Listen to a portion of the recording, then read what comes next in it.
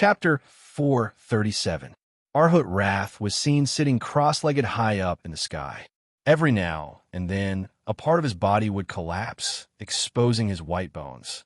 However, in the blink of an eye, that part would be shrouded in a Buddhist light, and his flesh would quickly grow back. This happened over and over again. Parts of his body kept collapsing and rotting, only to be reborn amidst the Buddhist light. Grand and majestic chanting and shrill, evil howls kept coming out from within Arhut Wrath's body. When both of them mixed together, it made those who heard them feel as if a saw blade was spinning in their heads, making them feel extremely uncomfortable. Apart from the 5 heaven immortals who were killed by Arhut Wrath and Patriarch Wuxia at the beginning, and those cultivators who came with them, more and more immortal sects and powers around his city had arrived after receiving the news. However, when they saw the bizarre Arhut Wrath from afar, just like Wuxia and the other cultivators, these people who came later just watched from a distance of several tens of miles away. None of them dared to come close. Some cultivators with profound cultivation bases and extensive knowledge were explaining the mysteries of this place to their disciples in low voices. The strange appearance of Arhut Wrath did not look like a fight between ordinary immortals and cultivators, who would unleash a myriad of thunderbolts, flame, boundless sword beams, magical clouds, and dazzling lights. But in fact, a fight like this was not dangerous at all, unless they were like Wuxia, who had a powerful immortal item like the Jade Bone's soul-searching flag, which could deliver a deadly strike to the enemy, killing them without giving them a chance to fight back. In a fight between heaven immortals like this, if they were not extremely unlucky, they would only suffer some injuries to their limbs and would still be able to escape with their lives intact. As long as they returned to their cave abodes and recuperated for several tens of thousands of years, they would be back to being alive and kicking. After all, be it a fight of magical powers or flying swords or magical treasures, it was not easy for both sides to deliver a deadly strike to each other when they were fighting from a distance of several tens of hundreds of miles, and both of them were protected by immortal items of similar strength. Since they had all cultivated to the realm of heaven immortals, unless they were some prodigal sons like Lord Jade and Mr. Gold, which heaven immortal would not flee for their lives like a frightened rabbit once they were injured. Therefore, the more exciting the fight between heaven immortals was, the less risky it would be. On the contrary, although the fight between Patriarch Wuxia and Arhut Wrath seemed to be silent, they were actually fighting with their lives on the line.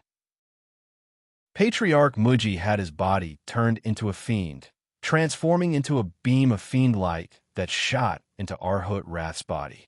Arhut Wrath simply opened his mouth wide and let Patriarch Wuxia fuse into his body. This was the two of them staking everything on one throw.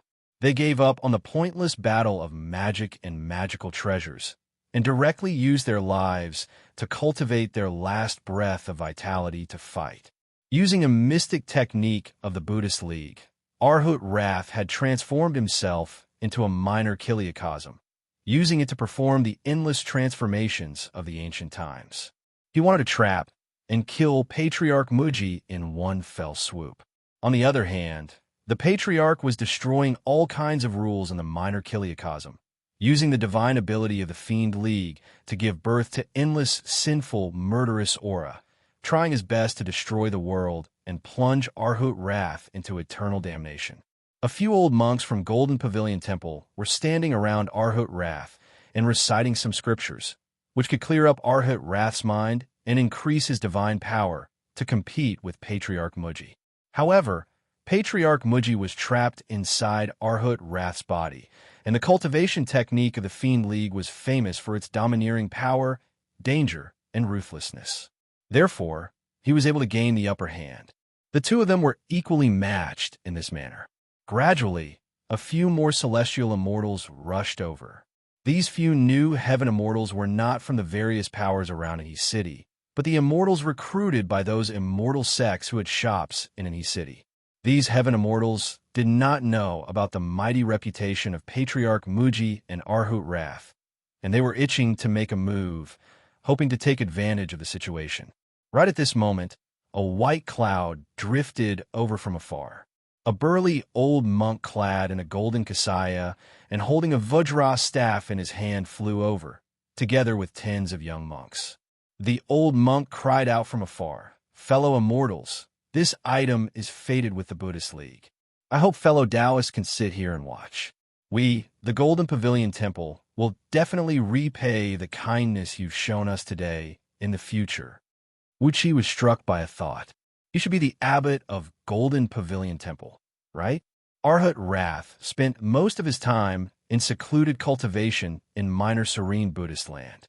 This abbot of Golden Pavilion Temple, commonly known as Grandmaster Tiger Roar, was the representative of the Buddhist League around in his city.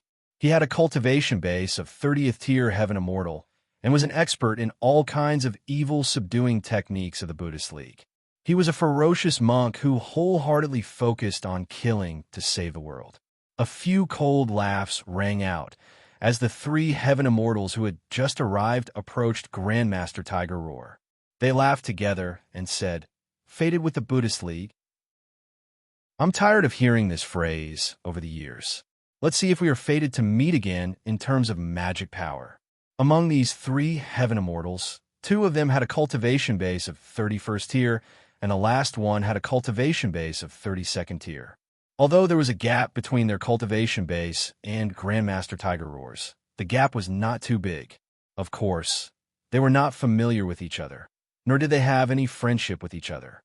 The reason why they approached Grandmaster Tiger Roar at the same time was that they wanted to join forces to deal with the strongest one first, and then settle the score among themselves. With a worried expression, Grandmaster Tiger Roar gave Arhat Wrath a look whose lower body had turned into green bones, and his upper body was shrouded in a Buddhist aura. Then he quickly gave the huge Ganoderma underneath the slanting peak a glance. When he saw the hazy, white Ganoderma horse hiding in the depths of the Ganoderma, his eyes lit up abruptly. A strong gleam burst out from his eyes, making him look like a greedy wild wolf who had just seen a piece of fresh, bloody meat. Excellent, excellent. Since you three fellow immortals refuse to come to your senses, let me show you a shortcut to liberation. From a distance, Grandmaster Tiger Roar threw out the Vajra scepter in his hand, transforming it into a three-headed Wisdom King, who stood 100 feet tall and sat cross-legged on top of his head. Underneath Wisdom King was a red lotus throne, from which he unleashed a 1,000 feet long red lotus karmic flame that coiled around Grandmaster Tiger Roar's body. Grandmaster Tiger Roar gave a loud roar as he casually tore off his kasaya, revealing a vivid tattoo of a tiger descending the mountain on his chest. Following Grandmaster Tiger Roar's roar, beams of golden light shone from the tattoo of the tiger. Not long after that, a gigantic tiger, about 70 to 80 feet long, dashed out from Grandmaster Tiger Roar's chest, roaring and wheeling around him. Its several tens of feet long tail whipped the air and produced ear-piercing noises. The three Heaven Immortals' faces flickered, and they struck at the same time. One of them drew his sword and thrust it straight towards Grandmaster Tiger Roar's chest, leaving a 1-mile-long, three-colored beam in the air. Another raised an umbrella and unleashed a large sheet of bright light to protect the three of them. The last one clenched both fists, with lightning flashing vaguely in his palms and ringing out clear and melodious thunderclaps from time to time. Although it was the first time the three of them worked together, by relying on the telepathic connection between Heaven Immortals, they were able to understand each other's cultivation techniques, allowing them to come up with a very ingenious cooperation. This was especially true for the Heaven Immortal who held the umbrella. His umbrella shot out a beam of white light, and a beautiful girl with a slender, naked body appeared, singing and dancing amidst the white light. Accompanied by the melodious singing, a great amount of water vapor kept rushing into the umbrella, condensing into countless crystal-clear snowflakes on its surface. Hexagonal snowflakes piled up and overlapped with each other, transforming into a thick ice shield that emanated a strong cold air around the three Heaven Immortals. Grandmaster Tiger Roar gave a cold snort and shook his head disdainfully. Sitting cross-legged on top of his head, Ming Wang waved his hand and slashed the demon, subduing sword in his hand at the approaching sword beam, knocking it several tens of miles away with ease. The ferocious tiger, who was running at top speed next to him, gave a loud roar, and with a blink of its body, it pounced towards the three heaven immortals. With a blink of its body, it came right next to the three heaven immortals, as if it had teleported, slapping its paw forcefully on the ice shield. It looked like a single paw, but in Wuxi's eyes, the tiger had slashed out at least several tens of thousands of times in just a split second. Furthermore, the power of those tens of thousands of paws had interwove with each other and finally turned into a single paw. It was a tremendous force that came from several tens of thousands of paws in a row. It was a miraculous technique that shocked even Wuxi. He reckoned that even the current celestial fiend puppets would not be able to escape unscathed if they were slapped by this tiger. In fact, it was just as Wuxi had expected. The tiger was also an excellent Buddhist item that Golden Pavilion Temple had refined day and night under the influence of the Buddhist energy. Later on, it was fused with the soul of a white tiger, and that was how it came into being. The ice shield was shattered by the paw, and the girl who was dancing and singing amidst the white light gave a moan. Suddenly, a few wisps of cold air sprayed out from her little mouth. Obviously, the attack had damaged her foundation. The three heaven immortals dodged hastily, but there was no time for them to do so. The tiger's paw slapped on their bodies and broke their bones and tendons, sending them flying backward at the same time. They cried out in pain at the same time and no longer dared to attack Grandmaster Tiger Roar again. Instead, they simply spun and fled. However, before they could flee, Wuxi had already activated the formation he had set up underground beforehand. With the help of the blind old man's spirit tea, 90% of the injuries on Wuxi's body had healed, and his overall strength had improved to a new level. He pressed both palms on the ground, unleashing all the innate earth energies from his body and quickly communicating with the vicious formation underground, which only allowed people to enter but not exit. Fearing that the power of the formation was not strong enough, Wuxi even mobilized the power of the acquired Earth Spirit Pearl, fusing the vast and boundless Earth energies into his own energy, then unleashed it at the same time. Magnetic grand magic! Wuxi gave a deep snort. Suddenly, all the mountains within 100 miles of him trembled and collapsed at the same time, lying flat on the ground. The enormous amount of Earth energies under the ground was quickly transformed into magnetic forces. A dark glow enveloped the entire ground, while the gravitational force in the surroundings suddenly expanded. In just a blink of an eye, it had increased by over 1,000 times. Whether it was Arhut Wrath, Grandmaster Tiger Roar, the three heaven immortals who were fleeing at top speed, or all the cultivators who were watching from several tens of miles away, none of them had expected such an unforeseen event. Their bodies suddenly sank, and they were sucked down to the ground in a sorry state. Amidst a series of cracking noises, the ground kept sinking, and in just a blink of an eye, it had sunk several tens of miles deep. Then, a loud boom rang out as the formation exploded. An enormous amount of underground fire energies surged out, sweeping across the surroundings with poisonous flames of the earth and enveloping all the people who were sucked into the ground. All cultivators below the realm of Heaven Immortal were instantly turned into ashes. Wuxi waved his hand casually, causing the corpses of the few young men to fly out from the spirit breeding ring. Then he cast out a few runes from the Tao of Ghost and Deity, covering these corpses with a faint layer of ghost energy. After that, he unleashed a few thunderbolts and charred all of them. Grabbing the unconscious Lu Yi, Wuxi threw him next to the corpses of the few young men. After that, he kicked Lu Yi's forehead, shattering his brain like a piece of tofu. A stream of earth energies hit Lu Yi's palm, leaving behind a very strong aura of earth energies.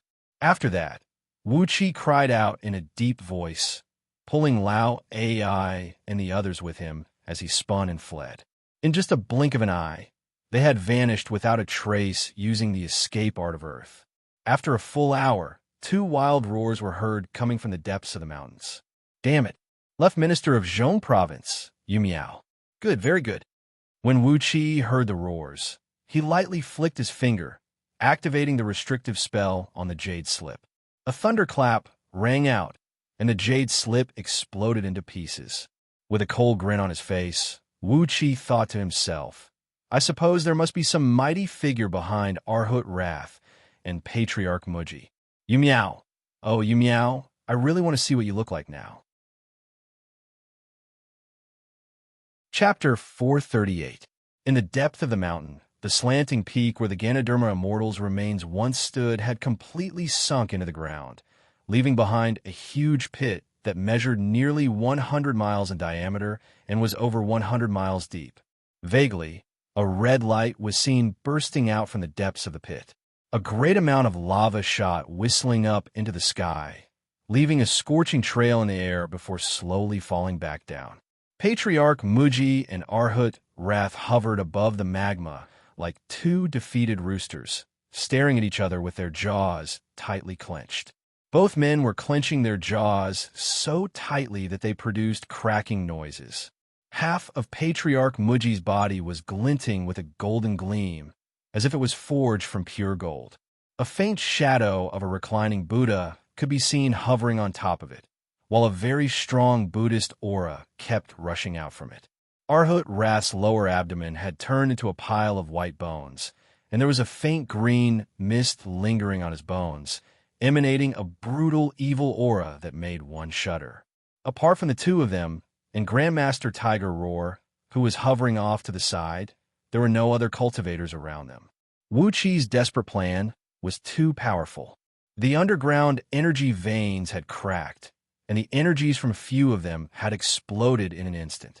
Apart from Patriarch Muji and Arhut Wrath, all the cultivators present were burned to ashes by the lava. Even the few heaven immortals who were present could only survive the first wave of the underground flame, before they were turned into nothingness by the frightening heat waves that came after. All the people from Euphoria Heavenly Palace, Golden Pavilion Temple, and the various immortal sects around in his city who came here were all wiped out, leaving only the 2 of them alone, staring at each other viciously like 2 fighting cocks. On the other hand, Grandmaster Tiger Roar had all his meridians broken, and his spine broken into 70 to 80 pieces. He was just 1 breath away from death, and could be considered as a dead man. A huge crystallized Ganoderma rested neatly on a white cloud between them, emitting an alluring purple glow. Patriarch Muji suddenly coughed violently, coughing out mouthful after mouthful of blood. The blood he coughed out was translucent like a 7-color glass, and was emitting a faint fragrance of sandalwood.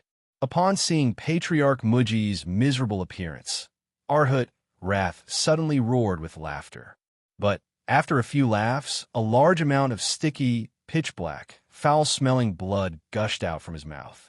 Both men were fighting each other with the power of Source, and Patriarch Muji was trapped inside Arhut Wrath's body.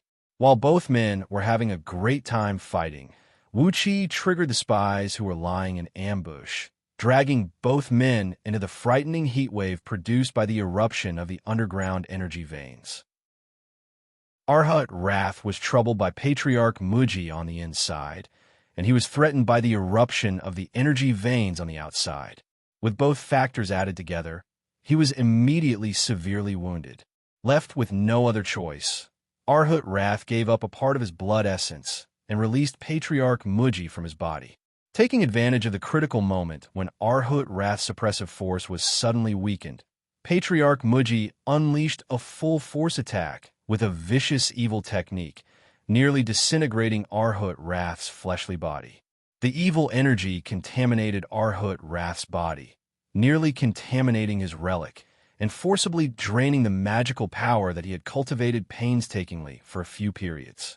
But Arhut Wrath did not let Patriarch Muji have an easy time. When Grandmaster Tiger Roar saw Arhut Wrath was in a crisis, he immediately risked his life to save him, unleashing a desperate attack with all his cultivation base and energy essence. Together with Arhut Wrath counterattack, they gave Patriarch Muji a severe blow. Patriarch Muji had just severely wounded Arhut Wrath and rushed out from his body. Right when he was feeling complacent, he was dragged into the frightening energy torrent produced by the eruption of the underground energy veins. After that, Arhut Wrath and Grandmaster Tiger Roar joined forces to attack him.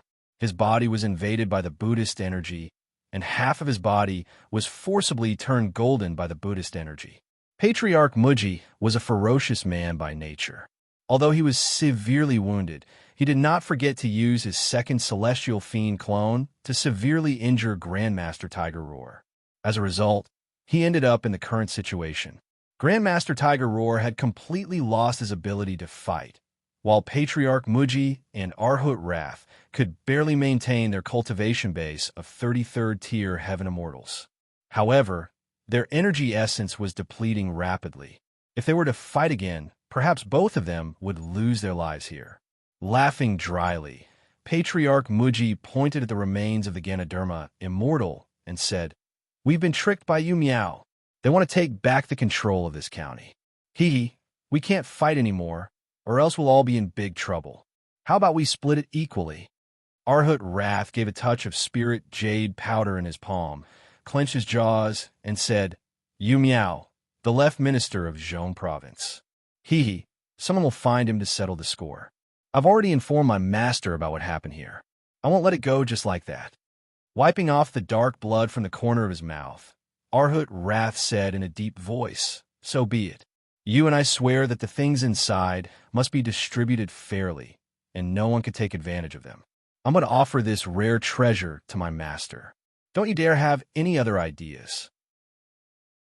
Patriarch Muji glared at Arhut Wrath, then grinned coldly and said, "You're acting like you're the only one who has a master? My ancestral master will also like this kind of filial piety. Let's make a vow to divide it equally. Whoever dares to take advantage of them will have their children and grandchildren become nuns and monks for generations to come. None of them will have an asshole, and the yin and yang will be reversed. All of them will give birth to a bunch of fucking freaks." Patriarch Muji's vow was vicious, and it made Arhut Wrath's face twitch. He was too lazy to argue with this old monster from the Evil League, so he simply swore the vow. After all, he was a cultivator from the Buddhist League, and he would not have any descendants. Therefore, this messy vow would not bring him any harm.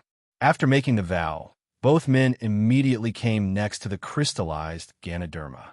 Very carefully, Arhut Wrath pulled out a crescent-shaped blade about the size of a palm, then said complacently, "This is the blade that my master used to shave my head for the first time 300 reincarnations ago. After being infused with my Buddhist power for 300 reincarnations, this blade is no weaker than an ordinary middle-grade immortal item. It's just the perfect weapon to cut this thing open." Patriarch Muji snorted mockingly, twitching his lips and not wanting to talk to Arhut Wrath anymore. Reverently and reverently, he raised the blade up high and recited a few incantations in a low voice. Vaguely, a golden gleam shone from his body, slowly seeping into the blade. Immediately, the tiny blade emitted a blinding light that looked like a bright moon, dispersing the thick smoke and raging flames in the surroundings and illuminating the area 100 miles around them. Holding the blade lightly, he swung it downward. It truly deserved to be the item that Arhut Wrath had carried with him for 300 reincarnations, as it possessed an unfathomable magical power. The remains of the Ganoderma Immortal, which no ordinary immortal item could cut open, were easily cut open by the blade. A fragrant aroma wafted out from the remains of the Ganoderma Immortal. Patriarch Muji and Arhut Wrath's eyes shone brightly, while Chi-Chi took a deep breath. They felt that the fragrance flowed through their 7 apertures, connecting their bones and meridians. It was as if there was a mercury-like stream of air flowing through their meridians. In the blink of an eye, they felt refreshed all over, and every pore was releasing a faint fragrance. The remains of the Ganoderma Immortal truly deserve its reputation. The two of them took in deep breaths and felt warm all over. The wounds on their bodies no longer hurt, and they felt like they were floating in the air, as if they were going to dance in the air. Many illusions appeared in front of them, and they were all the strangeness of the supreme devil realm or the solemn chi of the supreme pure land that they usually saw when they were meditating. A muffled boom rang out, as the ball of liquid hovering in front of them suddenly exploded. The sticky liquid sprayed out and sprinkled all over their bodies. The sticky liquid was extremely poisonous. When it touched their bodies, it immediately squeezed into their bodies through their pores, bringing with it a strong aroma as it began to corrode their flesh and blood energy essence. What made Patriarch Muji and Arhut Wrath panic was that the liquid had a very strong corrosive force to their fleshly bodies. Even their fiend bodies and dharma bodies could not withstand the invasion. On top of that, they had no idea where the aroma came from.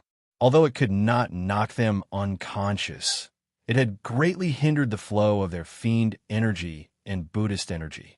They were already badly wounded and had less than 10% of their cultivation base left. Now, with the liquid entering their bodies and the strange fragrance suppressing their cultivation base, large amounts of white sticky bubbles kept rising from their bodies.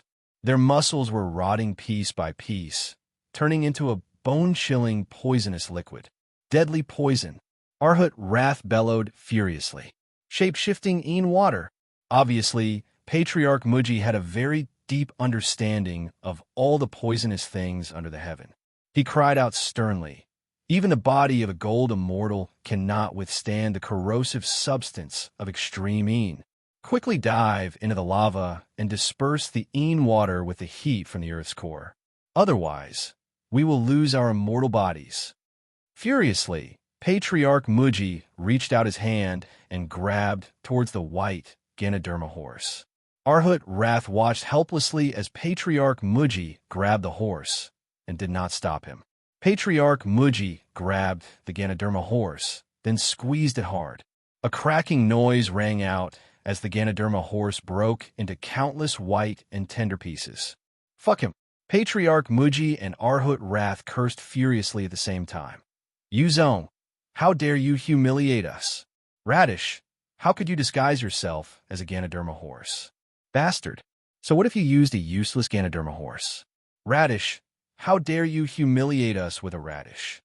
Patriarch Muji and Arhut Wrath were so angry that their eyelids were twitching. They roared furiously and plunged into the lava that kept bursting out from underneath, sinking down with great difficulty. The underground fire element energy was very abundant. Both of them had to work hard to absorb the underground fire and disperse the shape-shifting Yin water that was recklessly corroding their bodies. The shape-shifting Yin water was extremely vicious, and there was no way they could get rid of it in a short period of time. When Grandmaster Tiger Roar saw Patriarch Muji and Arhut Wrath being tricked, he coughed out a mouthful of blood because of extreme anger. "Merciful Buddha, the branch of Golden Pavilion Temple has fallen today." Laughing bitterly, Grandmaster Tiger Roar said in a low voice, "I'll be reincarnated right now. I only hope that in my next life, I can still attain enlightenment and enter the peaceful land of Buddha again." A beam of rainbow light shot out from between his brows, wrapping around a nearly shattered relic as it slowly squeezed out from his body. His fleshly body was shattered, and the relic was severely damaged. Therefore, Grandmaster Tiger Roar could only use what little remained of his cultivation base to protect a thread of his true spirit and reincarnate. With his foundation in this life, it would not take him many years to become an Arhut again in his next life. But suddenly, a bronze arm stretched out from beside Grandmaster Tiger Roar. A celestial fiend puppet darted out from beside Grandmaster Tiger Roar and grabbed the relic. Laughing ferociously, a clump of pitch-black and sticky fiend flame sprayed out. In just a blink of an eye, the puppet had refined Grandmaster Tiger Roar's relic, turning it into a powerful and pure force that fused into the puppet's body. Wuxi's voice was heard coming out from the puppet's body. It was as light as a feather, like the whisper of a ghost. "Excellent. The area 1 million miles around in He City is now a vacuum. It's the perfect time for me to show my strength. Chapter 439.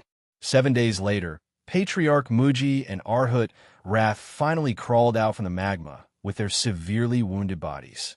The underground energy veins on Panga continent were extremely stable and strong. Although they were destroyed by Wuxia, they soon began to adjust and recover themselves. In just 7 days, the collapsed crater had gradually recovered and was about to level with the surrounding ground. The underground energy veins had also returned to their original path, and the magma that surged and surged under the ground had gradually solidified, forming a new rock stratum. With great difficulty, Patriarch Muji and Arhut Wrath, whose overall strength had dropped to the same level as a nascent soul cultivator, crawled out from the ground. They looked at each other with tears in their eyes, yet neither of them could shed any tears. Both men's skin and flesh were completely corroded by the shape-shifting in water, leaving behind only 2 skeletons. Patriarch Muji's skeleton was pitch black, while Arhut Wrath's was pure silver with a hint of pale golden color. "You meow." Patriarch Muji snorted coldly. "You meow." Arhut Wrath threw his head back and roared furiously. After that, a thunderbolt suddenly exploded on the back of Arhut Wrath's head, causing him to stagger and stumble a dozen steps forward in a sorry state. Luckily, he did not fall to the ground. Before Arhut Wrath could come to his senses, another several dozens of thunderbolts came smashing down at him, making him howl furiously. But how could he have the strength to struggle? Not only the thunderbolts, a dozen pinkish sword beams were hacking and slashing at him in a messy manner, causing sparks and sparks to fly all over Arhut Wrath's body. Yet, none of them could leave even a scratch on him. However, the sword beams came with a very strong force, causing Arhut Wrath's skeleton to sway and sway in all directions. All of a sudden, he fell to the ground, rolling and rolling on the ground as the sword beams struck him, and could no longer stand on his feet. Patriarch Muji was taken aback and hastily took a big step back. He and Arhut Wrath were severely wounded at the moment, without any strength left in their bodies. Their skin and flesh were corroded by the shape-shifting in water, and they were at their weakest. How could Patriarch Muji not panic when a nascent divinity cultivator could threaten their lives? The celestial fiend puppet, who had transformed into Reverend Sanlu, roared and roared as he brought Wuxia, Lao Ai, and the rest of the people. Thunderbolts and sword beams crackled and rattled as they attacked Arhut Wrath. "Patriarch, please help us kill this bald donkey." Reverend San Lu roared at the top of his voice. 7 days ago, it was this disciple who got lucky and killed that bald donkey abbot of Golden Pavilion Temple. Patriarch Muji was struck with wild joy when he saw Reverend San Lu bringing a few cultivators from Euphoria Heavenly Palace and some members of Min Clan. Then he cried out, "My grandchildren, you have done well." Ji's Dao Patriarch Muji Heaven Earth Dao Sect, Star Sect Ling King Tian. Laughing wildly, Patriarch Muji spread his pitch-black skeleton, curled his body, and leaped towards Arhut Wrath. The finger bone stabbed forcefully into Arhut Wrath's skull, producing a large amount of sparks. "Arhut Wrath, the willpower you've accumulated through 300 reincarnations is going to benefit me." Patriarch Muji cried out sternly. "Arhut Wrath, the willpower you've accumulated through 300 reincarnations is going to benefit me. With your Buddhist energy essence, I'll be able to expel the fiends and safely transcend the saint and fiend immortal tribulation in the future. Hee, with the help of your Buddhist energy essence, this minor injury of mine will be nothing. Get it to me now." Arhut Wrath roared furiously. He struggled and tried to resist, but Wuxia and his company had already rushed over, unleashing a flurry of attacks on him. At this moment, there was not even a tiny bit of Buddhist energy left in his body, and he did not even have the strength to control his prime Buddhist treasures. His fleshly body had turned into a skeleton once again, and the invincible golden body of the Buddhist League had turned into nothing.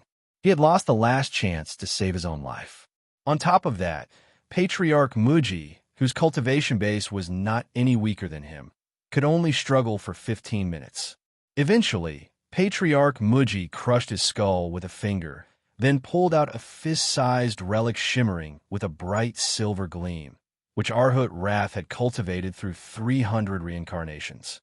Wuxia smashed the relic with a thunderbolt, destroying the last thread of Arhut Wrath's soul. Patriarch Muji opened his mouth greedily, and the relic transformed into a stream of light and rushed into his body, coating his skeleton with a thick layer of silver light. The Buddhist energy essence of a Buddhist cultivator was very beneficial to a cultivator from the Evil League.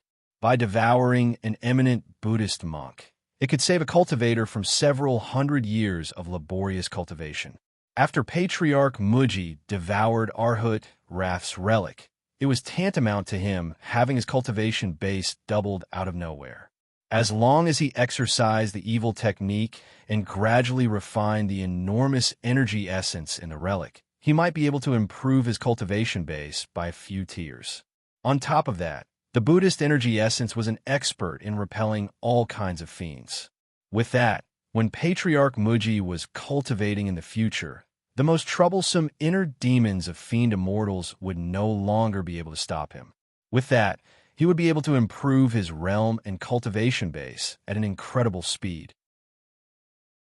The cultivation techniques of the Evil League were the fastest.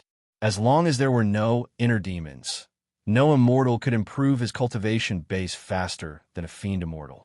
After devouring all the cultivation base of Arhut Wrath, who is also a 24th-tier heaven immortal, Patriarch Muji did have a great chance to become a gold immortal in the future.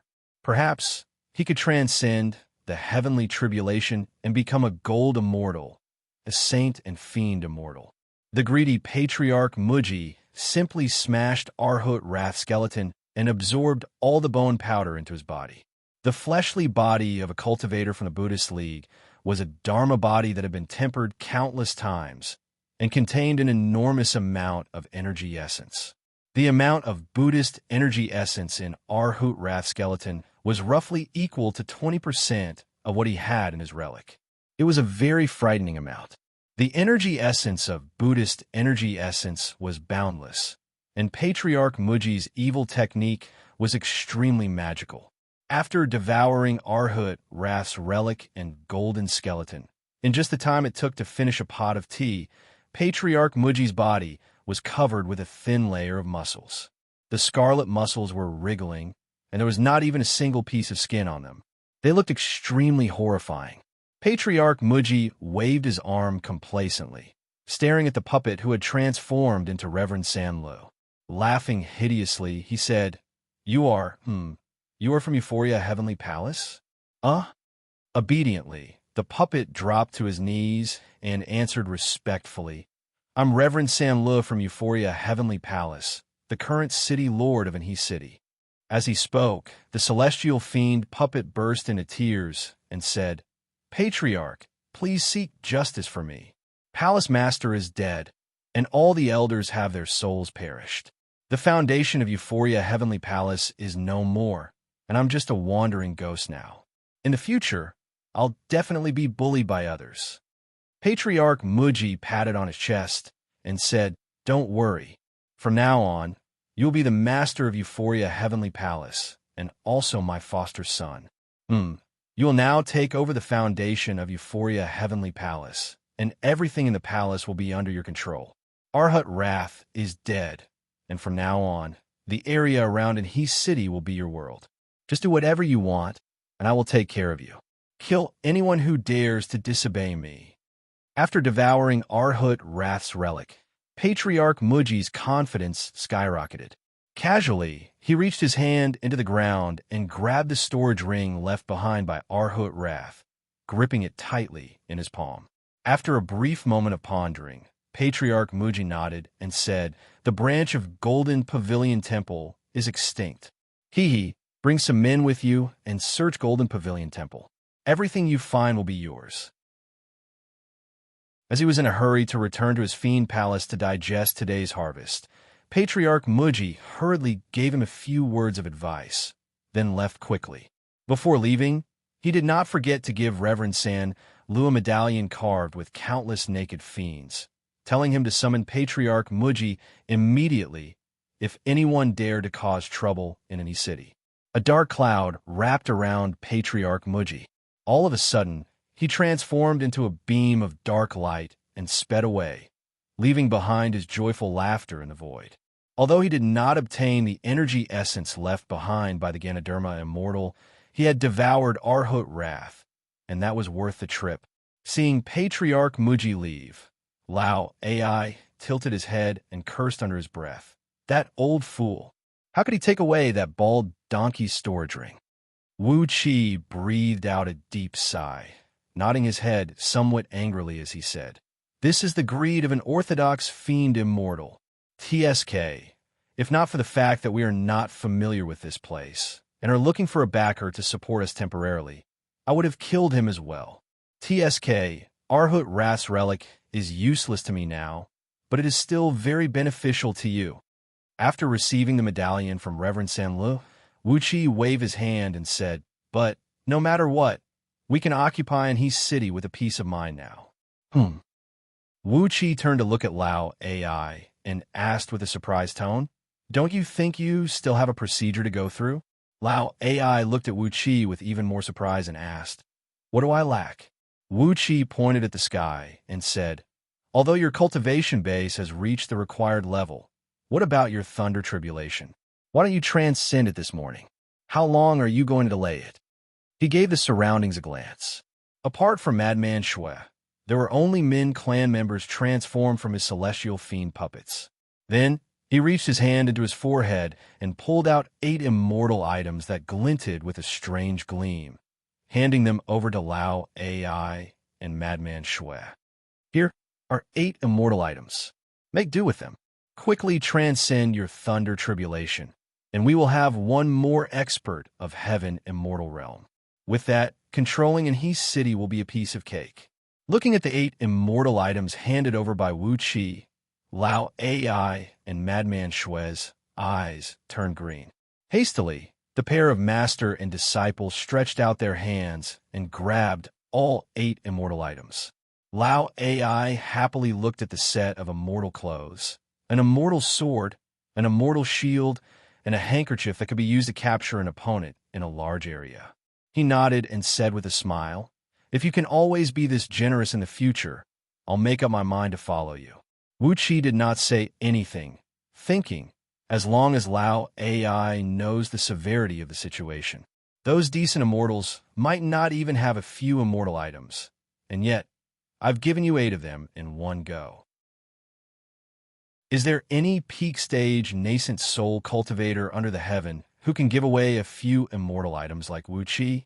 He is definitely the only one under the heaven. With the help of immortal items, Lao AI's transcendence of thunder tribulation was a smooth journey. There was nothing worth mentioning. The company returned to Anhe City. Immediately, Reverend San Lu ordered his clan members to set up a table and chairs in front of the City Lord Mansion and erected a tall flagpole. A long flag was hung on the flagpole, with a row of large characters written on it in ink. Euphoria Heavenly Palace is recruiting heroes under the heaven with great hospitality. On the walls on both sides of the main entrance of the City Lord Mansion, 2 large notices were pasted listing the conditions and benefits of the City Lord Mansion's recruitment. Jean Dan Human Immortal, monthly salary of 10 lower-grade energy stones, a certain number of spirit pills and spirit talismans. Nascent Soul Earth Immortal, monthly salary of 100 lower-grade energy stones, a certain number of spirit pills and spirit talismans, and a certain number of gold and silver. Nascent Divinity Half Immortal, monthly salary of 100 middle-grade energy stones, a certain number of spirit pills and spirit talismans, a certain number of gold and silver, fine wine and delicacies, and even a luxurious mansion with beautiful wives. Heaven Immortal. Euphoria Heavenly Palace is a small place, so we dare not recruit Heaven Immortals for the time being. A dead silence reigned in his city when the notice was posted. Chapter 440. The sun was shining brightly. Wuxia was sitting behind a long table in front of the city lord mansion, sipping a cup of fragrant tea in a leisurely manner. Placed before him were 8 small celadone plates, on which were placed 8 exquisite pastries. They were the finest pastries meticulously prepared by the chefs in the city lord mansion. The tea was a fine spirit tea picked from the deep mountain next to Anhe City, and the pastries were of the finest quality. Beside him were 2 pretty and obedient serving girls, fanning Wuxia. As the cool breeze mixed with the aroma of the pastries blew gently into his nose, even Wuxia felt that the enjoyment he was enjoying was a little depraved. The banners above his head were flapping noisily in the strong wind. Some idlers were standing carefully under the eaves across the road, looking at the commotion in this direction.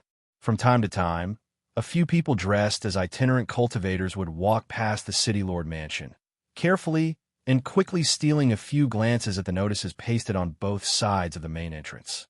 Wuxia noticed that some itinerant cultivators were obviously tempted, but when they were about to walk towards him, they were dragged away by their companions.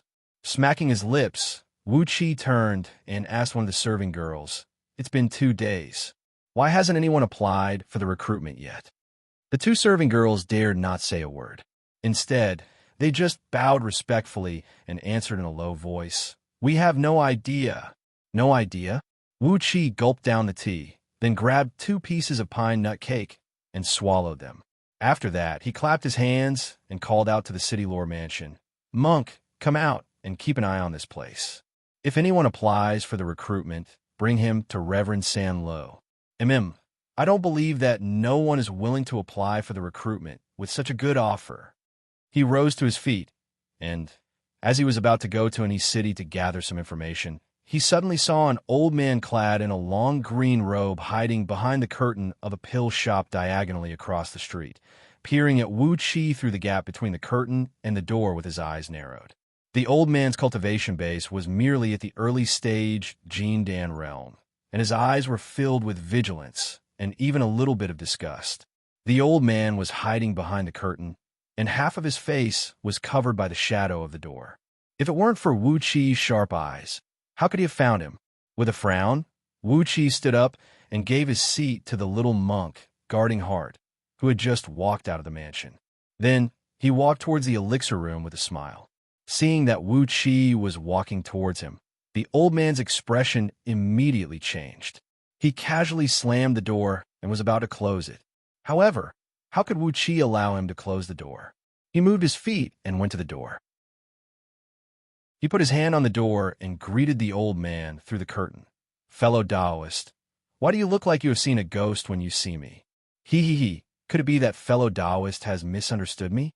The old man's face turned blue. In a panic, he let go of the door and staggered a few steps back, cupping his fist and saying to Wuxia with a dry voice, "Fellow Taoist, senior, I wonder how I have offended you?" "Ha ha ha!" Even as he spoke, the old man shivered, and his teeth chattered noisily. Obviously, he was frightened by Wuxia's sudden visit. Noises could be heard coming from all directions. Wuxia did not need to release his divine sense. Just by looking down at the celestial fiend puppet while standing on a cloud high up in the sky, it was enough for him to know what was going on in the surroundings. The managers and workers of the dozens of nearby shops that were related to cultivators had carefully walked out of their rooms, coming up with various excuses to greet each other. But all of them had their eyes fixed on Wuxia. Looking back at those people in astonishment, those shopkeepers and waiters immediately scattered like birds and beasts. One by one, they hurriedly returned to their own shops. There were even a few timid ones who directly closed their doors and hung up a sign saying that they were closed. Wuxia raised his head and looked at the sky blankly. It was noon, and the sun was shining brightly in the sky. "Closed? Are you trying to show the ghost that you are closing?" Laughing dryly, Wuxia walked into the pill shop, cupped his fist, and said to the old man with a smile, "Fellow Taoist, don't panic and don't be afraid. I don't have any evil intentions. I just have something I need to consult with you." With trembling hands, the old man picked up a piece of cloth and wiped a clean shelf beside him. Laughing dryly, he said, "What questions do you have, senior?" I'll definitely tell you everything I know. You could just ask me anything you want. Wuxia rolled his eyes and asked with a smile, "Fellow Taoist, which sect or sect are you from?" With a thud, the old man dropped to his knees, kowtowed heavily, and said, "Have mercy on me. Senior, please have mercy on me. I come from a small sect, and 9 days ago, one of my seniors died tragically in the mountains. Now, there are no seniors in the sect who can take charge. Sob, sob. If senior has taken a fancy to my little foundation, you could just take it. It was not easy for me to cultivate arduously for 300 years to form the gene Dan. Please spare my life, senior." Stunned, Wuxia stared blankly at the old man, whose face was stained with tears and snot. It took him a long while before he came back to his senses and said, "Am I really that scary?" The old man continued to kowtow heavily and sob. "Senior Arhut Ra from the land of phaseless Buddhism has undergone nirvana. Golden Pavilion Temple was destroyed, and Jade Pagoda Temple was overturned. It was not easy for me to cultivate my cultivation base, and it took me 300 years to form the gene Dan. Senior, please have mercy on me. I can't just throw away this little bit of pure yang I have." Wuxia was at a loss once again. He frowned and pondered for a long while, then finally pulled the old man up and snapped, "Don't cry. Tell me what happened. If you dare to cry again, I'll peel off your skin, pull out your tendons, and banish your soul to the 9 nether hell, where you will suffer the pain of death flame day and night." The loud roar was followed by more door slamming noises. However, the old man quickly stopped crying, wiped his face with a piece of cloth, and forced a smile onto his face. In a low voice, he bent his waist and carefully explained the strange atmosphere in He City to Wuxia. It turned out that when Jing and was the city lord, the power balance in the regions around He City was relatively balanced. Euphoria Heavenly Palace and Jade Pagoda Temple were locked in a stalemate. These two powers, who had powerful backers behind them, fought openly and covertly and reached a balance. Naturally, the other small powers were happy to seek development in the gap. When Jing and became the city lord and governed in He City with the mind of a Buddhist cultivator, these small powers lived a much better life. However, in less than half a month, the situation had changed drastically. Euphoria Heavenly Palace had raised Jade Pagoda Temple and sent their army to Golden Pavilion Temple. Jing'an was killed, and Reverend San Lu was replaced as the city lord. Although Reverend San Lu was an evil cultivator, as long as Golden Pavilion Temple remained standing, the two powers would still be evenly matched. At most, Reverend San Lu would be greedy and ask for a bigger share, but the other small powers would still be able to live a peaceful life in any city. However, Lu Yi and the others suddenly intervened, and Wuxia even gave him a heavy push on his back. Euphoria Heavenly Palace and Golden Pavilion Temple were completely wiped out, and all the sect leaders and elders of the various powers around in He City were turned into ashes by Wuxia. Even the leader of the Righteous League, Arhut Wrath, was devoured by Patriarch Muji, and even his ashes were refined by Patriarch Muji. For the time being, Euphoria Heavenly Palace was the strongest power around in He City, and Patriarch Muji was like a dark cloud that weighed heavily on the hearts of all the disciples from the smaller powers. Euphoria Heavenly Palace had a notorious reputation, as they had always been involved in some shady business of robbing men and seducing women. As a result, their reputation in He City was so bad that it could even reach 800 miles away. Now that Arhut Wrath was dead, Euphoria Heavenly Palace had lost its nemesis, and all the backers of the smaller powers were killed as well. Therefore, it was impossible for the disciples of these smaller powers to not be frightened.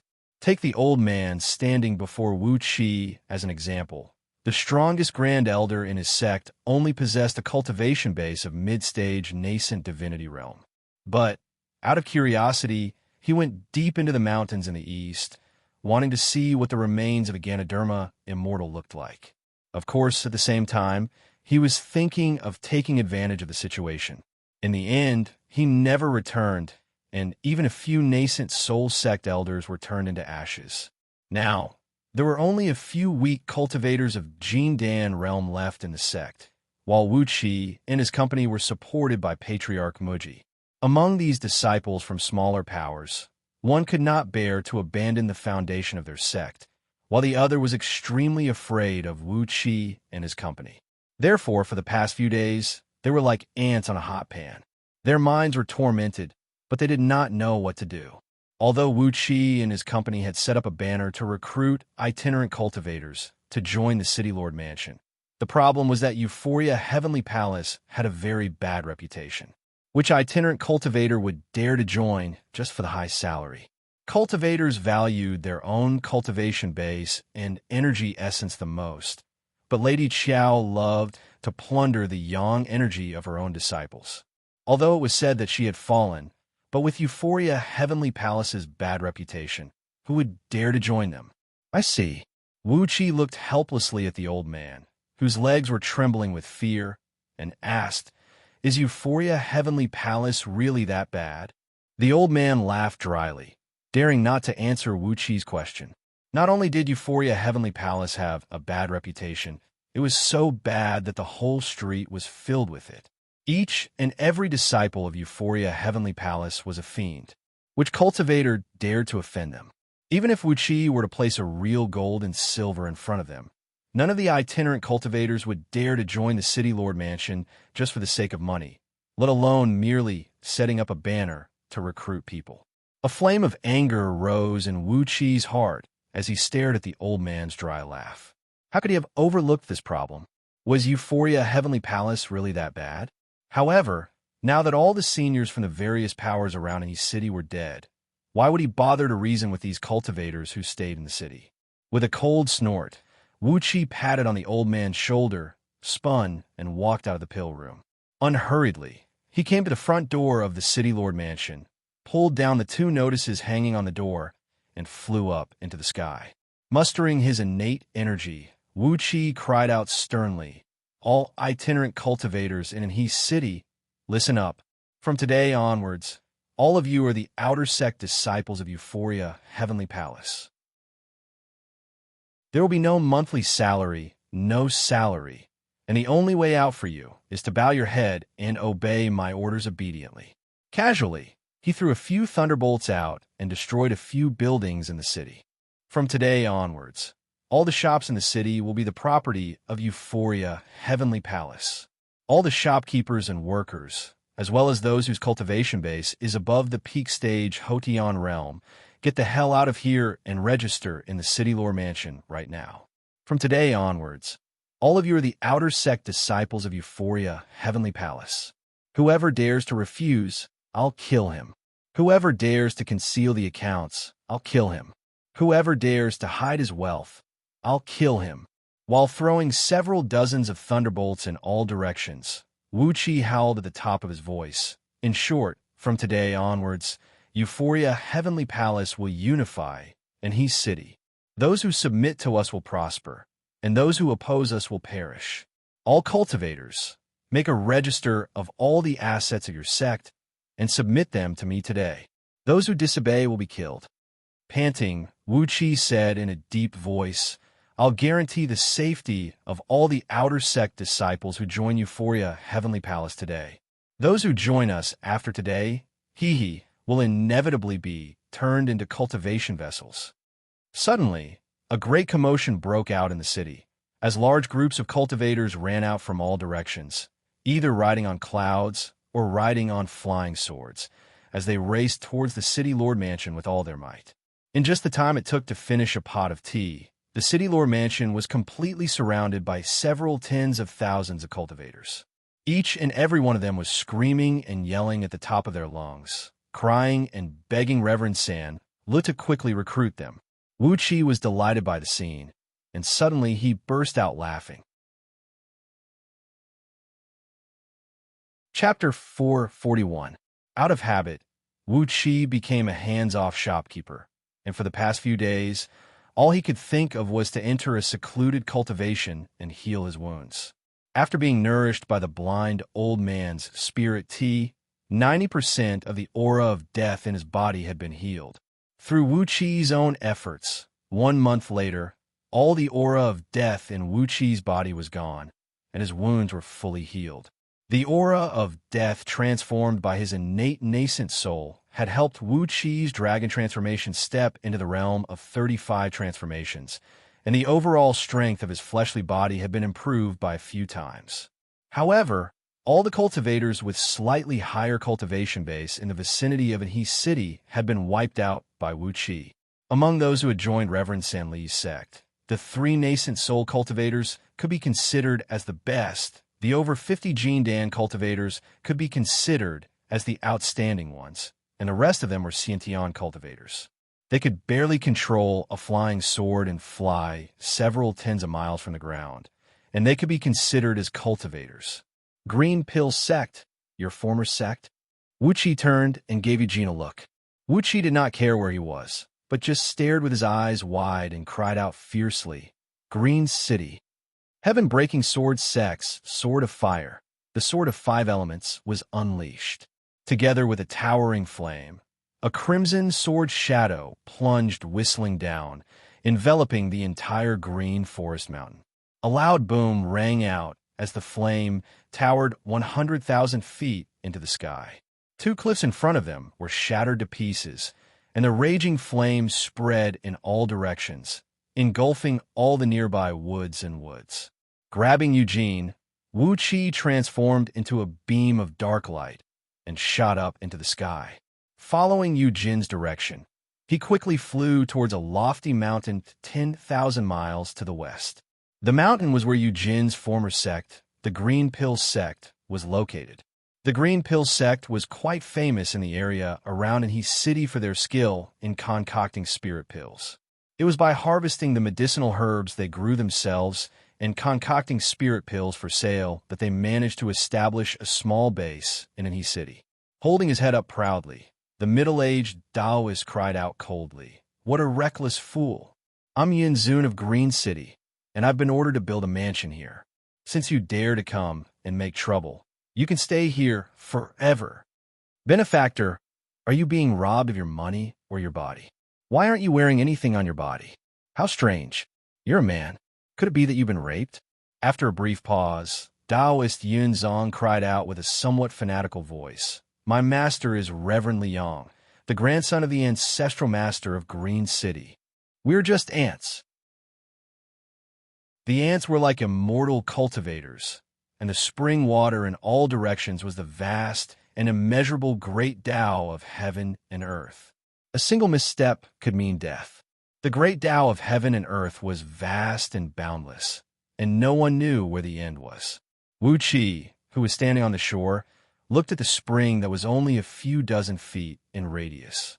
Naturally, he could see through the truth of the spring at a glance, but how could the ant, who was in the middle of the situation, see through it?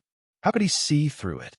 Wuxi patted on Eugene's shoulder, smiled, and said, "Now, you and I are both members of Euphoria Heavenly Palace.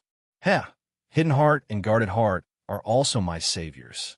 Although they didn't really save me, I still owe them this favor." Taoist Yunzong said proudly, "I am Green City of Xianyang." While smiling, Wuqi's eyes suddenly went wide.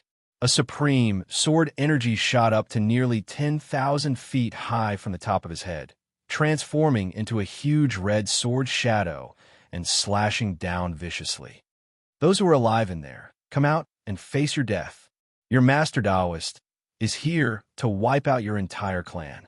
How can you call yourselves cultivators?" Shaking his head, Wuqi breathed out a long sigh.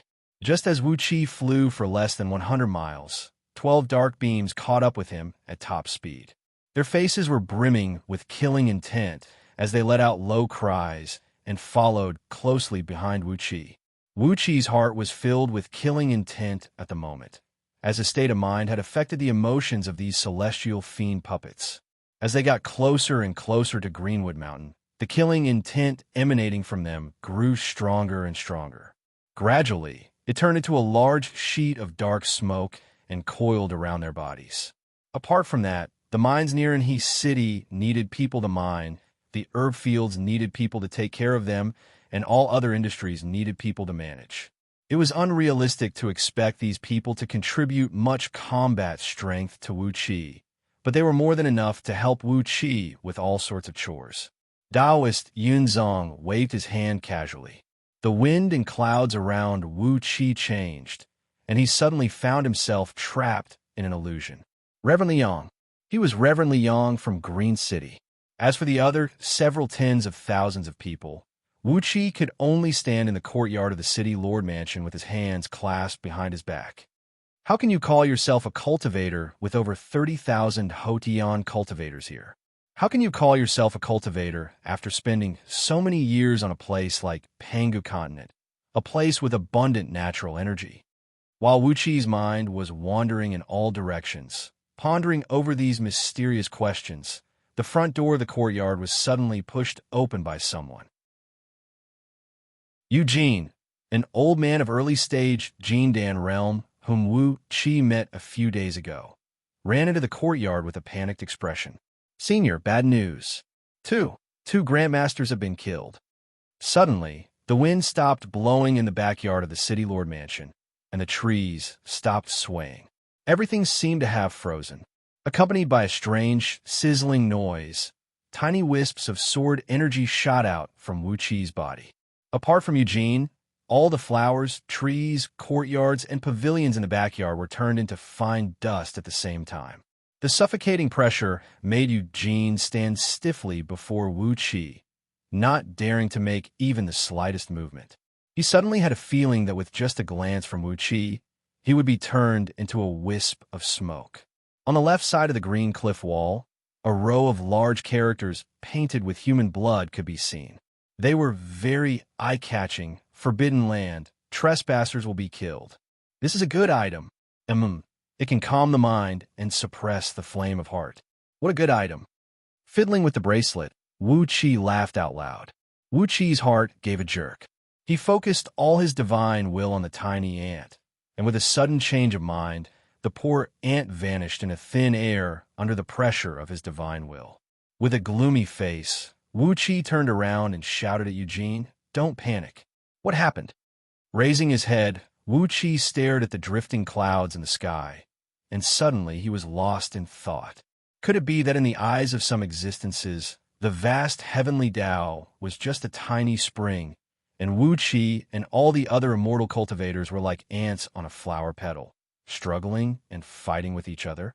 Wuxia stared at the red ant in a trance, and suddenly he laughed happily. Wuxia had never paid much attention to these chores, but never in his wildest dreams did he expect that Lao AI was actually an expert in management. Under Lao AI's management, these several tens of thousands of itinerant cultivators were assigned to various posts in He City according to their specialties. In just 3 to 5 days, the operation of He City was back to normal. Specialty products from all over the city were gathered in the city, and then transported to other places through the newly formed caravans with the signboard of Euphoria Heavenly Palace. A huge profit was about to be earned. "How dare you!" A light shout came from Greenwood Mountain.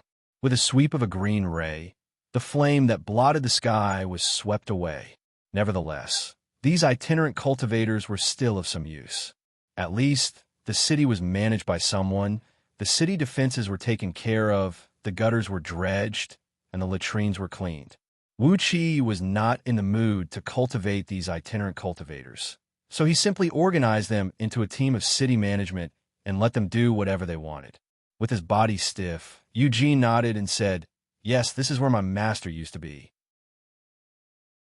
But now, trembling, Eugene came before Wuxia and stammered, "Little brother, I was ordered to bring Master's Hidden Heart and Guarding Heart to the base of Green Pill Sect to collect some herbs.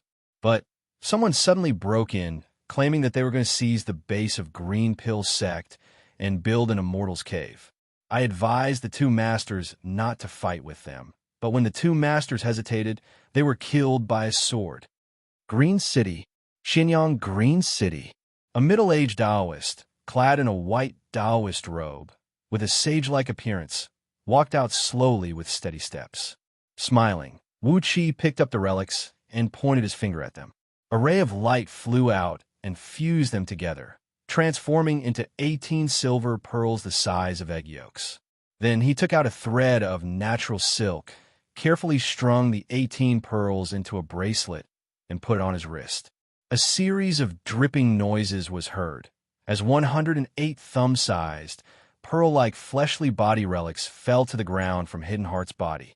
There were also some relics left in Guarding Heart's body, but there were only 12 of them, and they were only the size of a broad bean. Whoever kills you, Wuxia, will definitely pay them back 100 times. Wuxia pressed his palm on Hidden Heart's corpse. A ball of purple and green flame burst out, turning him into a wisp of green smoke and dissipating in the air. After that, he unleashed another stream of divine flame of order, burning Guarding Heart's corpse into ashes as well. Standing quietly in the backyard of the City Lord Mansion, Wuxia had a spring in front of him. A few leaves and petals were spinning on the crystal-clear surface of the spring. On one of the petals, a red ant was crawling around in panic. But no matter where he went, he would bump into the water after a few steps. The ant was spinning around in panic, not knowing how to escape. But now, all the elders of the Azure Pill sect had been annihilated, and the remaining members of the Azure Pill sect, including Eugene, had joined the Euphoria Heavenly Palace. Thus, the Azure Forest Mountain, where the Azure Pill sect was located, had become the territory of the Euphoria Heavenly Palace. However, as the current Euphoria Heavenly Palace under Wuxia's control did not have enough manpower to station here, Greenwood Mountain had become an empty mountain.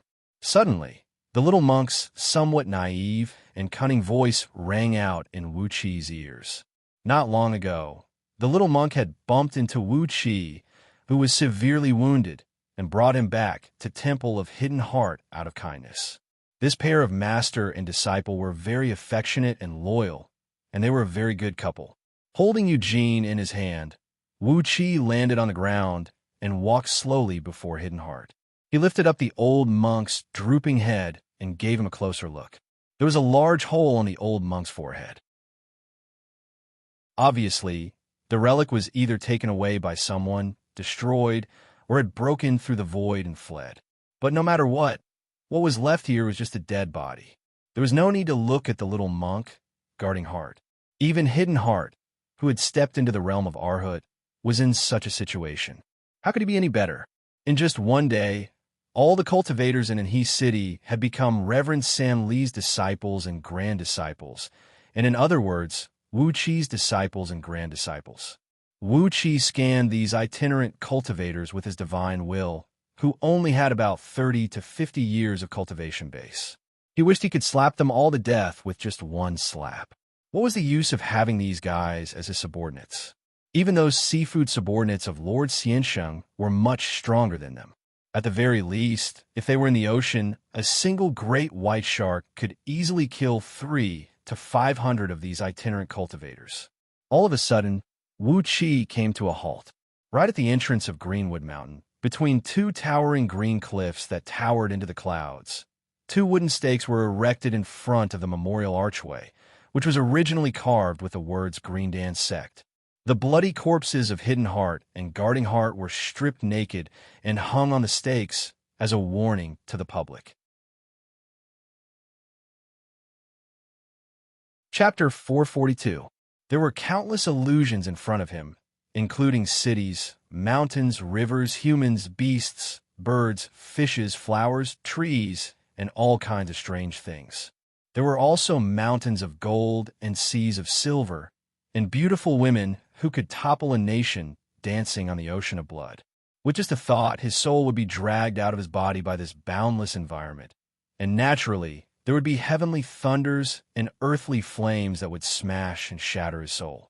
With just a casual wave of his hand, Taoist Yunzong could produce such illusions that could directly attack one's soul. It showed that his magical power and divine ability had reached a certain realm.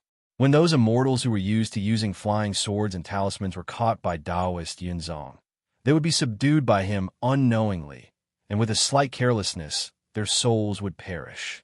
The legacy of Tao in Green City was indeed extraordinary, a few levels higher than the abilities of ordinary immortals. Exercising the mystic eyes of universe, Wuxia glanced at the illusions around him and nodded his head in admiration. His mystic eyes of universe could now peer several hundred miles deep into the ground. In his eyes, all rocks and sand were like clear water. However, no matter how hard he exercised his divine ability and magical power to look at this thin layer of illusions, all he could see were clouds and smoke lingering around him, making him look both real and unreal at the same time. He could not see anything. What a good technique, a good divine ability, and a good magical power, Wuxia praised inwardly. Suddenly, he raised both hands up and cried out, "Are you the senior immortal from Green City of Xianxia Heavenly Realm? This is a misunderstanding. I'm a new chief supervisor of Euphoria Heavenly Palace's outer sect. This is all a misunderstanding." Taoist Yun Zong snorted coldly. With a casual point of his finger, he strengthened the illusions around Wuxia, then said mockingly in a low voice, "Since you could destroy my base just because of a misunderstanding, then if it was not a misunderstanding, wouldn't you have already brought your men to kill me? With your mere peak stage, nascent soul cultivation base, and the few puny Gene Dan cultivators around you, how dare you ask me to die?" Wuxia let out a few panicked roars, then snapped. "Of course it is a misunderstanding. Since Master Immortal wants to build a Taoist Rite Temple around in his city, Euphoria Heavenly Palace can manage it. Wouldn't it be much more convenient for the Immortal Master to do all the work by himself? Since Master Immortal has opened up a Tao Rite ground, you will definitely need to recruit disciples. Junior can help Master Immortal find several hundred disciples with spiritual roots to take as disciples." The transformation of the illusion came to an abrupt stop. Then, clouds and smoke drifted away, and all the illusions shattered inch by inch, revealing Taoist Yunzong, who had his head held high and his nostrils pointed at Wuxia. "You have such intentions. I'm very happy. Since that's the case, follow me in. Let's talk about how you're going to help me build this Tao venue. I'll say the ugly words first. If you lie to me, I can't be bothered to say what will happen to you." With a flick of his sleeve, a plume of green smoke rushed out from Taoist Yunzang's side, wrapping around Wuxia and his company as they flew into the depths of Greenwood Mountain. Originally, the most important place of the Green Pill sect was a few rows of small wooden and bamboo houses, scattered in a picturesque manner in a valley inside the Green Forest Mountain. As Taoist Yunzong had just arrived, although he had chosen Greenwood Mountain as his Tao Rite ground, he did not have the time to renovate the place. As a result, the place still looked the same as when Green Pill sect was built.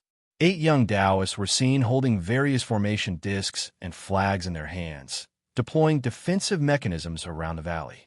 Originally, the defensive formation of Green Pill sect was ridiculously weak, and obviously Taoist Yunzong did not think highly of it. Apart from these 8 disciples, there were also 4 Taoist children, 2 boys and 2 girls, who looked to be around 12 to 13 years old. They were all the men Taoist Yunzong had brought to Greenwood Mountain. 4 Taoist Yunzong, who had the cultivation base of 27-tier Heaven Immortal, 8 disciples, and 4 Taoist children were a little shabby. On top of that, when Wuxia walked past the 8 disciples, he gave them a quick glance. The formation discs and flags used by Taoist Yunzong were not of good quality, as they were mainly forged from 100-year-old dark iron. Among all formation discs and flags, they were considered as the lowest grade.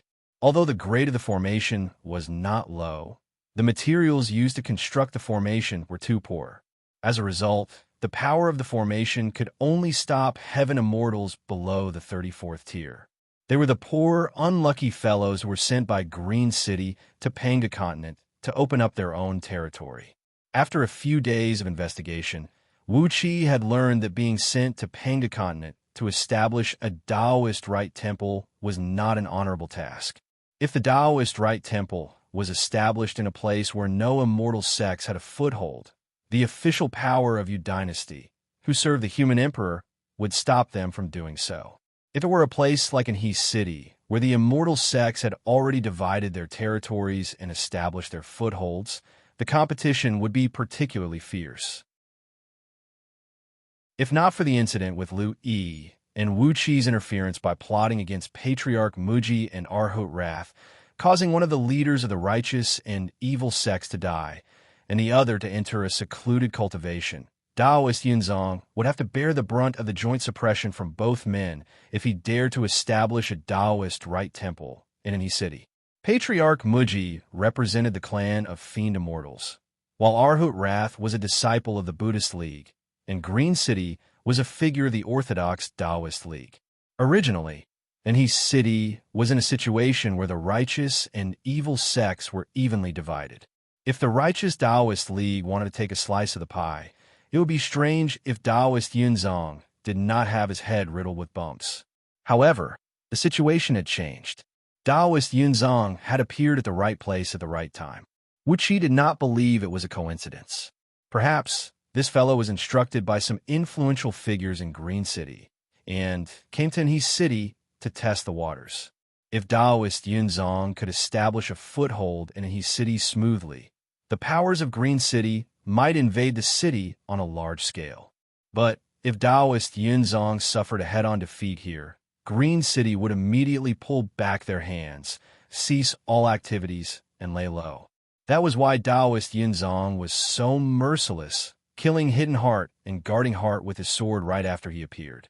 At the thought of the bloody corpses of Hidden Heart and guarding Heart, Wuxia felt a twitching pain in his heart. But he could not attack Taoist Yunzong now. Firstly, Taoist Yunzang's cultivation base was too strong, and Wuxia did not have the overall strength to do anything to him. Secondly, if he really did something to Taoist Yunzong, how was he going to summon the person behind him? Coincidentally, his master was Reverend Li Yang from Green City. He was the man who had schemed against Lady Dark Goldwater and trapped her on Shui Yuan planet for several hundreds of thousands of years. Therefore, Wuxia had to find a way to deal with Reverend Li Yang and find a way to trick him. With his head held high, Taoist Yunzong brought Wuxia and the others to a great banyan tree that stood 1,000 feet tall, with a canopy that stretched for several miles. This big banyan tree already had its own climate. Looking at its shape and appearance, it was at least hundreds of thousands of years old. According to common sense, a tree like this should have formed its demon essence crystal core, and as long as it could survive the heavenly fire and thunder tribulation, it would be able to transform into a human and become a demon immortal. However, right in the middle of the main trunk of this great banyan tree, 7 demon-suppressing nails forged from purple gold were hammered deep into the trunk, completely wiping out the possibility of the tree transforming into a demon. On the caps of these nails, a vermilion seal was clearly branded. A certain great oracle of the used director of celestials had killed this tree on a certain day, in a certain month, in a certain year. It was an official act of Yu Dynasty, as the great oracle of Yu Dynasty had personally suppressed the banyan tree and wiped out its innate spirituality. From then on, this great tree could only be a tree and could no longer cultivate into a demon spirit. This was also one of the main duties of Yu Dynasty's Directorate of Celestials, which was to completely wipe out all the roots that could cultivate into demon immortals, ghost immortals, and fiend immortals in Yu Dynasty, nipping them in the bud. Right under the main trunk of the great tree was a round table made from the roots of the old banyan tree, and a few round stools were placed on both sides of the table using the aerial roots of the old banyan tree. Taoist Yunzong sat down on one of the stools casually, then pointed at the one next to him and said coolly, "Forget it. I still don't know your Taoist name. Little friend." Wuxia gave the cautious Eugene a look, then cupped his fist and bowed to Taoist Yunzong with a smile on his face, then sat down on the stool respectfully. Licking his lips, Wuxia chuckled and said, "I call myself Greed, and I'm now the chief supervisor of the outer sect under Reverend Senlu of Euphoria Heavenly Palace, in charge of all the outer sect affairs.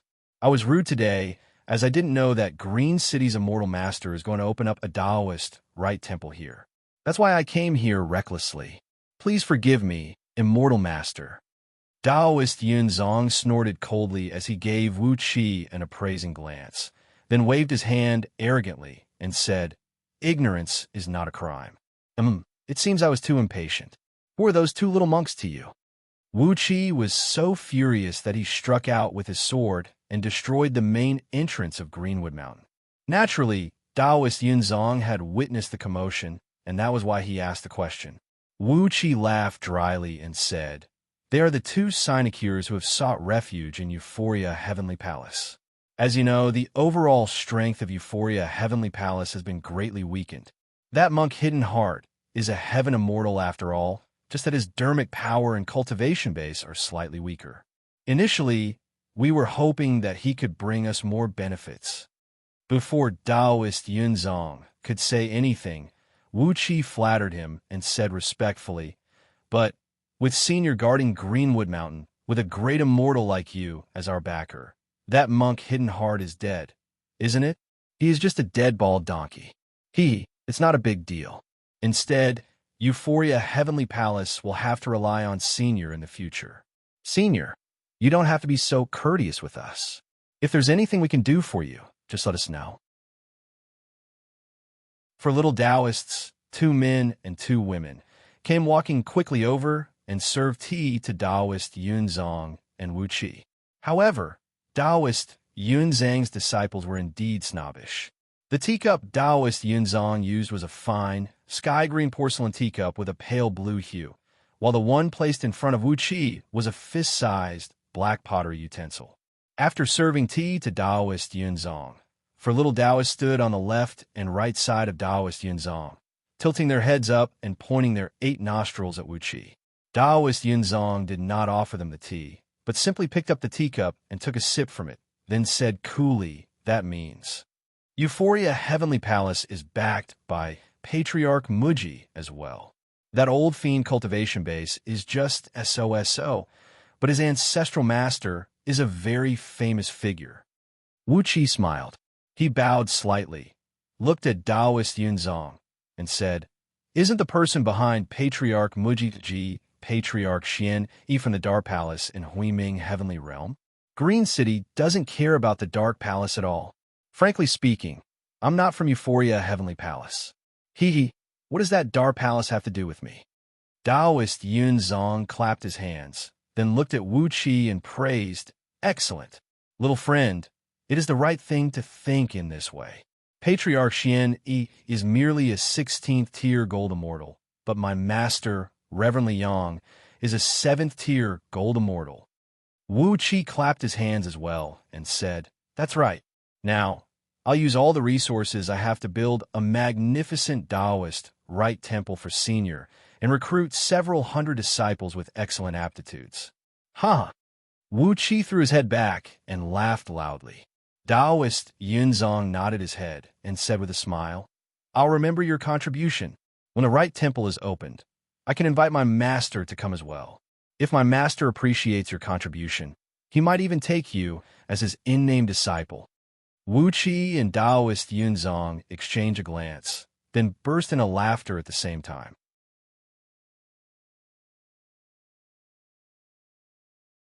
Chapter 443. A white cloud was flying leisurely towards Anhe City. On top of the cloud, Eugene stood carefully behind Wuxia with his back hunched. He stared at Wuxia for some time, and at last he could no longer hold back the doubts in his mind. Lowering his voice, he asked, "Senior, are we just going to let this matter go?" Wuxia was thinking about something with his eyes narrowed, something that happened a long time ago. There seemed to be a piece of black land flashing before his eyes, and a broad and warm hand was grabbing his hand, while a pale and powerless hand was rubbing his messy hair. When did that happen? That day, he was fighting something with all his might? Upon hearing Eugene's question, Wuxia asked reflexively, What is it?" Eugene shivered, but he still plucked up his courage and asked, "Is it about Reverend Hidden Heart and Reverend Guarding Heart?" In the past few days, Eugene and Hidden Heart had formed a close friendship with each other. Eugene was born in Green Pill sect, a sect that devoted itself to concocting medicine. He also had a compassionate frame of mind like a doctor, which made him a perfect match for Hidden Heart and his disciple, who were fond of building pagodas. This time, It was Eugene who accompanied Hidden Heart and his disciple to Greenwood Mountain to gather medicinal herbs. Taoist Yunzong had killed both of them with a single sword strike, and it was impossible for Eugene to not have any thoughts about it. The more honest a man was, the more fearful he would be when he was stubborn. Eugene was usually very afraid of Wuxia, but because of the matter between Hidden Heart and his disciple, he clenched his teeth and asked, "Reverend Hidden Heart and Reverend Guarding Heart are both good people. Are you going to let this matter go?" This time, Wuxia heard Eugene's question clearly. With his hands clasped behind his back, he narrowed his eyes and stared at the looming Anhe city in front of him. Suddenly, he chuckled and said, "How can you calculate everything in the world? Eugene, have you ever heard Green City?" Eugene opened his mouth, but did not say anything. He had never heard of Xianxia. The founding ancestral master of Green Pill sect had found an opportunity to cultivate immortality from some passing immortal, and was lucky enough to build such a foundation. The disciples of Green Pill sect had never left Panga continent, and they did not even know what was going on in outer heavenly realms. How could they know anything about Xianyang and Green City? Wuxia sighed and said, "Green City of Xianyang is the strongest immortal sect in Xianyang heavenly realm. Its founding ancestral master inherited the legacy of an ancient immortal, and currently possesses the cultivation base of a third-tier gold immortal." Cold sweat immediately dripped from Eugene's forehead. Third-grade golden immortal. A golden immortal was already a legendary figure, let alone a third-tier golden immortal who was considered to be one of the top figures in the pyramid. Since Taoist Yunzong came from such a sect, what else could he say? Gloomily, Eugene bowed his head and breathed out a soundless sigh. It looked like there was no way to avenge Hidden Heart. However, what did Wuxia's first sentence mean? How can the matters of the world be calculated clearly? So, was he going to calculate it or not? Eugene's expression flickered as he stared blankly at Wuxia's back. Suddenly, Wuxia turned and gave Eugene a look. After a brief moment of pondering, he fished out a small silk booklet from under his sleeve and threw it over to Eugene. "Study it carefully. There is a cultivation technique in it, which is much stronger than the one in Green Pill sect. If you cultivate this cultivation technique, you will be able to form your nascent soul in about 100 years. There are also some pill concocting techniques and some pill formulas for lower-grade spirit pills. If you can have some attainments in pill concoction, perhaps you will be able to form your nascent soul in less than 100 years. Over the years, Wuxia had killed many people and plundered their belongings. He had killed many heaven immortals, and there were even more nascent soul and nascent divinity cultivators. Therefore, it was reasonable for him to choose some decent cultivation technique from them. Eugene was a good man. Apart from being a little timid, his temperament suited Wuxia's taste. Therefore, he gave Eugene a cultivation technique that was slightly above average, and the pill concocting technique was the basic pill concocting technique of White Cloud Immortal Sect. Although it was just a basic pill concocting technique, it was at least 10 times better than the pill concocting technique of Green Pill sect, which had an unknown origin. Eugene took over the silk booklet and gave a quick flip. Immediately, his eyes lit up. The energy concocting technique recorded in the silk booklet was extremely exquisite. It described a variety of techniques to gather energy into one's body, which was at least a few times more complicated than the ultimate technique of Green Pill sect. The pill formulas and pill formulas recorded at the back were even more exquisite, making Eugene feel as if his vision had been broadened. Although he had only skimmed through the silk booklet, he immediately felt his mind lighten up, as if there was an indescribable enlightenment flowing down from his head. His Gene Dan began to pound abruptly, and the natural energies around him began to flow into his body. Right at this moment, Wuxia said in a low voice, "You should keep the heart-concealing and heart-guarding matters in your heart. Don't show it in front of Taoist Yunzong, or I might not be able to protect you. Don't meet him in the future. Just focus on your work in Anhe City, and you will be in charge of all the medicine shops under Euphoria Heavenly Palace."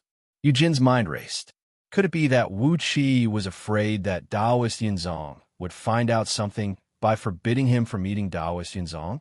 His eyes turned warm, and he bowed and said, "You are right, Senior. From now on, Eugene will stay in the city and not leave."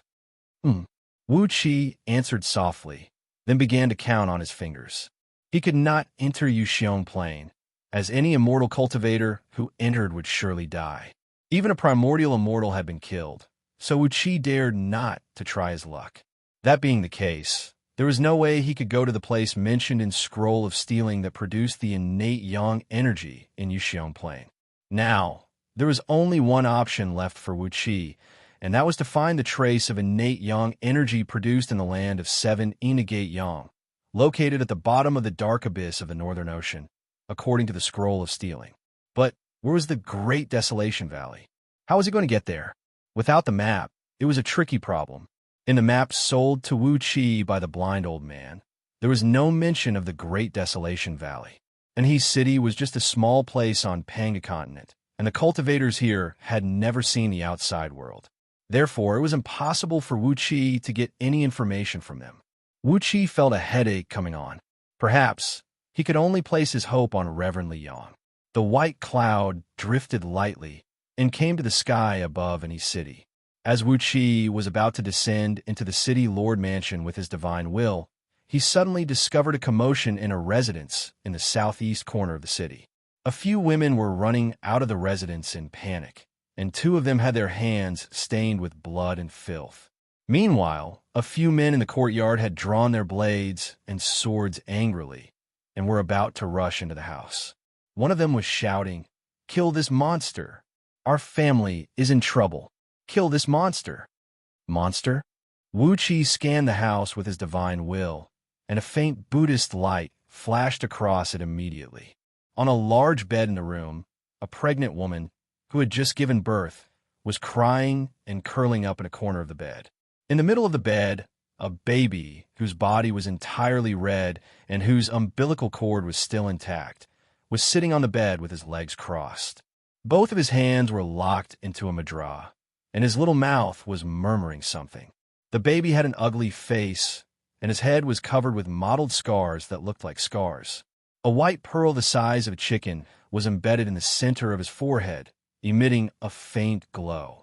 However, the surface of the pearl was covered with cracks, and a few of them had gone through it.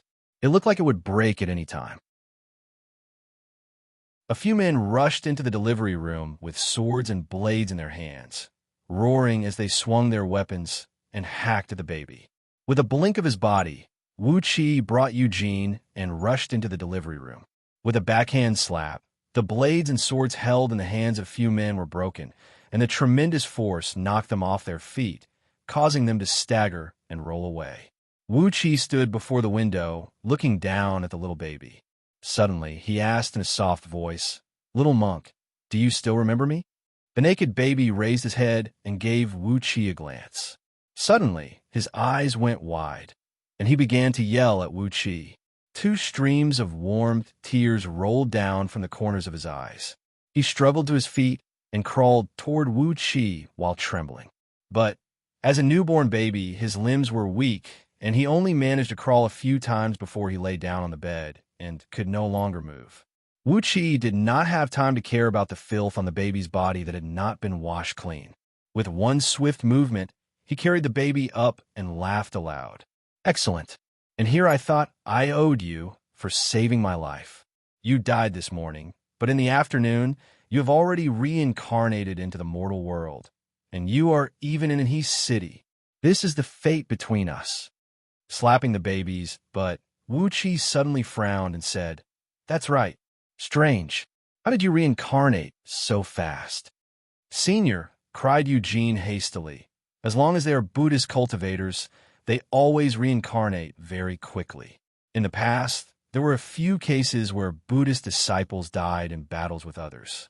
As long as their souls were not destroyed, they would be reincarnated very quickly, and usually they would be reincarnated in the vicinity of He City. Not only in He City, it is the same in every place where there are Buddhist disciples."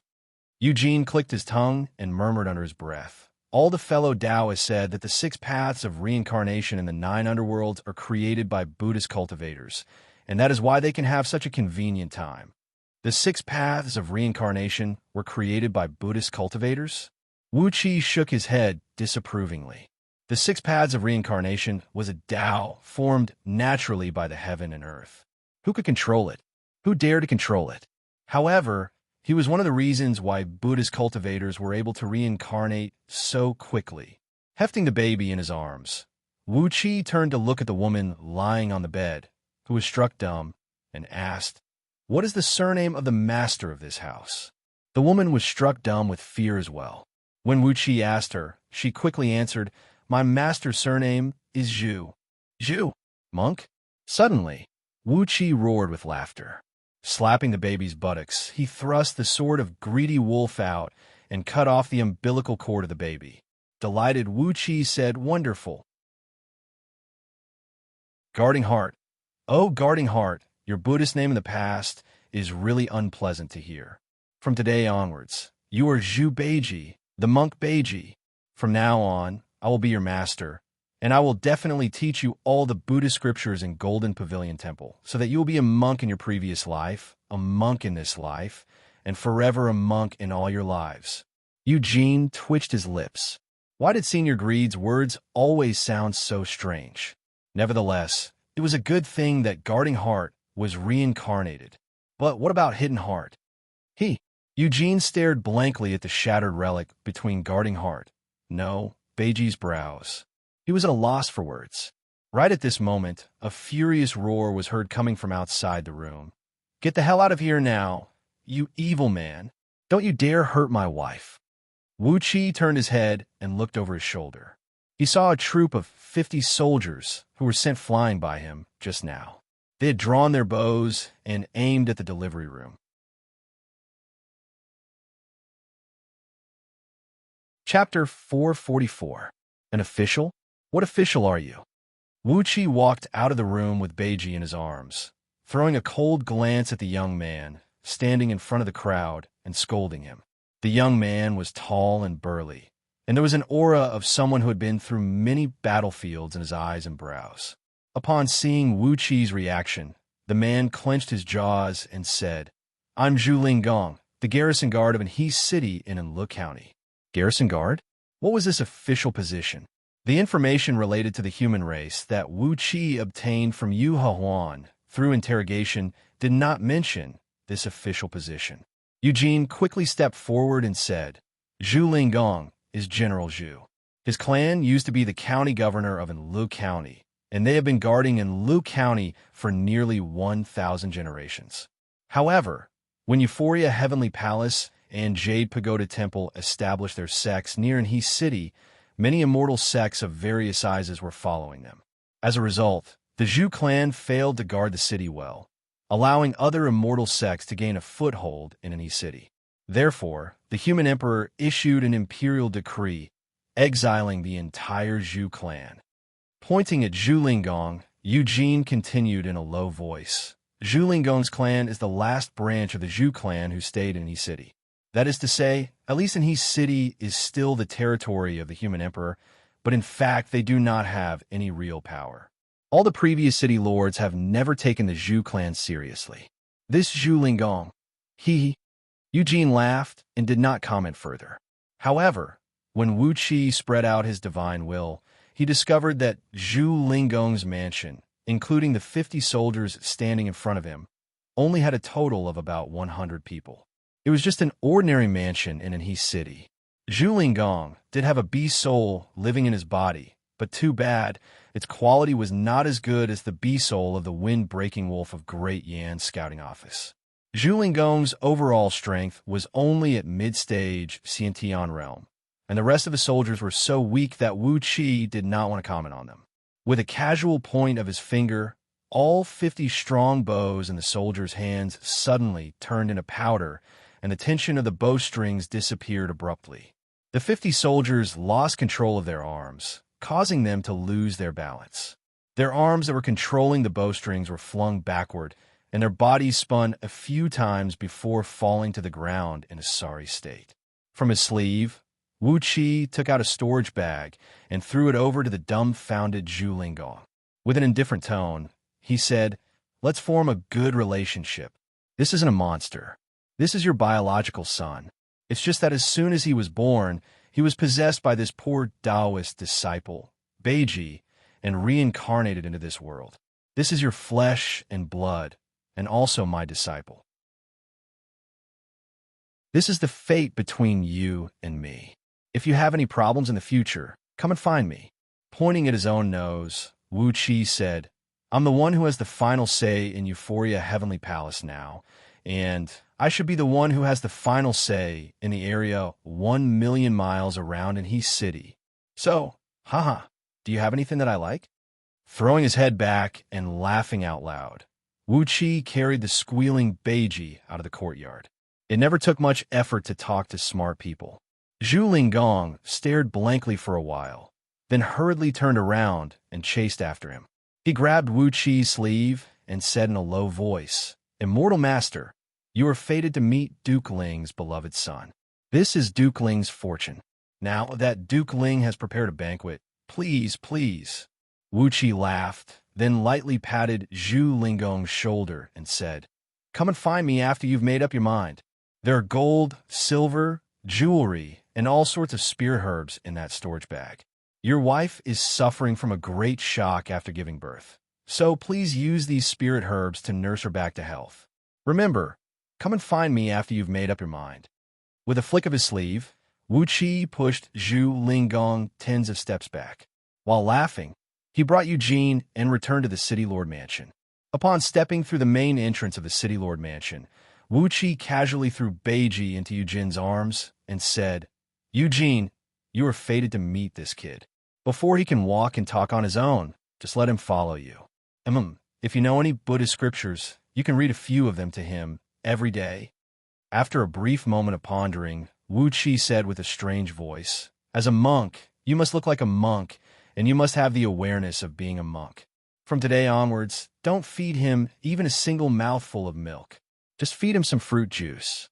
Also, as a monk, get a few servants to serve him when he takes a bath and changes his clothes. Don't let him get close to women since he was young. Since he has become a monk, he must be a pure monk." Eugene had just received Beiji when he suddenly heard Wuqi's order. His hands trembled, and he nearly threw Beiji away. TSK, a newborn baby doesn't even drink a single mouthful of milk? That's a little too pitiful. Lowering his head to look at Beiji, he saw that the little fellow had a conflicted expression as well. His little face was contorted, and he was glaring fiercely at Wuxia. Wuxia chuckled evilly, then removed the string of beads formed from 18 fleshly body sariras he had fused with his transcendence energy, then carefully placed it around Beiji's neck. He said in a deep voice, "Little monk, you sure have reincarnated. Hee. It looks like your Shifu's soul has perished in order to protect you. This is the essence condensed from your Shifu and your fleshly body, Sariras. Start absorbing it when you are young. It will save you at least several hundred years of hard work." Beiji held the string of beads tightly with both hands, and 2 streams of warm tears rolled down from the corners of his eyes. Wuxia pondered for a brief moment, then looked at Beiji and said, "Work harder and grow faster. If you can reach the cultivation base of your Shifu's previous life, I'll give you a chance to kill Taoist Yunzong with your own hands. Hee. I can't believe Lao Tzu has taken a monk as his disciple." Feeling a little awkward in his heart, Wuxia twitched his lips and pinched Beiji's cheek, then walked into the backyard of the City Lord Mansion leisurely. Madman Shui walked over slowly from the gatehouse, chewing on a piece of braised meat. He came before Eugene and gave Beiji a few glances, then said with a crooked smile, "TSK, this little fellow is a few times uglier than Lao Tzu. Do you want to eat meat? Do you want to eat meat? If you don't talk, I'll think you want to eat meat." Before Eugene could say anything to stop him, Madman Shui pulled off the fattest and greasy piece of meat from the braised meat and shoved it into Beiji's mouth. How could the poor Beiji have the strength to resist Madman Shui, whose cultivation base had improved greatly? He rolled his eyes, straightened his neck, and finally swallowed the piece of fat meat into his stomach. While Madman Shui was torturing Beiji, Lao Ai strode out from a side room, surrounded by a few beautiful female cultivators. Seeing Madman Shui forcing the braised meat into Beiji's mouth, Lao Ai curiously came to Beiji's side. He reached out his hand and flicked the little bird on his crotch, which had a sharp horn protruding out of it. TSK, this little fellow is interesting. Although he has just been born, he actually has the foundation of the indestructible body of the Buddhist League. With a body like this, if he were to cultivate the Great Sun technique from a young age, I suppose it would be very effective, right? Eugene, where did you get this little fellow? Why does he look so ugly? Eugene's face scrunched up, and he nearly burst into tears. While Madman Shui was forcing the braised meat into Ba Jie's mouth, a few beautiful female cultivators had already rushed up to him while giggling and were groping Ba Jie's body in a flurry. They paid special attention to his tiny little bird. A pure monk? Eugene felt like weeping, but had no tears as he stared at Beiji, who had his eyes rolled back and was nearly stuffed to death. In your next life? Why don't I just strangle you to death right now? And great master guarding heart, can you reincarnate again?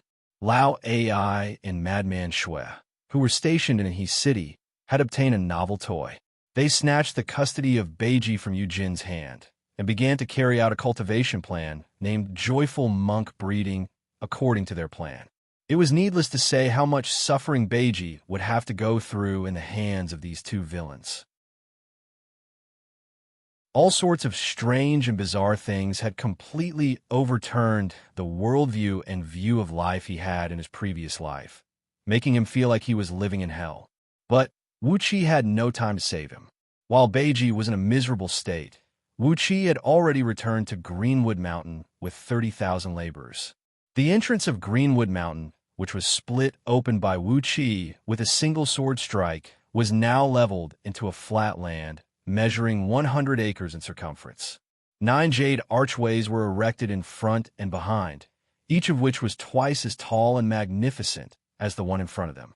Wuxia had invited all the most famous stone carving masters around in his city, asking them to design the most gorgeous patterns and use the brilliant jade of the best quality that could glow at night to polish and process them. He had strived to make the 9 memorial archways look magnificent and flawless. On both sides of the archways were green pines and cypresses that were transplanted from the depths of the mountains. Each of them was a huge tree so thick that it would take a dozen people to wrap their arms around it. The shade of the trees formed a green cloud that stretched from the entrance of Greenwood Mountain all the way to the valley 100 miles deep inside the mountain. Between the huge trees and under the archways was a tunnel paved with golden bricks. It measured 60 feet wide and was paved with pure golden bricks. The surface of the bricks was polished so smooth that not even a strand of hair could fit through them.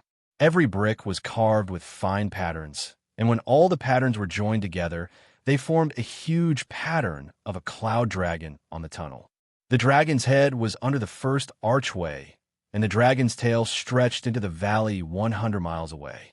Under the ingenious design of Wuxia, the valley of Greenwood Mountain had changed its appearance as well. The valley stretched 100 miles long, and the widest part was over 20 miles wide. From the entrance all the way to the bottom of the valley, a total of 18 magnificent palaces were built, each taller and more majestic than the last. They were built with golden bricks and emerald tiles, silver ingots as the walls, and jade bricks as the floor. Not a single trace of soil could be seen on the green grassland between the palaces. Underneath the fine green grass was the emerald sand carefully ground by expert craftsmen using stone mills. At first glance, one could see nothing but greenery.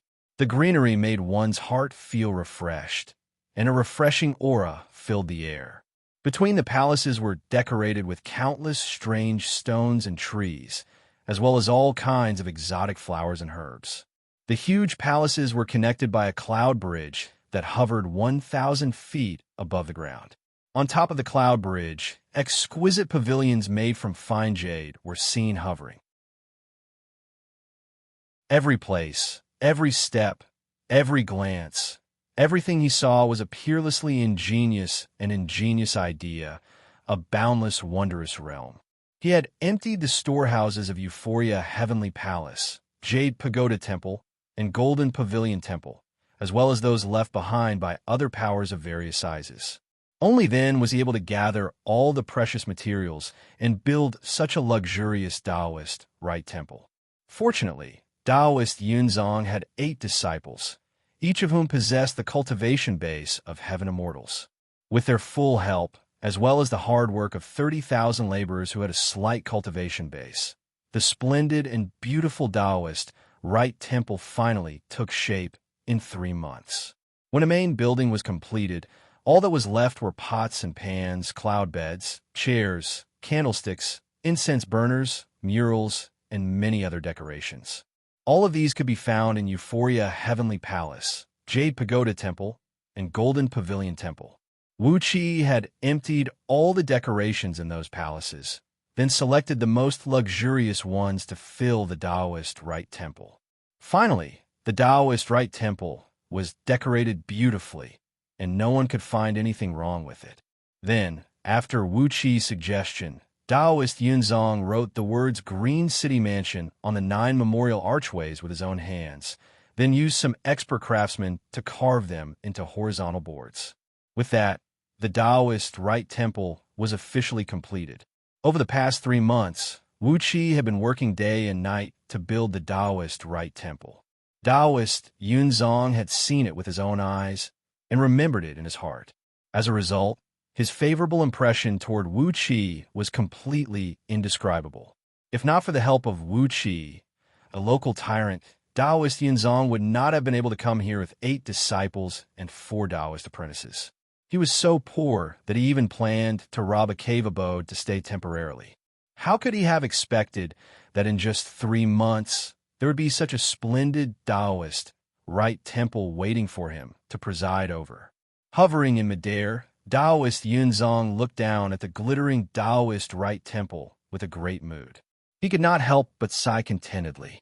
Wuxia, who had been busy for 3 months, came before Taoist Yunzong, bowed and said, "Senior Immortal, is it time for us to send out invitations and invite our fellow Taoists to attend the opening ceremony?" Taoist Yunzong raised his brows, stuck out his chest, and said with a loud laugh, "Of course." Therefore, Wuxia smiled and did not say anything, stepping aside. Chapter 445. Accompanying Taoist Yunzong, Wuxia took a stroll in Green City Mansion. The scenery was beautiful everywhere, and the scenery changed with every step they took. In order to design this Taoist right temple, Wuxia had brought out all the advantages of the gardens in Jiangnan that Liu Xiaobai had designed in his memory. To describe it with an inappropriate phrase, it was truly a thrilling journey, and every step they took gave people a different feeling. Taoist Yunzang's face was flushed, and he was emitting a faint glow. Under Wuxi's guidance, he was touring around the mansion in a relaxed and happy mood. It was so beautiful that no words could describe it. The magnificence, and extravagance of this Taoist right temple was 100 times beyond Taoist Yunzang's expectation.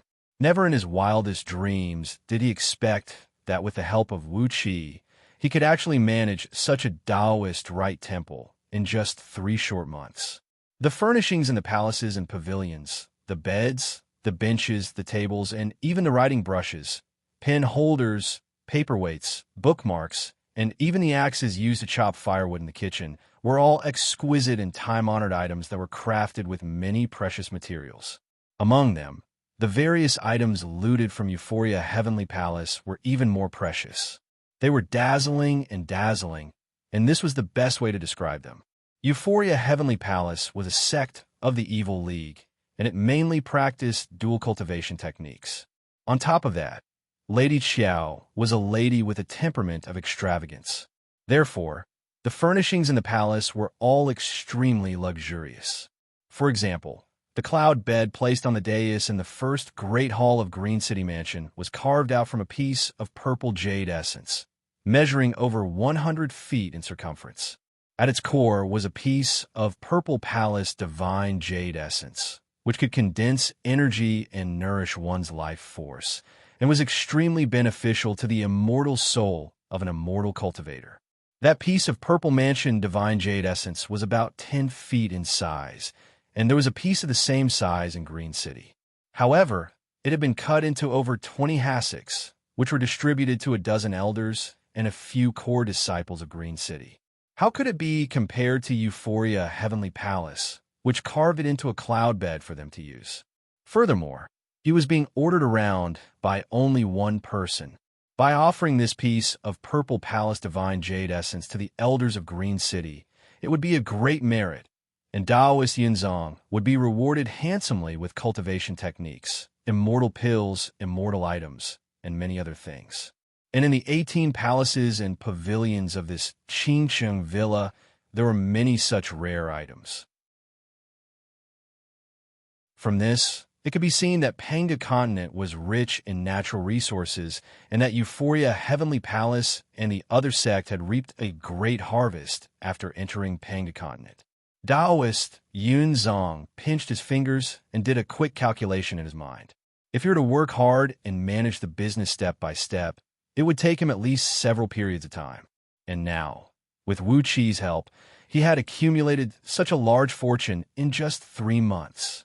Taoist Yunzang's hands, feet, and heart were trembling.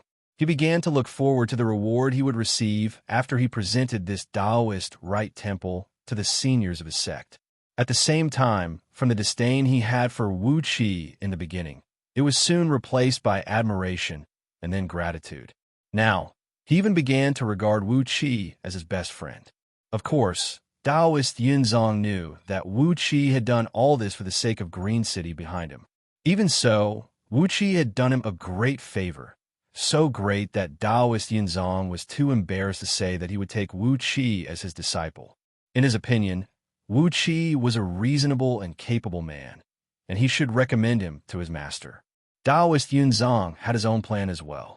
If he took Wuxia as his disciple, he would have a disciple who could do things, and it would be of great help to him. But if he had a junior brother who had a good relationship with him, who was capable of doing things, and who was appreciated by his master, would that not bring him even greater benefits? In Green City, having a formidable disciple and a junior brother who had a good relationship with him were two completely different concepts. When he thought of the benefits, Taoist Yunzong could not help but burst into laughter. Coincidentally, Wuxia had brought Taoist Yunzong to the last hall and was gesticulating while introducing the various benefits of this hall to him. Suddenly, he saw Taoist Yunzong burst into laughter. "Why are you laughing, Senior Immortal?" Wuxia asked hastily. Taoist Yunzong gave a few loud laughs, then patted Wuxia's shoulder and praised, "Fellow Taoist greed, from now on, we'll be talking as equals. Don't call me Senior Immortal anymore, or else you'll be treating me like an outsider. Oh, I'll have to rely on you a lot for this matter. I hope you'll accept this small gift." Then, Taoist Yunzong stretched his hand forward and grabbed a crimson immortal sword, which was bursting with bright sparks. Pointing at the immortal sword complacently, he said with a smile, "This immortal sword is personally crafted by me, and it has been with me for 10 periods. Currently, its item spirit has cultivated to the overall strength of a 33rd tier spirit immortal, but no one has managed to refine it. Today, I'll give it to fellow Taoist greed." Wuxia was struck dumb, then hastily put on a flattered look and cried out, "I dare not. I dare not. This is an immortal item. How can I accept such a generous gift from you, Senior Immortal?" Taoist Yunzong pretended to be angry and cried out, "Senior Immortal? Just call me fellow Taoist. If fellow Taoist regards me as a friend, you must accept this flaming magpie sword. Otherwise, I won't accept it." Wuxia resisted for a while, then finally put on a look as if he could not resist Taoist Yunzang's kindness. Reverently and reverently, he took over the sword. Under Taoist Yunzang's guidance, Wuxia activated the item spirit in the sword with his own blood essence, then branded a thread of his divine will into the sword spirit. As the immortal sword was personally crafted by Taoist Yunzong, Wuxia did not face any difficulty in refining it, and the sword spirit was very obedient. As a result, Wuxia did not have to spend too much energy on it. Taoist Yunzong had the intention to draw him to his side, and Wuxia had the intention to fawn on him. On top of that, because of the flaming magpie sword, their conversation became more and more passionate. Taoist Yunzong bragged to Wuxia about the business in outer heavenly realms, while Wuxia told him some secrets about Panga continent, which he had learned from Yu Huan and Reverend San Lo. When the conversation reached a climax, both men went to the great banyan tree at the entrance of the valley, where they set up a banquet and drank to their heart's content. When they were a little tipsy, Wuxia once again mentioned the matter of inviting the seniors of his sect in Green City to watch the opening ceremony. Taoist Yunzong applauded, agreeing with Wuxia's suggestion. But when it came to the specific implementation, a troubled expression appeared on his face. He frowned and did not say anything for a long while. After a while, Taoist Yunzong lowered his voice and told Wuxia a few things with a bitter smile on his face.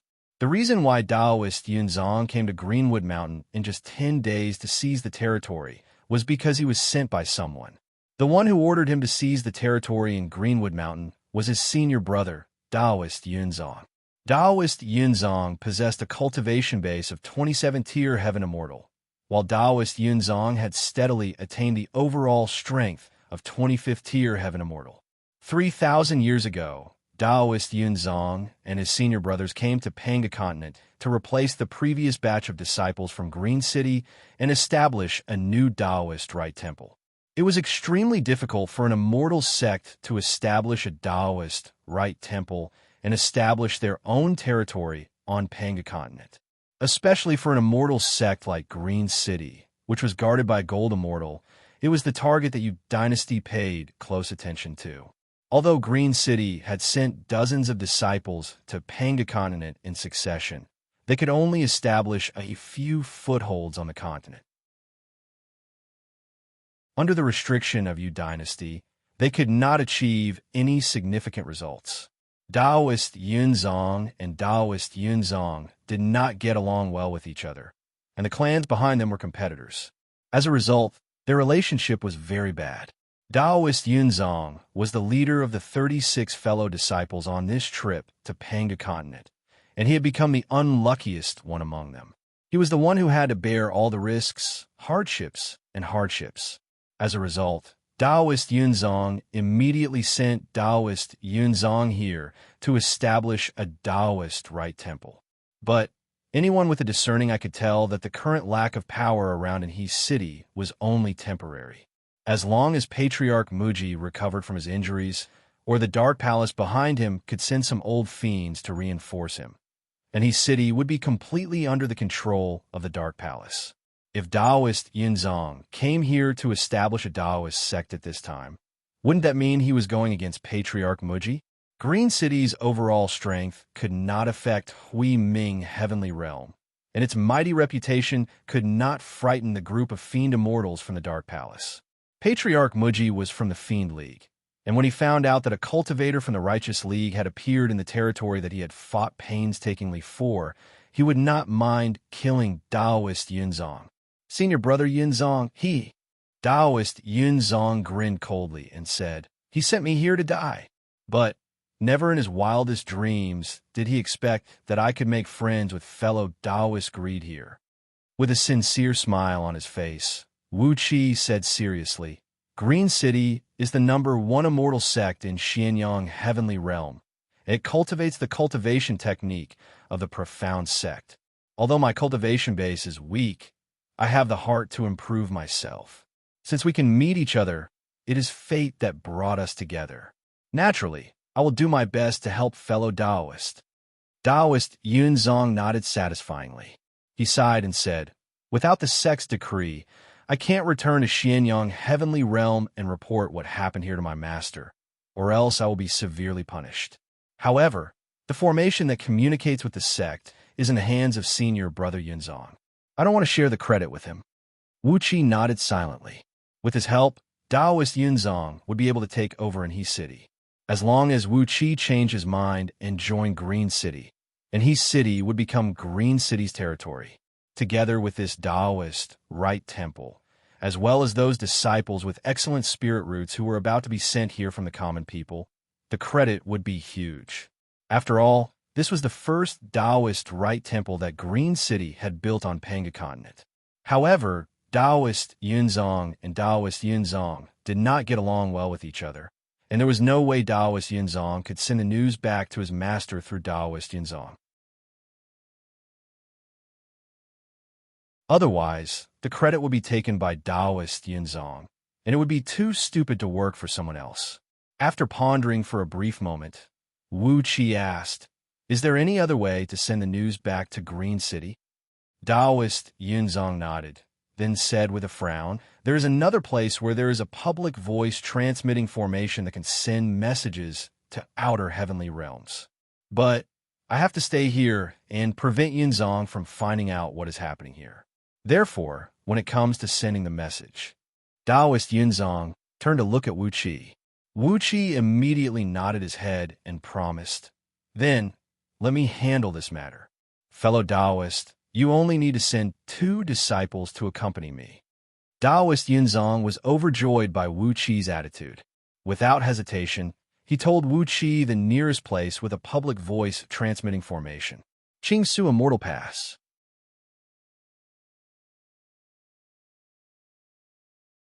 Chapter 446. Early the next morning, when the sun rose and sprinkled its golden rays across the land, Wuxia, dressed in a green Taoist robe and a red headband on his forehead, stepped onto a cloud and flew eastward, bringing with him 2 little Taoists and 2 of Taoist Yunzang's disciples. They traveled eastward from Anhe City, crossed 17,000 lofty mountains, crossed 4,900 great rivers, and passed through the territories of 7 provinces of Yu Dynasty. At last, there was a floating island floating on the ocean named Xianxia. On it was a Xianxia Immortal Pass, and it was the destination of Wuxia and his companions. Among the 5 of them, the 2 little Taoists were the attendants whom Wuxia brought out from Anhe City, and they both possessed the cultivation base of Jindan realm. Their true forms were actually 2 celestial fiend puppets. As for Taoist Yunzang's 2 disciples, Shui Xian and Shui Yi, they were the 2 weakest heaven immortals under Taoist Yunzang. They had transcended their heavenly tribulations 100 years ago and successfully stepped into the ranks of heaven immortals. If Shui Xian and Shui Yi were in a place like minor heavenly circle realm, they would be powerful enough to establish their own sects. And if Taoist Yunzang were in Puluo heavenly realm, he would have the overall strength of the founding ancestral master of one of the 10 great immortal sections. But in Green City, they were the most inconspicuous disciples, and all they could do was run around and run errands. When they set out, Shui Xian and Shui Yi were in high spirits, and they were very polite to Wuxia. They did not show any disrespect to Wuxia just because of his low cultivation base. Both of them knew very well that their master had won a great fortune this time. Once he really established his base in Anhe City and seized the foundation of 1 million miles in circumference, the reward he would receive would be extraordinary. Both of them would have a great rise in status, and they would receive great benefits as well. All these benefits came from Wuxia. It was Wuxia's cooperation that allowed them to open up a great situation in just 3 months, which was beyond their wildest imagination. As long as the elders of Green City arrived and Wuxia told the fiend immortals of Dark Palace that Anhe City had always been Green City's territory, Green City would gain the upper hand in terms of morality and justice. With Green City's formidable overall strength, they would be able to firmly occupy Anhe City. This was a big piece of fat meat. These were all given to them by Wuxia. Therefore, not only did Shui Xian and Shui Yi not show any arrogance or disrespect in front of Wuxia. Instead, they talked and laughed with Wuxia all the way and chatted with Wuxia very intimately, drawing the relationship between them closer. With a smile on his face, Wuxia flattered Shui Xian and Shui Yi, asking them about Panga continent, the world of immortal cultivators, outer heavenly realms, and the celestial court. Although Shui Xen and Shui Yi possessed low cultivation bases, they were, after all, born in a powerful sect like Green City. Therefore, their experience and knowledge were far beyond that of others. Therefore, they did not take any precautions against Wu Qi, and as soon as they opened their mouths, they began to talk nonsense. As a result, some information revealed in their words almost made Wu Qi jump with joy. Shui Yi told Wu Qi that their ancestral master, Reverend Liang, was the favorite of the ancestral master of Green City. As Reverend Liang was a wanderer, he always wandered around outer heavenly realms and occasionally sneaked into Panga Continent. Therefore, the ancestral master of Green City, True Lord Green Peak, had used his connections to obtain a complete map of outer heavenly realms and a topographic map of Panga Continent from the Celestial Court. The complete map of outer heavenly realms contained extremely detailed information. As for the topographic map of Panga Continent, it could probably cover more than 30% of the current Panga Continent.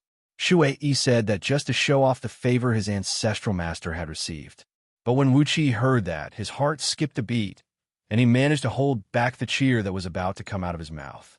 A complete map of outer heavenly realms? A map of more than 30% of Panga Continent? That was more than enough. With this map, it should not be difficult for him to find the great desolate Autark Valley and the dark abyss of the Northern Ocean. As long as he could plot against Reverend Liang in He City, Wu Qi would be able to go to the Northern Ocean and search for the innate Yang energy with a peace of mind. Once the Yin and Yang energies and the energy of 5 elements are gathered, he would shatter his innate nascent soul and form his innate nascent divinity, and then a faint smile emerged on Wu Qi's face. Suddenly, he pointed at a lofty mountain that towered into the clouds and said, "Fellow Taoists, we've been traveling for more than half a day. Why don't we go up there and have some wine and fresh fruits and enjoy the scenery?" Shui Xian and Shui Yi were instructed by Taoist Yin Zong to go out this time, and everything was decided by Wu Qi. They only needed to point out the direction to Qing Su Immortal Pass. Therefore, when Wu Qi said that they had been flying for more than half a day, they decided to take a rest in the lofty mountain in front of them. After all, they did not have to be in a hurry to send a message to Green City. Even if Reverend Liang received the message and came here immediately, it would be a few years later. There was no need to be in such a hurry. The group of 5 descended on the cloud and landed on the mountain peak. 2 little Taoists brought out a round table and stool and served Wu Qi, Shui Xian, and Shui Yi. Shui Xian and Shui Yi picked up their wine bowls and glanced at the picturesque scenery around them. They could not help but exclaim in admiration. The lofty mountain was the tallest mountain within 10,000 miles of the area. As far as the eye could see, the peaks and valleys looked like a cluster of mountains, and the waves looked like furious waves. Clouds and mists hovered above the mountains and rivers. It was indeed a beautiful scenery. Wu Qi picked up his wine bowl and said politely, "Fellow Taoists, we hit it off at first sight. Come, let's drink to our heart's content." Shui Xian and Shui Yi raised their wine bowls and burst into loud laughter, clinking their bowls with Wu Qi's, then opened their mouths and poured half a liter of wine into their mouths. It was a fragrant aroma that came straight from one's internal organs, drifting out through the pores and reaching a distance of 20 to 30 feet away. It was an indescribable fragrance. The aroma made Shui Xian and Shui Yi stare blankly, and suddenly they fell to the ground. Wu Qi threw away the wine bowl and rose to his feet slowly, staring coldly at Shui Xian and Shui. He cupped his fist and said with a sigh, Actually, there's no enmity between you and me. But who asked you to come from a poor background? Are you from Green City? Your master has even killed Hidden Heart and Guarding Heart, who saved my life. You can't blame me for this." The bodies of the 2 little Taoists who served beside him twisted, then slowly expanded and transformed into 2 celestial fiend puppets, each standing 10 feet tall and with a bronze body. Wu Qi pointed his finger at Shui Xian and Shui Yi. Immediately, The two puppets transformed into two afterimages and plunged down, easily fusing into their bodies. A strange chewing and swallowing sound rang out from within their bodies. Suddenly, a bright light shone from between their brows, amidst which two human-shaped immortal souls appeared, standing there blankly like two wooden men. But very soon, countless black threads shot out from their bodies like smoke and mist, tightly binding their immortal souls and slowly dragging them into their bodies, turning them into a black cocoon of light. Their immortal souls were quickly digested, and all their memories were seized by the puppets. Only their true spirits remained, as they were firmly suppressed in the depths of their bodies with a mystic technique. As long as their true spirits remained, even if there were mystic techniques such as soul jade slips in Green City, they would not know that Shui Xian and Shui Yi had been controlled by someone. Very soon, the two puppets rose to their feet, bowed to Wuxia, and said with a smile, "Fellow Taoist, Shui Xian and Shui Yi offer greetings." Wuxia laughed aloud as he cupped his fist and returned the greeting. "Fellow Taoist, you are too courteous. In the future, we will have to work together." The three of them looked at each other and laughed. Two dark shadows shot out from under Wuqi's feet and slowly transformed into two little Taoists, standing next to Wuqi with a smile on their faces. This time, Wuqi did not dawdle. He exerted all his strength, and the group of five broke through the void, rushing towards Qingsu Immortal Pass with teleportation. Along the way, except when they were approaching the cities of Yu Dynasty, when they would cautiously travel through underground using escape arts, they had been teleporting with all their strength. After traveling like this for 1.5 months, they finally came to a vast body of water. It was a large lake surrounded by mountains. Wuqi unleashed his divine will, but he could not reach the other side of the lake. Strong gusts of wind rolled up the green water of the lake, which smashed against the reefs on the shore and sent up countless white foams. Not far away from Wuqi and his companions, several thousand longbowmen were working hard. Under the command of a group of heavily armored warriors, they were hammering iron stakes, each about 10 feet thick, on the shore and coiling them with bowl-thick alloy chains. Hundreds of such iron stakes and chains were spread across the shore of the lake, covering an area of 100 miles in circumference. Wuqi scanned them with his divine will. These iron stakes were about 3,000 feet long, and those longbowmen were wielding huge iron hammers and hammering them with all their strength, driving them deep into the reefs on the shore, which were a few times stronger than pig iron. The chains were several hundred miles long, stretching all the way to a far distance. With his good eyesight, Wuqi saw a group of longbowmen working on the other side of the lake from several hundred miles away. They were grilling meat over a huge bonfire, and the meat being grilled was actually several thousand feet long serpents and flood dragons. Hundreds of serpents and flood dragons were grilled over the bonfire, with fat dripping down from their bodies. While drooling, those longbowmen were excitedly smearing all kinds of spices on the bodies of these serpents and flood dragons. Next to those longbowmen were a large group of about 20,000 feathermen. They were clad in light metal armors, had a pair of wings on their backs, and held bows and arrows in their hands. They were squatting on the cliffs around them, humming folk tunes while watching these longbowmen working. Apart from these feathermen, there were also some people who were born with only one arm and one leg, but each had a third eye on their forehead. They were concocting some kind of ointment, filling hundreds of large water vats with sticky liquid. Fist-sized bubbles kept popping up from the dark liquid. Wuqi stared blankly at these busy people. It seemed they were planning something big. While he was wondering what these people were going to do, suddenly several dozens of knights clad in golden armors and mounted on single-horned, winged Pegasi came running at top speed towards Wuqi. Surprisingly, the leader of the knights was a tall, slender, and beautiful female general. Even from a distance, she shouted at Wuqi, "Hey, you immortal cultivator, don't bring disaster to your sect. Our prefecture overseer is going to hunt a gale, so leave quickly."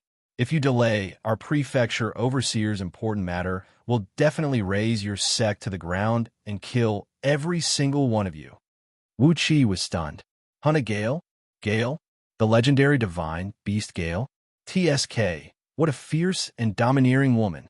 She kept saying that she would raise his sect to the ground and kill every single one of them. She was way too fierce. While Wuxia was cursing the woman in his mind, a golden-armored knight had already grabbed a double-edged battle axe and thrown it towards Wuxia from 3 miles away with the momentum from the galloping Pegasi. A strange whistling noise rang out as the axe turned into a cold gleam and arrived before Wuxia in a blink of an eye.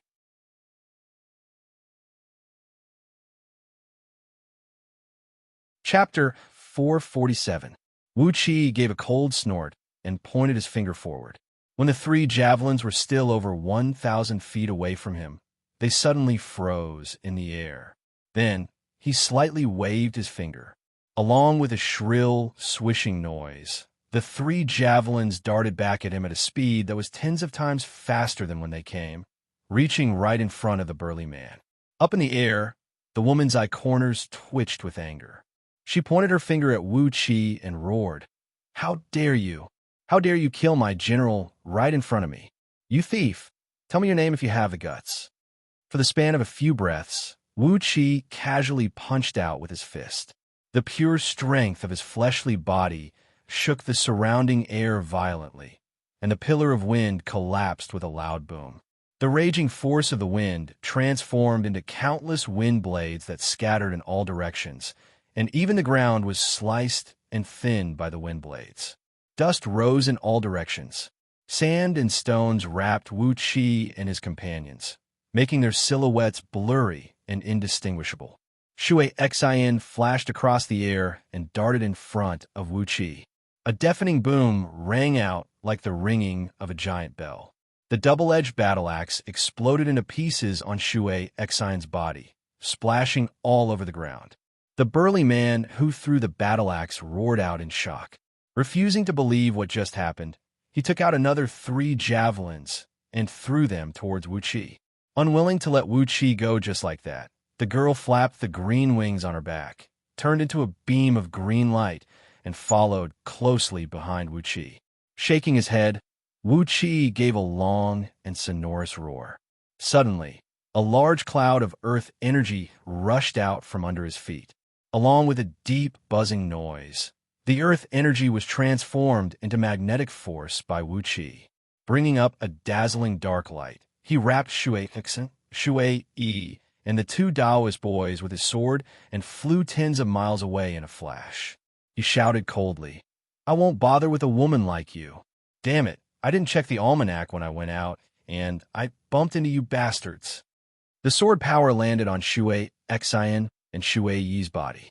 Along with a shrill, swishing noise, the sword power was shattered and absorbed the surrounding air, transforming into tens of bowl-thick, miles-tall tornadoes, spinning swiftly around Wuxia and the others. These gusts of wind were as dense as stone pillars, clashing and rubbing against each other, causing loud, banging noises. The wind pillar swirled up the surrounding air, bringing with it a large number of palm-sized wind blades that slashed at Wuxia and the others. Looking down condescendingly at Wuxia, the lady cried out coldly, "3 heaven immortals? Who are you? Where are you going? What are you going to do? Why did he come here? Don't you know that the prefecture overseer has already issued a ban 3 days ago, sealing off the entire area within a radius of 5,000 kilometers and forbidding any cultivators from entering? With a blink of his body, he teleported several dozens of times within a small area, and each time he managed to move himself a few feet away, dodging those arrows by a hair's breadth.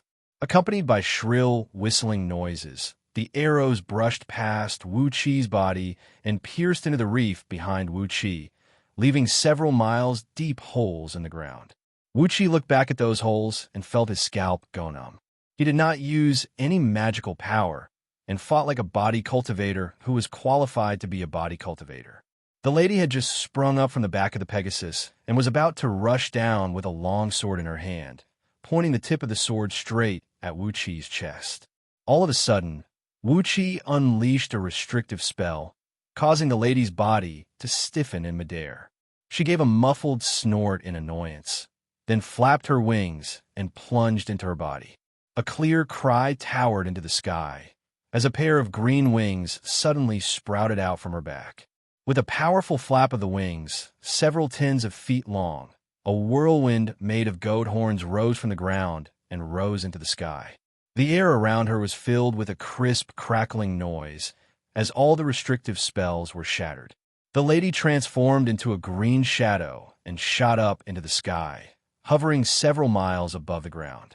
However, Wuqi's cultivation base was very strong now, and with the help of the magnetic force of the earth, his speed was far faster than any ordinary escape beam. The lady had pursued Wuqi for over 10,000 miles, but she could never get close to Wuqi. On the contrary, Wuqi had gradually pulled a distance of nearly 100 miles away from her. The lady was infuriated, but she had no choice but to turn around and fly back unwillingly. Riding on the Pegasus, the lady warrior came to less than 300 feet away from Wuqi, frowning as she looked at the place filled with dust. Wuqi snorted coldly. He parted the water will and water heart, then leaned forward and dashed out, leaving dozens of afterimages behind him. In just a blink of an eye, he had come before the lady. He slapped the woman in the face and scolded her sternly. "How can you do things like this?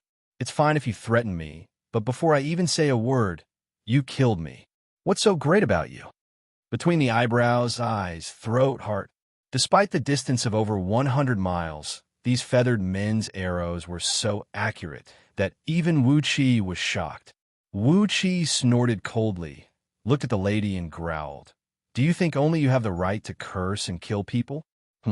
How can there be such a rule in the world?" Wuqi was infuriated. This burly man really had a death wish. He had spared his life, yet he still dared to speak ill of him. With such a high speed, even those burly men, whose overall strength was not weaker than nascent soul cultivators, did not have the time to react. 3 javelins shot out and came right in front of the burly man's face, sticking closely to his face. As the Pegasus he was riding sped forward, it was as if the javelins were glued to his body. The man was so frightened that cold sweat kept breaking out from his body, and his forehead was dripping with sweat. However, as Wuqi's fleshly body had broken through to the 35 transformations of Heavenly Dragon, the toughness of his fleshly body was beyond anyone's imagination. While Shui Yi and the 2 Taoist boys were celestial fiend puppets. They did not have fleshly bodies, but puppets that were 100 times tougher than magical treasures and spirit items. When the wind blades hacked on their bodies, they only produced shrill, unpleasant noises of friction and produced large amounts of sparks, but failed to hurt even a single hair on their bodies. The woman yelled out, "That feels great." Behind her, a green halo emerged, and the huge, green, bird-shaped beast's soul soared into the sky. Countless green light beams darted out of the beast's soul and drilled into the woman's body. Suddenly, the girl's speed increased by more than 10 times. Before Wuqi could throw out his fist, she had already punched 3 times in a row on Wuqi's chest. Each of the punches was as heavy as Mount Tai, and in each of them came an extremely sharp and explosive energy of green element, which came with a tremendous spiraling force and smashed into Wuqi's body. Suddenly, the sound of footsteps rang out from a distance. Upon hearing the whistle, those longbow men, who were working hard to drive the iron stakes into the ground, threw down their tools and rushed over. It would have been fine if these longbow men did not move, but as soon as they did, a gust of wind immediately formed around them. Strong gusts of wind rose from under their feet, lifting their huge bodies that stood over 10,000 feet tall as they roared and charged towards Wuqi. "No one in the entire Feng province has ever dared to make fun of me. Feng Qingwu." The leader of the team, the female captain, gave a furious cry. Her slender and strong legs clamped down on the Pegasus. Then she sped up and rode towards Wuxia.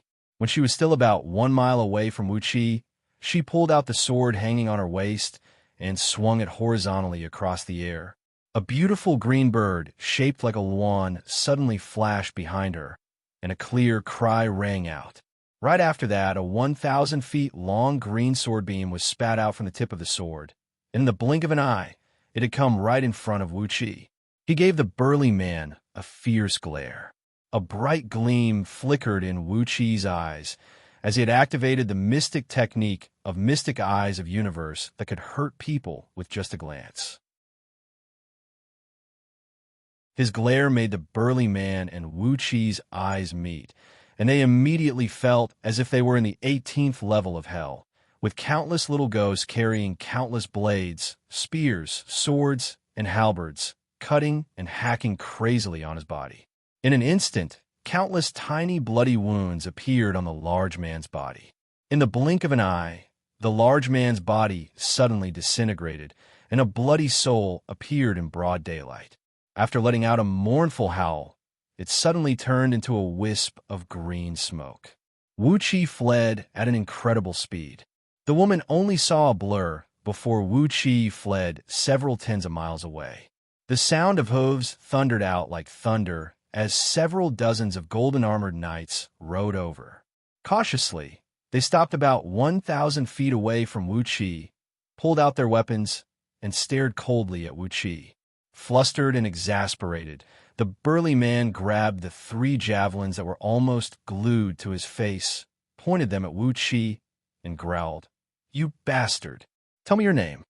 Wuxia did not move, and neither did Xianxia. Xianxia took a step forward and stood shoulder to shoulder with Xianxia in front of Wuxia.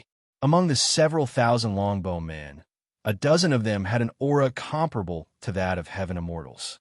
Among the tens of thousands of feathermen, there were also a few who had the aura of a heaven immortal. On top of that, the woman in front of him was terrifyingly fast, and her strength was not to be underestimated. Immediately, Wuxia gave up the impulse to argue with these people. Wuxia performed an incantation gesture with both hands, pointed his finger at the woman, and cried out sternly, "Freeze!"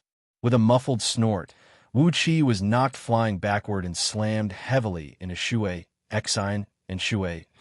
The innate yin energy in his body surged, and suddenly, Wuqi's body became several hundred times softer and more feminine than the water of extreme yin.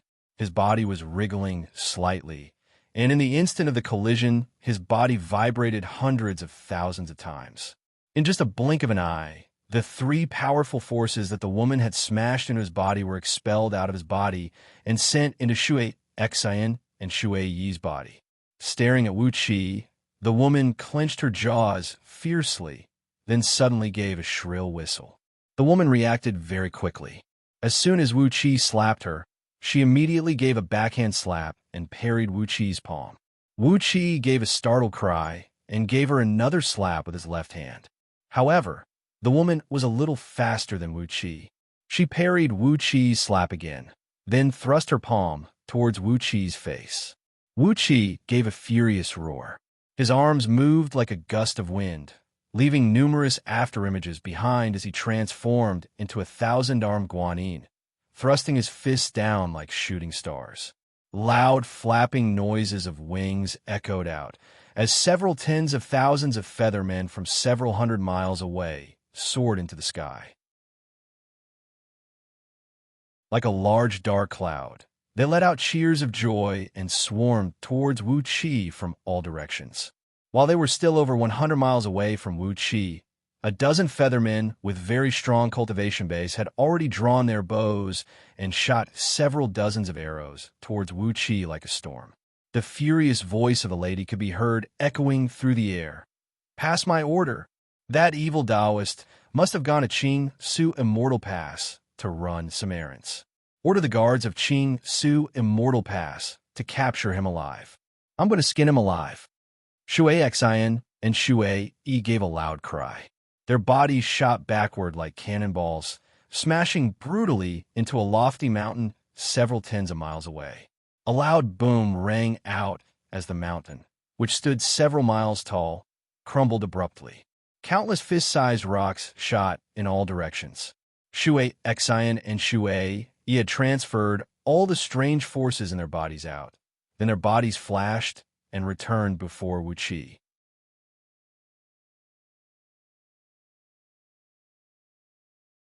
Chapter 448. After flying for over 30,000 miles above the lake, a dark shadow suddenly appeared on the surface of the lake, which had turned dark green. Wuxia focused his eyes and looked in that direction. It was a huge black turtle, its back measuring over 4,000 miles in circumference. It was floating on the surface of the lake with a small island on its back. Its neck and limbs were shrunk into its shell, and only its tail, about 100 miles long, was floating lazily on the surface of the lake. Occasionally, it would drop its tail and raise a huge wave that was over 10,000 feet high. When the waves hit the surface of the lake, they produced muffled booms that sounded like thunderclaps, sending the foam flying dozens of miles away. When the sunlight shone on the white foam, it looked like a rainbow was hanging high up in the sky. This was Xianxia Immortal Pass, the market closest to Anhe City, where immortal cultivators openly gathered on Panga Continent. Originally, this lake was a huge mountain range that stretched for billions of miles. Many years ago, the successor of an almighty immortal secretly established a Taoist rite temple in this mountain range to preach the Tao. In its heyday, it had recruited several 100,000 mortal disciples to preach the Tao and cultivate there. As a result, the official of Yu Dynasty was infuriated, and a greedy prefecture overseer sent an army to besiege the mountain range. The war lasted for 2 years, and the entire mountain range was sunk by tens of thousands of miles, turning into a huge lake. As a result, the almighty immortal flew into a rage. He summoned his friends and brought a large group of powerful immortals to Panga Continent to seek an explanation. The almighty immortal even had a nepotistic relationship with a few of the most powerful figures in the celestial court. As a result, after a series of public relations, the prefecture overseer was stripped of his position and demoted to a commoner, and the titles of several hundred generals who participated in the siege were stripped. The almighty immortal was still brooding over this result. So, he simply found an ancient giant turtle from an outer heavenly realm and threw it into the lake, built an island on its back, and opened a market for immortal cultivators. Obviously, the almighty immortal was too stingy and had purposely built such a market to annoy the people of Yu Dynasty. Unfortunately, he had a strong backer, and the current human emperor was too weak to do anything to him. Therefore, Xianxia Immortal Pass had been developing until now. But, after all, this was Pangu Continent, the nominal territory of the human emperor. Therefore, Yu Dynasty had to maintain its dignity.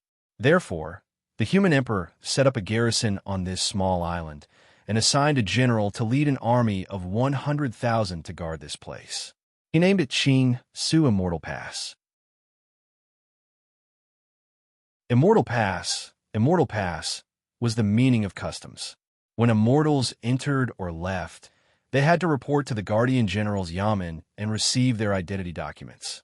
On top of that, only immortals who had obtained an identity certificate could freely enter and exit the human cities on Panga Continent. For a cultivator like Wuxia, even though he was a disciple of Euphoria Heavenly Palace, if he mistakenly entered a place governed by a prefecture overseer, he would be killed, and none of the ministers of Yu Dynasty would have to take responsibility for him. On the other hand, if Wuxia could obtain an official identity certificate from an official garrison of Yu Dynasty, such as Xianxia Immortal Pass, after registering his identity, background, and sect, he would be able to freely enter and exit the human cities, and those ministers of Yu Dynasty would not be able to kill a cultivator like him. After all, some cultivators from outer heavenly realms came to Panga Continent to purchase some cultivation materials from the official markets of Yu Dynasty, and the officials of Yu Dynasty had earned an astronomical amount of profit from these transactions. Therefore, those immortal cultivators who had obtained an official identity certificate could not be killed at will. Isn't it just an identity certificate? Wuxia retracted the escape beam, changed into a new Taoist robe, and slightly adjusted his visage. After that, he retracted all 4 celestial fiend puppets back into his body, then stepped onto a watery cloud and drifted slowly towards Xianxia Immortal Pass. When he was still about 100 miles away from Xianxia Immortal Pass, a group of several dozens of human warriors were seen approaching slowly in the void ahead, driving a dragon-shaped flying ship. Standing on the prow of the ship was a captain with a scroll of portrait in his hand. He studied Wuxia from head to toe for a while, then shouted, "Hey, Immortal Cultivator, where are you from? What do you go to Xianxia Immortal Pass for? Do you have any companions?" With his keen eyesight, Wuxia saw the faces of people through the scroll of portrait. 3 adults and 2 Taoists. Obviously, they were the faces of Wuxia and his companions when he was fighting with Feng Qingwu just now. Smacking his lips, Wuxia sighed with emotion at the efficiency of the official forces of Yu Dynasty, then cupped his fist and said, "Fellow Taoist, I'm Greed, and I'm going to Xianxia Immortal Pass to purchase some herbs. I've always been alone, and I don't have any companions." The captain gave a cold snort, then grabbed a round mirror tied on his belt and waved it at Wuxia. A misty yellow light sprinkled onto Wuxia's body, and a faint green gleam suddenly flashed across the mirror.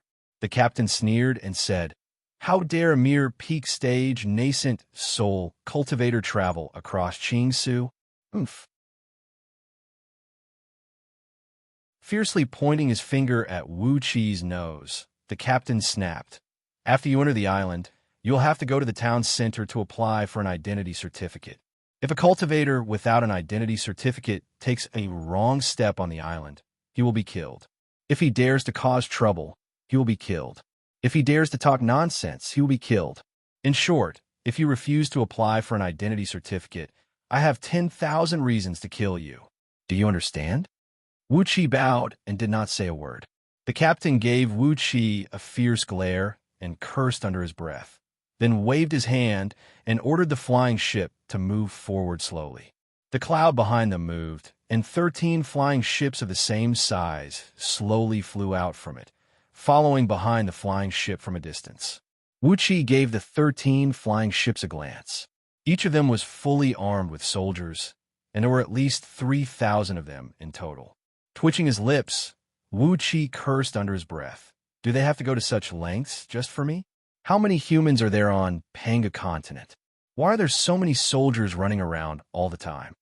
After giving the flying ships a glance, Wuxia shook his head and said, "Apart from a few captains whose overall strength is close to Heaven Immortals, and those middle-rank captains whose cultivation base is comparable to nascent soul cultivators and Jindan cultivators, the rest are just ordinary soldiers. What can they do when facing cultivators? To court death?" Wuxia thought for a while, and found that neither Yu Hahuan's confession nor Shui Hexen and Shui Yi's memories had anything to do with these ordinary soldiers. Nevertheless, Wuxia had a feeling that the human race would not be so stupid. Surely, these ordinary soldiers would not be sent to court death when fighting cultivators, right? Since they were on the flying ships, they must have their reasons. But Wuxia still could not figure out what the purpose of these soldiers was. With a flick of his sleeve, Wuxia continued to fly forward slowly on the cloud. When he was still 30 miles away from Xianxia Immortal Pass, his body suddenly became heavy and the cloud nearly shattered to pieces. A restrictive spell had been cast on this place, and the further he went, the stronger the spell became. By the time Wuxia arrived on the island, the strength of the spell had reached a level that made one speechless. Apart from Heaven Immortals, no cultivators could fly here and could only walk on their feet. Vaguely visible signs of divine could be seen in the void, guiding him to follow them all the way until he arrived at the area of the island that was close to the turtle head. Glancing around, he found that the natural energy on the island was being pushed away by a tremendous force. As the natural energy on the island was very thin, apart from Heaven Immortals with formidable cultivation base, Any cultivators below the realm of nascent divinity would become no different from immortal if they depleted all their energy. On top of that, the ground was paved with a thick layer of spirit-repelling black, loathsome iron. It was a strange, or that had a very strong resistance to the Tao of 5 elements, and could prevent all natural energy from passing through it. It was often used by immortal cultivators to build their treasure vaults, as it could effectively prevent all escape arts from passing through. Right after Wuxia landed on the island, a pair of men clad in a long black linen robe and tall black crowns came up to him with quick steps. They cupped their fists toward Wuxia and said with a stern face, "This way. Is this your first time coming to Xianxia Immortal Pass? Prepare 10 pieces of low-grade spiritual stones to handle your identity certificate." Wuxia gave them a look, then followed them and walked along a path, heading toward the pitch-black palace ahead of them. It was a place filled with pitch-black, square-shaped stone palaces that looked exactly the same. In front of each palace stood a huge stone pillar, the top of which was sunken and filled with sticky kerosene. A green flame soared to over 10 feet high, and even though it was broad daylight, the green flame still gave the surrounding a wretched shade of green. Cultivators kept landing here, and men clad in the same black clothes and black hats came up to them, leading them to follow Wuxia into the palace. Wuxia turned around and gave those cultivators a glance. The weakest among them were peak stage Xianxia realm, while the strongest among them were middle-grade heaven immortals. But, regardless of their cultivation base, when faced with these men clad in black clothes and black hats, who did not possess any cultivation base or aura of an expert, all the cultivators just followed them with a gloomy face. None of them said a word. This was the deterring power of Yu Dynasty to immortal cultivators. Compared to them, outer heavenly realms were much better. At least, those immortal monarchs and immortal officials of the celestial court still dared to attack the protector of a land sent by Yu Dynasty. But, on Panga continent, it seemed the power of Yu Dynasty had completely suppressed the arrogance of immortal cultivators. Apart from a few territories that were invaded by immortal sects, like in He City, the rest of the territories were completely under the rule of Yu Dynasty. Wuxia thought to himself that perhaps the existence of places like in He City had something to do with Xianxia Immortal Pass. Perhaps it was because of the bad precedent set by Xianxia Immortal Pass that the immortal sects could invade Panga continent with ease, and the reaction of Yu Dynasty became softer. Otherwise, with the overall strength of Yu Dynasty, the power behind in He City was merely Patriarch Muji and Arhut Wrath, and they would have long destroyed all the immortal sects around He City. Wuxia followed the 2 men into the Grand Hall. The hall was filled with long tables, and behind each table sat a scholar with a stiff expression. Wuxia followed the 2 men and came before one of the tables.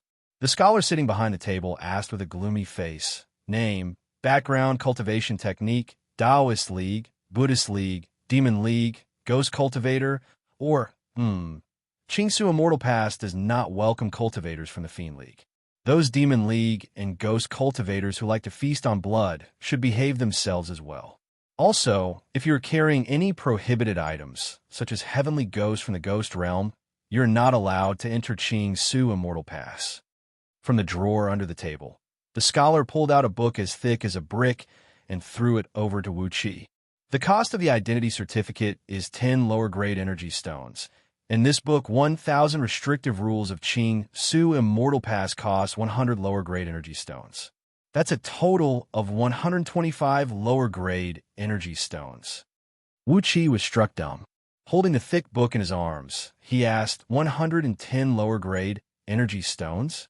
How come it is 125 lower-grade energy stones?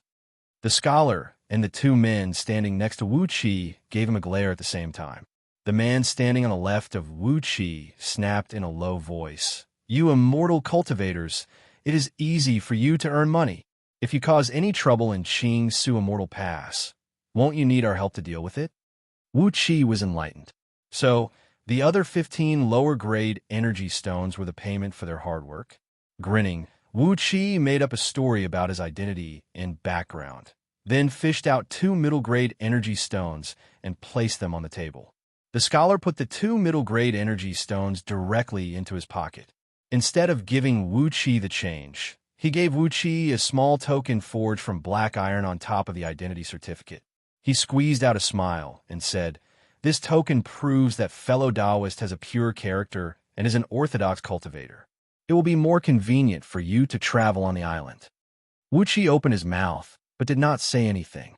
Clenching his teeth, he took over the identity certificate made from white paper and the iron token that weighed less than 1 kilogram.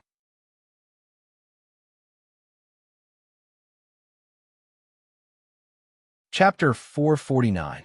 The total cost of the iron sheet did not exceed 10 coins, which proved that Wuxia was a man with a pure character. "It means I'm a good man."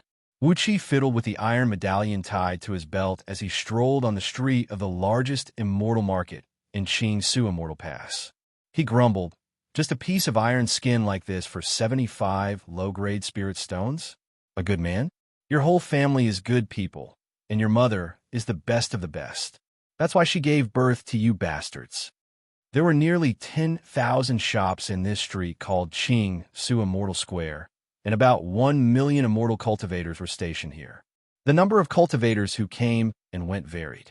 When there was a good item, the number of cultivators would increase by leaps and bounds in a single day, but when there was nothing good, no one would come here for 3 to 5 years. The antique shops in Immortal World were particular about not opening for business for 3 years, but when they did, they would eat for 3 years. And the slogan of the shops in Xianxia Immortal Square was, "Not opening for business for 10,000 years, but when they did, they would eat for 10,000 years." Some shops might not be able to make a deal even in 3 to 500 years, but as long as they were lucky enough to find a good item and auction it at a high price, not only would they have all the materials they needed to cultivate for the next 10,000 years, they would also have all the materials needed by a small sect behind them. As he was not in a hurry to send a message to the people in Green City, Wuxia strolled on the street in a carefree manner, fiddling with the iron medallion while glancing at the passers-by from time to time. The clothes and appearances of immortal cultivators were very strange, and apart from the people of Longbow Kingdom, he could see cultivators of all kinds of strange races. There were also winged people, one-armed, one-legged, three-eyed people, people born with a large hole in their chests, and people with 2 faces on the front and back of their heads, with the expressions of the 2 faces being the exact opposite of each other. These people were all subspecies of human beings, and they belonged to the same human race. Apart from the people of Longbow Kingdom who could not transcend their thunder tribulation, the difficulty of cultivating immortal Tao for these subspecies was about the same as that of human beings. Furthermore, these strange subspecies had all kinds of strange, innate divine abilities, and the spells they cultivated were usually much stronger than those of normal human cultivators. Therefore, in Xianxia Immortal Square, the most common cultivators were the human race, while the rest were the cultivators of these strange subspecies.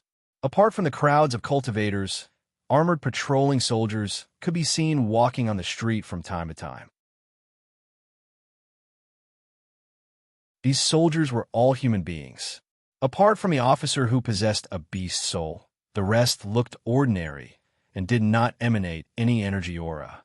However, wherever these patrol squads passed, even those proud heaven immortals would cautiously make way for them.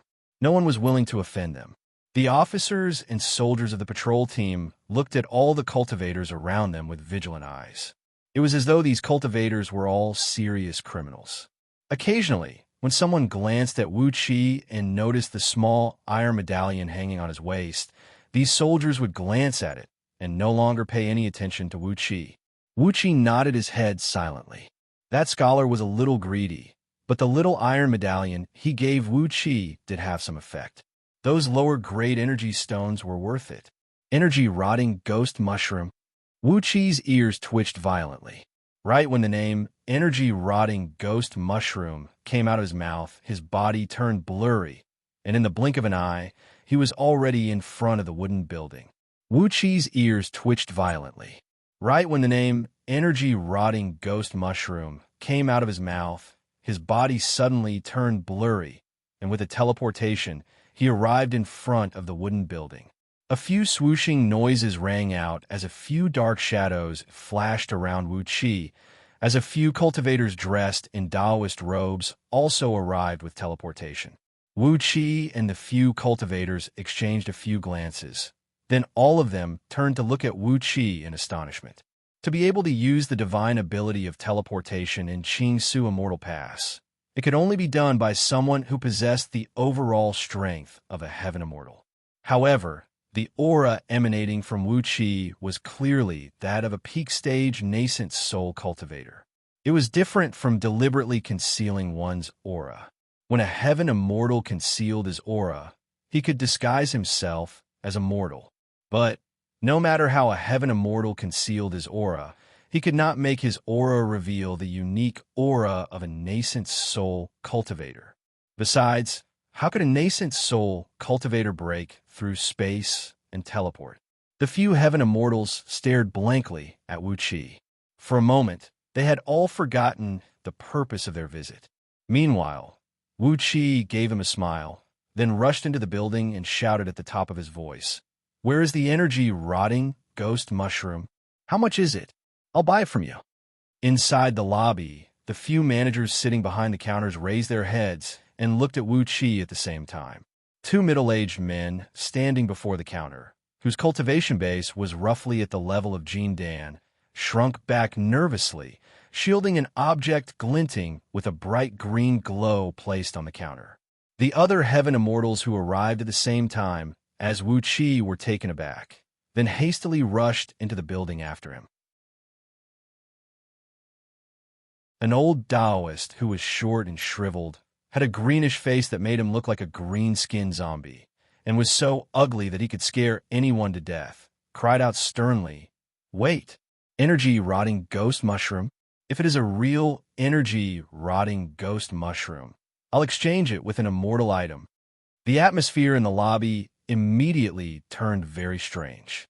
A few cultivators who were doing business in the lobby cautiously retreated to the foot of the wall, staring at Wuxia and the few heaven immortals with vigilance. Two middle-aged cultivators shuddered with fear, then hastily picked up the object placed on the counter. Behind the counter, a fat and round manager, clad in a light blue long robe embroidered with gold patterns, walked out hastily like a meatball and bowed to Wuxia and the others. "Fellow immortal masters, please forgive me for not welcoming you earlier. I'm Zibei, the manager of this Myriad Herbs Hall. Myriad Herbs Hall is the property of immortal monarch Ziluo. I believe you must have heard of our name, Immortal Monarch." With just a few words, Zibei told them about his background. After that, he pointed at the two middle-aged men and said smilingly, "It was these two fellow Taoists who cried out just now, which brought all of you here, immortal masters." The muscles on Zibei's face were twitching, and his heart was throbbing painfully. There was a complicated look in his eyes as he stared at the two Jean Dan cultivators, his eyes filled with blame. Wuxia was amused. He pointed at the two Jean Dan cultivators and asked, "The energy-rotting ghost mushroom belongs to them?" Myriad Herbs Hall has not purchased their energy-rotting ghost mushroom, right? In other words, they're still the owners of the energy-rotting ghost mushroom? The fat on Zibei's body began to tremble violently.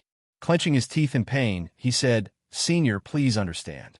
These two fellow Taoists, just when they took out the energy-rotting ghost mushroom, they cried out, and all of you immortal masters came here immediately. This energy-rotting ghost mushroom is indeed their personal item."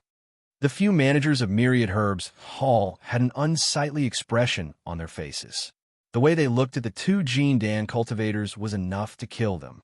If not for the presence of Wuxia and a few other uninvited guests, perhaps they would have already torn these two Jean Dan cultivators into pieces. Wuxia smiled. He had a rough idea of what had happened here. Two Jean Dan cultivators had come to Myriad Herbs Hall with a parcel, asking to sell some herbs. Judging from the shabby attire of these two Jean Dan cultivators, the managers of Myriad Herbs Hall did not bring them to the room on the upper floor, which was specially used to purchase precious herbs. When the energy-rotting ghost mushroom appeared, One of the managers let out a small cry, while the two Jean Dan cultivators intentionally shouted out loud. They were two very cunning Jean Dan cultivators. Wuxia gave them a glance, giving them a label in his mind. The loud shout was the finishing touch, as it had attracted Wuxia and the 7 heaven immortals behind him. With that, the price of the energy-rotting ghost mushroom could not be lowered any further. Shaking his head, Wuxia turned to the two simple and honest Jean Dan cultivators and asked, "Fellow Taoists, before you came to Myriad Herbs Hall, did you know that this is an energy-rotting ghost mushroom? Hee, I thought you at least know how precious it is, don't you?" The two Jean Dan cultivators exchanged a glance, then gave Bei a cautious look.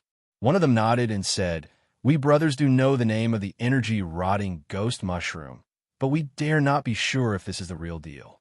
That's why we came to Myriad Herbs Hall to have a look at it, managers. The few of you have a pair of sharp eyes, and with just one glance, you could tell that this is indeed an energy-rotting ghost mushroom. That's why we brothers cried out in surprise. Please excuse us, senior immortals." Wuxia smiled. It was as he had expected. As the two brothers were not sure what exactly the thing in their hands was, they came to Myriad Herbs Hall. They did not want to sell the energy-rotting ghost mushroom to Myriad Herbs Hall. Therefore, once they confirmed that this thing was indeed the treasure they thought it was, they immediately cried out. There were many heaven immortals in Xianxia Immortal Pass, and many of them had a keen eye. The name of the energy-rotting ghost mushroom was more than enough to attract a satisfied customer. While Wuxia was laughing inwardly, Bei turned to the two cultivators with a gloomy face and said, "So, you are trying to make us, Myriad Herbs Hall, appraise it for you for free? There's no such logic under the heaven." The green-skinned, ugly old Taoist rolled his eyes and roared furiously at Bei. "Nonsense! What logic? In short, Myriad Herbs Hall has yet to buy this energy-rotting ghost mushroom, and these two brothers are still its owners. Therefore, we are offering a price to buy it. What does this have to do with Myriad Herbs Hall? Cut the crap, or I'll wipe out Myriad Herbs Hall. Do you think Luo Immortal is that great? If he has what it takes, he can come here right now. Otherwise, I can kill you like killing chickens." Bei's body was shivering with anger.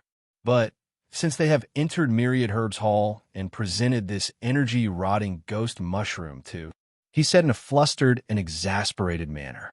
Bei did not have the chance to finish his words, because the green-skinned old Taoist casually pointed his finger out and unleashed a green flame. Bei howled miserably as the green flame hovered around him for a while, burning him alive into ashes. In for a penny, in for a pound, the old Taoist went all out. The green flame flew around the hall for a while, burning a few innkeepers and waiters of Myriad Herbs Hall, as well as a few customers in a room to death. Another old Taoist, clad in a black Taoist robe, casually pointed his finger at the back. Immediately, all the doors of Myriad Herbs Hall were shut with a series of crackling noises. A layer of dark blue phosphorescent flame lingered on the doors.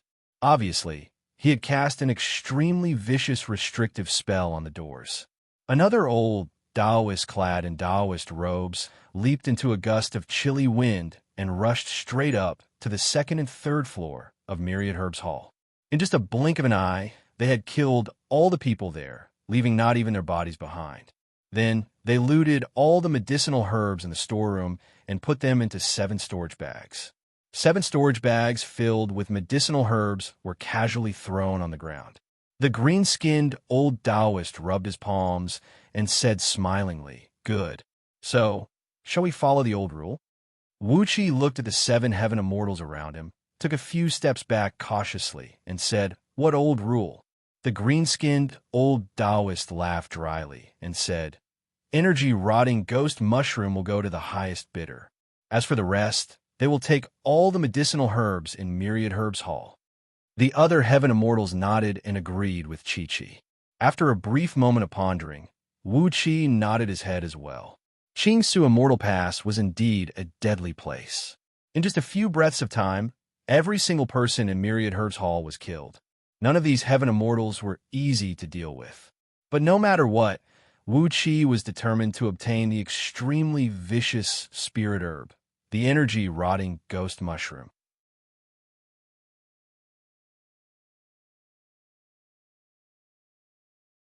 Chapter 450. In the lobby of Myriad Herbs Hall, Jin Danqi and his brothers were hugging the glinting object tightly, their bodies shivering violently. The old Taoist with a green skin walked up to them with a strange smile on his face. With great difficulty, he squeezed out a smile that could barely be considered as kind, then asked the brothers, "Fellow Taoists, your energy-rotting ghost mushroom is a good item." The people of Myriad Herbs Hall wanted a share of it, but how could there be such a good thing under the heaven? That's why we killed them. The old Taoist cleared his throat and said with a smile, "Don't worry, we are both good people." Hee, but what do you want? Shivering, the brothers huddled together. The ruthless and merciless slaughter of the few heaven immortals had truly frightened them. The two brothers were just worrying about how to avoid the 10,000 Herbs Hall and how to get rid of the entanglement of the 10,000 Herbs Hall so that they could successfully sell the energy-rotting ghost mushroom at a high price. But the entire 10,000 Herbs Hall was slaughtered. This cruel scene directly taught them a lesson. This was the true face of a cultivator. Xianxia Immortal Pass was guarded by a general of a human race, but these heaven immortals were still killing and robbing people, committing such an evil deed in broad daylight. Although the two brothers were a little cunning, they were nothing more than some petty tricks. How could they bear the psychological impact when they suddenly saw this kind of bloody murder? When the old Taoist asked them what they wanted, the brothers were stunned for a long while before they finally reacted. The older brother said carefully, "As for immortal items and spirit items, our cultivation base is too shallow, so we dare not to think too much about them. We just want a slightly superior cultivation method and some magic treasures that we can use." The younger brother added hastily, "Energy stones and the energy stones we need for our cultivation. The more, the better. The highest bidder will get them." Wuxia gave the other 7 heaven immortals a sideways glance. 4 of them had a cultivation base of 36th tier, and 2 of them were 35th tier. The old Taoist with a green skin had the highest cultivation base, as he had barely stepped into the 34th tier. Since they were able to rush to Myriad Herbs Hall after hearing the news, all 7 of them were from the evil path. No cultivator from the righteous path, be it Taoists or monks, would be interested in the energy-rotting ghost mushroom. They were evil cultivators. A cruel smile emerged on Wuqi's face. The black dragon spirit ring hanging around his neck moved slightly, then spat out a stream of powder from its mouth. It was the powdered drunken dragon incense. Wuqi's muscles flowed like flowing water, allowing the drunken dragon fragrance to slowly slide down his chest, gradually reaching his navel. Wuqi's muscles contracted, filling his belly button with a pinch of drunken dragon incense, which looked like a miniature incense burner. The true essence within Wuqi's body slowly revolved, and a faint trace of true fire appeared in his belly button, slowly burning away the drunken dragon incense. A faint fragrance wafted out from Wuqi's body. There were large amounts of low-grade herbs in the 10,000 Herb Hall's main hall. The herbs gave off a very strong medicinal smell, so this little fragrance was not noticeable at all. Wuqi carefully controlled the fragrance, letting it slowly spread out, not letting people inhale too much at once. The green-skinned Taoist chuckled. He patted the younger brother's shoulder in a friendly manner, then asked with a smile, "They're just some energy stones, easy to get. We don't care about them at all." Where did you find this energy-rotting ghost mushroom?" The elder brother answered hastily, "We found this energy-rotting ghost mushroom in Mount Wangue in Pang province of the Yu." Upon hearing that, the green-skinned old Taoist casually patted the elder brother's head with his palm. A weak palm thunder shot out and exploded the elder brother's head into countless drops of blood and gore that sprayed in all directions. Before the younger brother could cry out in shock, the green-skinned old Taoist gave him a backhand slap and exploded his head as well. Clapping his hands happily, The old Taoist grabbed the glowing object and threw it onto the 7 storage bags placed in the center of the main hall. All right, now we have the source of this object. If any of you are interested, you can go to Mount Wangui and look for the fortuitous encounter, he said with a smile. Rubbing his palms complacently, the old Taoist smiled and said, now we're going to do things according to the old rules. Apart from these 7 bags of spear herbs, we'll bid for them separately. The fellow immortal who offers the highest bid will get this energy-rotting ghost mushroom, and the other 7 will share his bid, as well as the 7 bags of spirit herbs. Ha! This energy-rotting ghost mushroom is an upper-tier, 5th-grade spirit herb, and it can poison even gold immortals. This treasure is very useful to us. No sooner had the green-skinned old Taoist finished speaking. A middle-aged Taoist clad in a red robe pointed at Wuxia and said, fellow Taoist, please show us some of your skills, so that we can see if you are qualified to do things according to the old rules. The few immortals from the Evil League all fixed their eyes on Wuxia. They chuckled as Chi-Chi took a step closer to Wuxia. Wuxia pondered for a moment, then shook his head and said, is this the old rules? When you see a good treasure, you have to kill all those who are not strong enough, and then those who are strong enough will decide the ownership of the treasure according to their bids. The few evil immortals laughed at the same time. They nodded and said, that's right. That's the rule in Xianxia Immortal Pass. Wuxia breathed out a long sigh, then chuckled and said in a low voice, I like this rule. Don't you feel weak all over? As Wuxia spoke, for 36-tier heaven immortals suddenly fell to the ground without making a sound. The knees of 2 35th-tier heaven immortals turned soft, and they staggered a few steps forward while crying out in terror. What happened? Our immortal energy. What is that? How did we?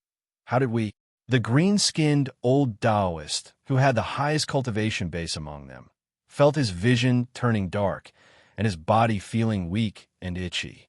The immortal energy in his body had been weakened by more than half, and the cultivation base he could exert now was at most that of a 36th-tier heaven immortal. What is? Cried the green-skinned old Taoist. With a blink of his body, 4 fiend shadows darted out of Wuxia's body, leaving numerous afterimages in the air as they soundlessly fused into the bodies of 3 heaven immortals, who could still maintain their sanity. Blood gushed out of their bodies, and the 3 heaven immortals howled miserably at the same time. Suddenly, a crack burst open between their brows, from which 3 immortal souls emanating an immense evil aura transformed into beams of light, attempting to flee. A crystal-clear phoenix cry rang out as the phoenix fire pouch rushed out from between Wuxia's brows. A stream of purple and green heavenly flame descended from the sky, transforming into a wall of fire that wrapped around the 3 immortal souls. Wuxia casually pointed his finger out, and the sword of greedy wolf flew out. Amidst a shrill wolf howl, it pierced through the 3 immortal souls and killed them completely. The purple and green divine flame burned ragingly, and before long, all 7 heaven immortals had been refined into blood and soul crystals. Quickly, he collected the storage rings of the 7 heaven immortals and looted everything of value from them. After that, Wuxia walked excitedly to the center of the hall and fished out the glinting object from the bundle. It was indeed an energy-rotting ghost mushroom, a 5th-grade spirit herb and scroll of stealing. Combined with some other deadly poisons, it was more than enough to concoct an energy-rotting ghost mushroom that could even kill a gold immortal. The mushroom was about the size of a human head. It was pitch black, soft, and sticky like rotten flesh. It was heavy and probably weighed more than 50 kilograms. Several dozens of mycelium as thick as mung beans grew out of its body, with several dozens of mushroom caps the size of any mushrooms hanging from them.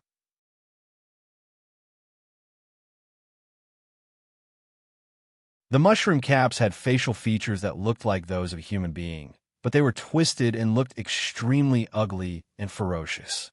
Indistinctly, shrill ghost howls could be heard coming from them.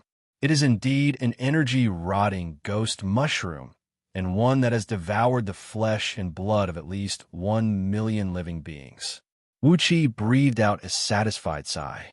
Carefully, he shoved the energy-rotting ghost mushroom into the black dragon spirit ring, then transferred all the medicinal herbs found in the 7 storage bags on the floor to himself. Grinning mockingly, Wuxia realized that he had suddenly gotten used to the unspoken rule of Xianxia Immortal Pass. To put it bluntly, the one with the bigger fist was the king, and there were no rules at all. Initially, he was planning to spend a huge sum of energy stones and snatch the energy-rotting ghost mushroom from his Goldcore brother. But since the old rule of the green-skinned Taoist and the other old Taoist was still in place, why didn't he learn from them and snatch it directly? The energy-rotting ghost mushroom was one of the items that Wuxia wanted to buy in Xianxia Immortal Pass. Initially, Wuxia wanted to buy the energy-rotting ghost mushroom, which was more bizarre and unpredictable than the energy-rotting ghost mushroom, as well as a few other poisonous plants. But this kind of deadly poison was extremely rare, and he might not be able to find it. Wuxia felt that he was very lucky to be able to find an energy-rotting ghost mushroom in such a short period of time. But the garrison medallion of Xianxia Immortal Pass is really just a decoration. Wuxia laughed mockingly as he retracted the 4 celestial fiend puppets, opened the door, and walked out lazily. The commotion caused by the murder and robbery was so intense, yet no one came to investigate. The garrison medallion of Xianxia Immortal Pass had really neglected its duty. Upon stepping out of the main entrance of Myriad Herbs Hall, Wuxia's expression changed abruptly. He suddenly realized why no one had discovered the unusual change in Myriad Herbs Hall. The sky had turned grayish, and 2 mysterious, scarlet eyeballs were hovering in midair, staring straight at Wuxia. Under the ground was a vast, sticky, yellow ocean, which was emitting a pungent, fishy smell. The grayish sky and the yellow ocean formed a spherical space that measured 100 miles in diameter, trapping the entire Myriad Herbs Hall within it. A man and a woman were standing quietly on the yellow ocean, staring at Wuxia with a smile on their faces. Wuxia halted his steps, lowered his head to look at the yellow ocean under his feet, and said in a deep voice, "The legendary water of the Yellow Spring?" The man laughed and said softly, "It's just an imitation, not the real thing. But if a heaven immortal accidentally bumps into it, even if he doesn't die, he will at least lose a piece of skin." "Cut the crap," said the woman straightforwardly. "Hand over the energy-rotting ghost mushroom and the benefits you just obtained, as well as all your belongings. We saw Patriarch Greenheart and a few other dead men enter Myriad Herbs Hall with you, and we've worked hard to deploy the illusory realm outside to buy you some time. Even if we don't have any credit, we can still thank you for your hard work. Hand over all your valuables, and we'll spare your life." Wuxia laughed dryly and said, "Fellow Taoists, what are you trying to do? A robbery?" The woman nodded seriously and said, "That's right. You've been robbing others in Myriad Herbs Hall, and now you're the only one who walked out alone. Now we, husband and wife, are robbing you. This is a matter of course. Cut the crap. Our illusory realm can only hold you for a quarter of an hour at most. Quickly hand over all your valuables, and we won't go too far. We'll spare your life so that we can meet again in the future." For a moment, Wuxia didn't know whether to laugh or cry. He had just robbed a group of people, and now he was robbed as soon as he walked out. This was truly a retribution from the heavens. Seeing that Wuxia didn't move for a long while, the woman couldn't help but widen her eyes and raise her eyebrows. Then she pointed her finger at the 2 huge eyeballs in the sky. The 2 scarlet eyeballs spun abruptly, and a large amount of sticky blood sprayed out from them, splashing towards Wuxia along with a pungent smell.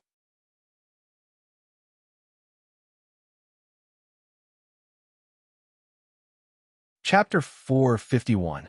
The blood that sprayed down from the top of his head had a pungent stench. Even from a great distance away, Wuxia could feel a scorching heat coming from it, which made his skin hurt. The blood was not a good material, so Wuxia dared not to touch it. Without hesitation, he pointed his finger out and threw out a palm-sized, golden-yellow jade medallion carved into the shape of a rhinoceros, which he snatched from Lord Jade.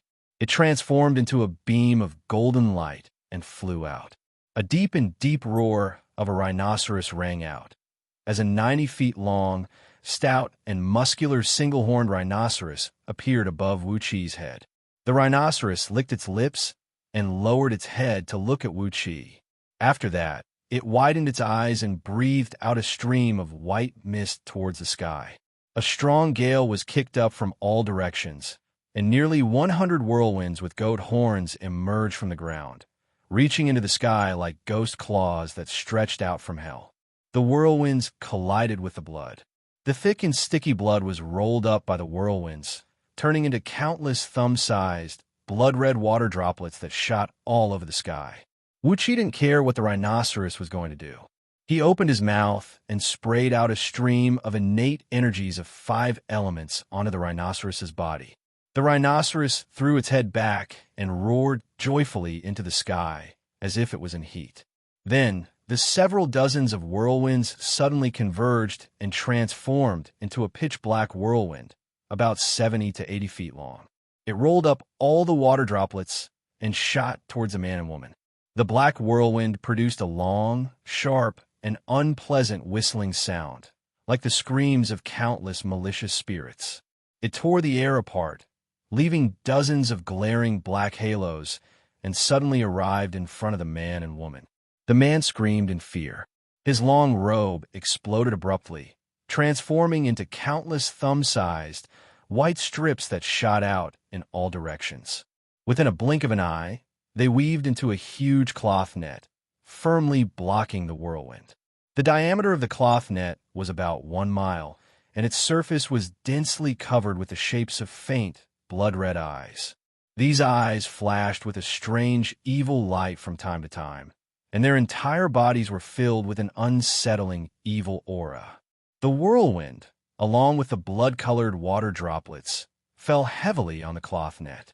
Only an ear-piercing sound could be heard, as if a basin of cold water had been poured into a pot of hot oil. The cloth strips on the cloth net spewed out unpleasant black smoke. The whirlwind disappeared, and the blood droplets were also sucked into the cloth net.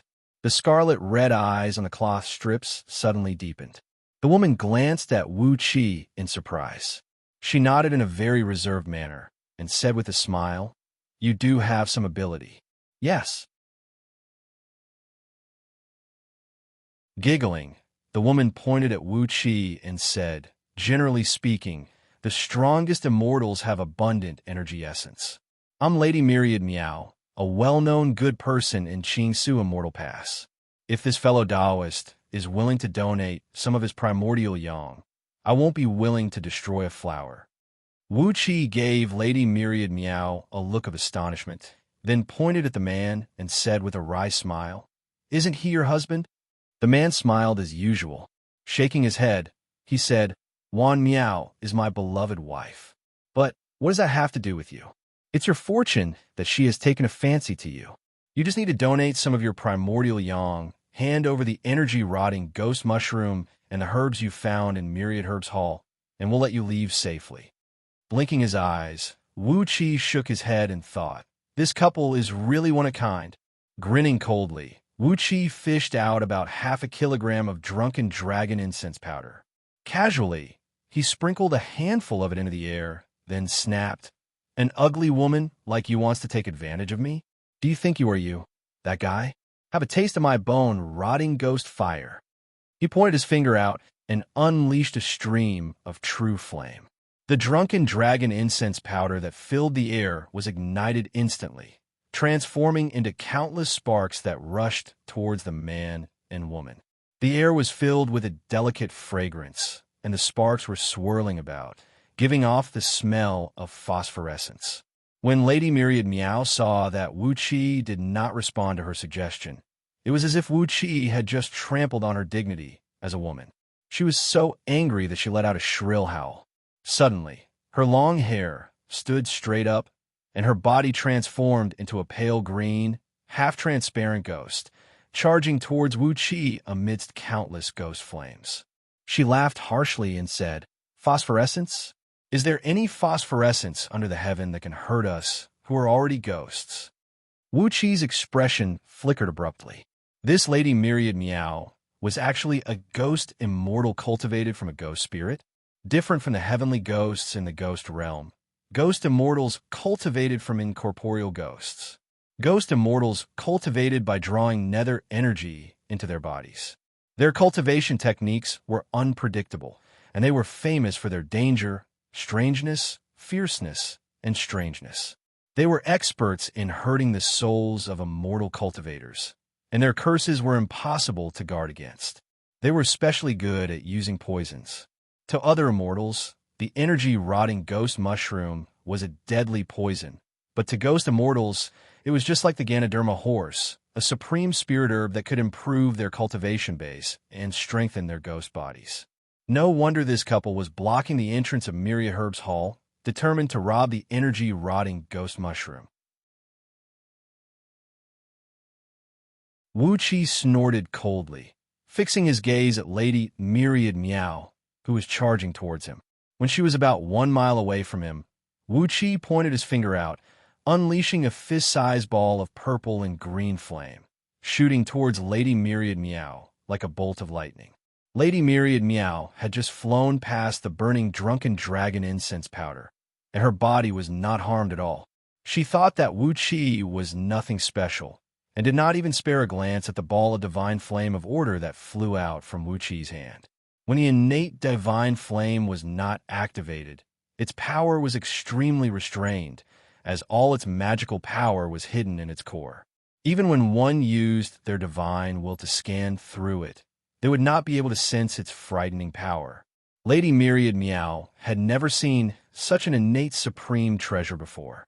With a hideous smile on her face, as if she had the power to decide life and death, she plunged straight into the ball of divine flame of order like a moth flying into a flame. Poor Lady Myriad Meow, a ghost immortal with a cultivation base of nearly 31st tier, was completely restrained by the divine flame of order.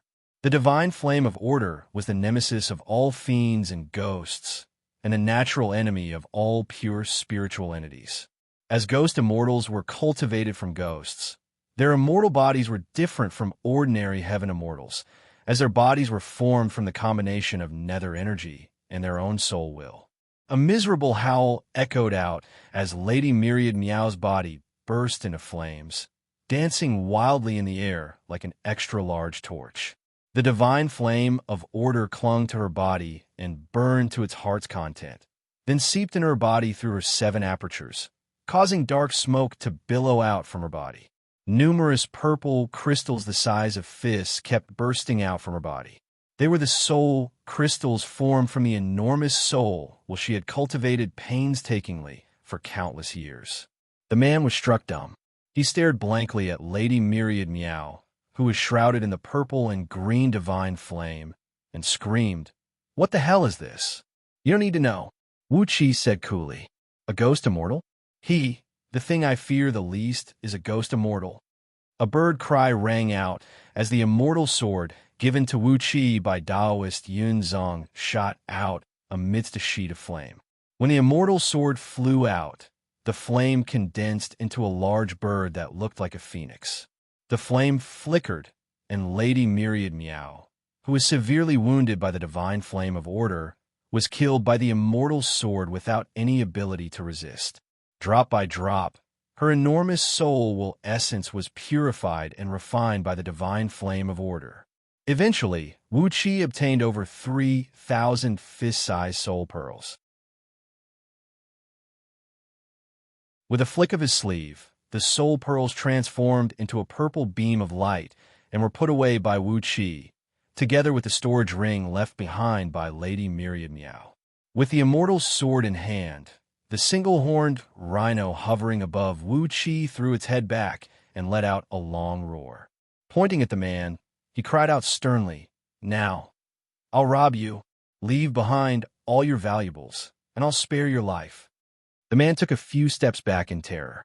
Lady Myriad Meow was his partner, and she had always been the one in charge of their actions, as her cultivation base was 4 tiers higher than the man. The man was merely a peak 35th tier cultivator, and with the drunken dragon incense lingering in the air, his cultivation base had been greatly weakened, leaving him with a cultivation base of 36 tier. Holding the immortal sword, Wuxia approached step by step with a hideous smile on his face. He pointed at the yellow ocean down below and said, "An imitation of the water of Yellow Spring? This treasure is not bad. I want it too. Leave behind all your valuables, and I'll leave you with a pair of underpants to take you home. Ha! Hurry up and hand over all your valuables, or I won't even leave you with a pair of underpants." The man looked around in panic for a while. All of a sudden, he roared out, "Wan Miao is dead. What's the point of me being alive? Let's fight, let's fight. Can you kill my infinite incarnations?" The man's clothes ripped apart at the same time, revealing his body. Wuxia let out a strange cry with fright, then quickly retreated far away. This man's facial features were extremely good. He was also a pretty boy, and he was handsome and romantic. However, the rest of his body below the neck was in a terrible state.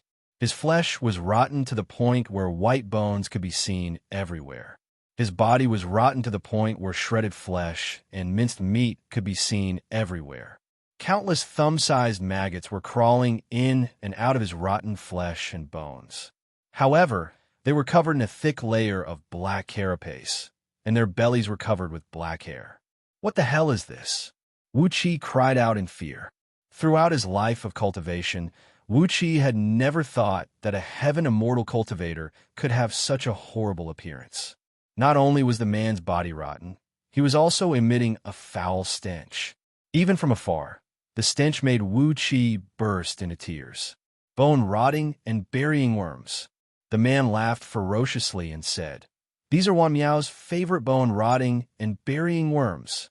For her sake, I destroyed my own immortal body, using my heaven immortal body to transform into a nest of worms, raising 3,600 of them for Wan Miao. These are the bone-rotting and burying worms that can devour gold immortals when they finally mature." Waving both arms, the man cried out sternly, "My boys, kill him and eat him. Wan Miao, I'll avenge you." Bone-rotting and burying worms? Immediately, Wuxia recalled some records about bone-rotting and burying worms found in Scroll of Stealing. Among all the countless venomous worms in the universe, they were frightening creatures that could be ranked in the top 100. In order to grow and evolve, these venomous worms had to constantly devour the flesh and blood of heaven immortals. If they did not eat fresh flesh and blood for 3 days in a row, they would immediately die. After devouring enough heaven immortals' blood essence, flesh and blood, they would spin a cocoon and evolve. They had to evolve 9 times in total. Once the number of bone-rotting and burying worms reached a certain level, they would have the overall strength to devour gold immortals. Most importantly, even the most basic larva, the feces of these worms, was an extremely venomous poison. If they were combined with the energy-rotting ghost mushroom and 5 other rare poisonous plants and insects as raw materials, they would be able to concoct the immortal banishing powder, which could kill even a mid-tier gold immortal in an instant. Buzz, a loud noise rang out as 3,600 bone-rotting and burying worms darted out of the man's body like countless bullets. Densely packed together, they swarmed toward Wuxia, baring their fangs and brandishing their claws. Wuqi's face fell, and he retreated a few miles back.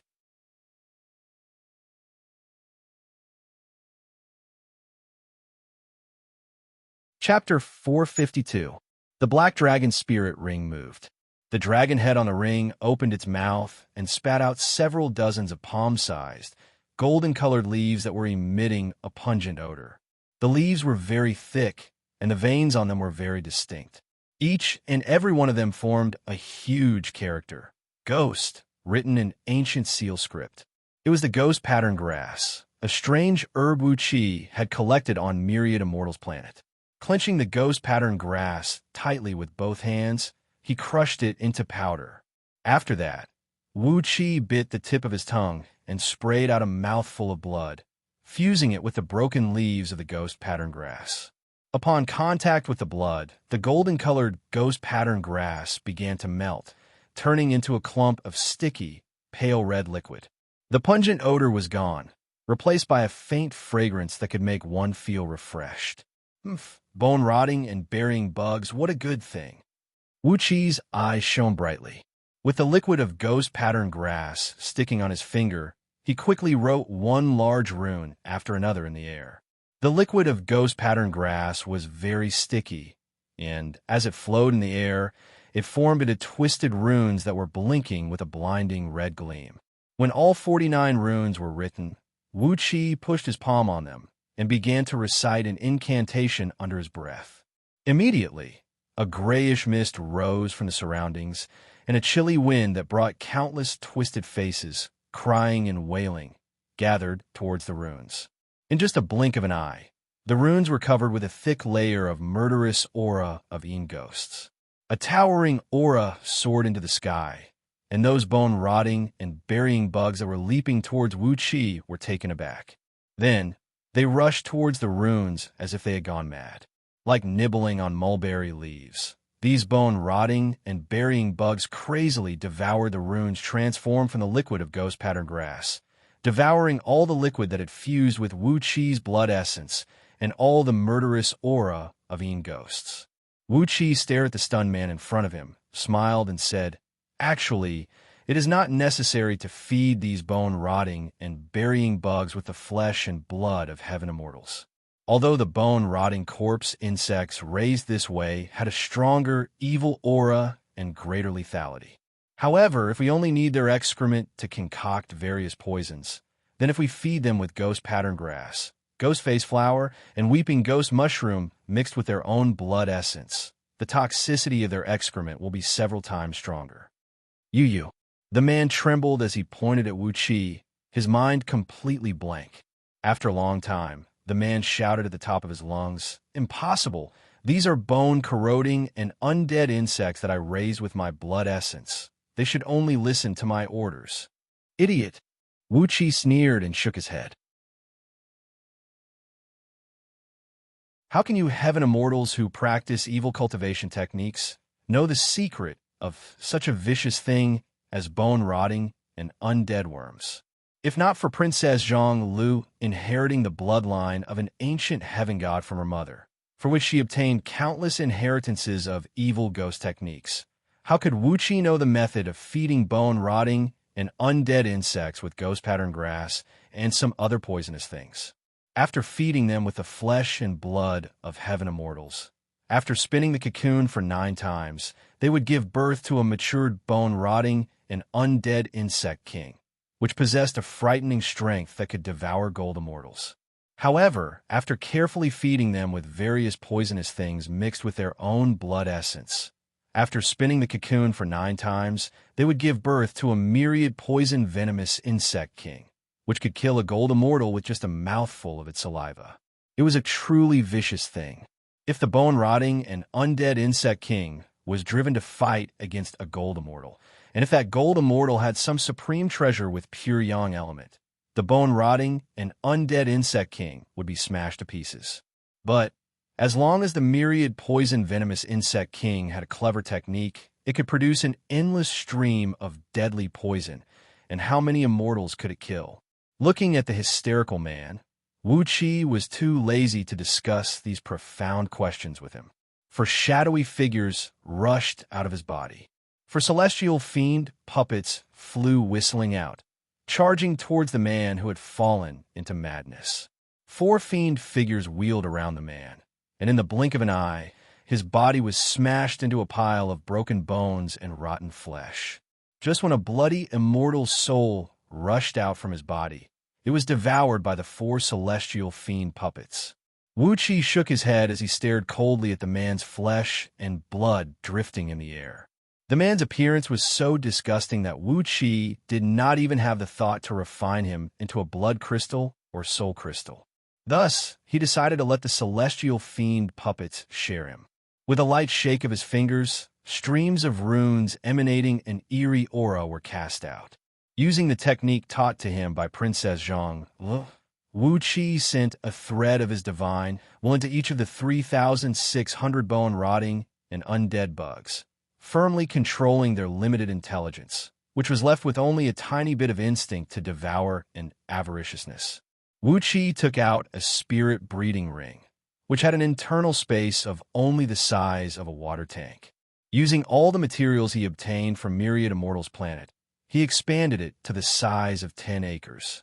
After that, he threw in a large pile of energy stones to replenish the energy in the internal space, as well as several tens of thousands of kilograms of poisonous herbs and animals he found on Myriad Immortal's planet. After that, he ordered all the bone-rotting and undead bugs to crawl into the spirit-breeding ring and settle down inside. Bone-rotting and undead bugs were too vicious. Even though they were larvae that had not spun their cocoons yet, Wuxia dared not to put them together with longbow people. Those longbow people were careless, and if they accidentally bumped into these bugs, even though Wuxia had controlled their intelligence, their poisonous hair could still kill these longbow people who were merely at Jindan realm. He hung the spirit-breeding ring in front of his chest, turned his head around, and gave his surroundings a glance. He retracted the single-horned rhino, pointed his finger out, and took out the dark energy vase. As soon as the vase was taken out, the imitation of a yellow spring under his feet began to vibrate violently. Wuxia performed an incantation gesture, and the vase immediately shot out a beam of green light. A vast expanse of yellow ocean rolled up and slowly condensed into 3 thumb-sized, translucent drops of yellow liquid at the mouth of the vase. It was the true form of the yellow ocean. It was a vicious thing that Goddess Wan Miao had concocted by gathering countless acquired poisonous creatures and a huge amount of death aura from ancient tombs, fusing with countless deadly poisons from rotting corpses, and using the 3 drops of true water of transformation that she found by chance. But she only had 3 drops of true water of transformation. Therefore, although the yellow spring was vicious, its power was not too great. It could threaten lower-tier heaven immortals, but it would be useless against immortal items with stronger defense. But I have as much true water of transformation as I want. After identifying the essence of the 3 drops of yellow spring with his divine will, Wuxia smiled delightfully. After shoving a pile of water element energy stones into the vase, Wuxia changed the incantation gesture and produced several tens of kilograms of true water transformation, fusing it with the 3 drops of yellow spring. Drops of clear spring water flew out from the mouth of the vase and slowly fused with the 3 drops of yellow spring water. Slowly, the volume of the yellow spring water grew larger, and its color turned fainter. But as time went by, the yellow color grew stronger. Very good. This Goddess Wan Miao is pretty good at concocting poisons. What she concocted is actually a living poison. As long as the true water transformation is added, the yellow spring water will grow endlessly. This is indeed a good stuff. Wuxia looked pleasantly at the clump of yellow spring water, which was the size of a water tank, on the mouth of the vase. He nodded his head and said, "I can't use too much of this thing, or it will ruin my reputation.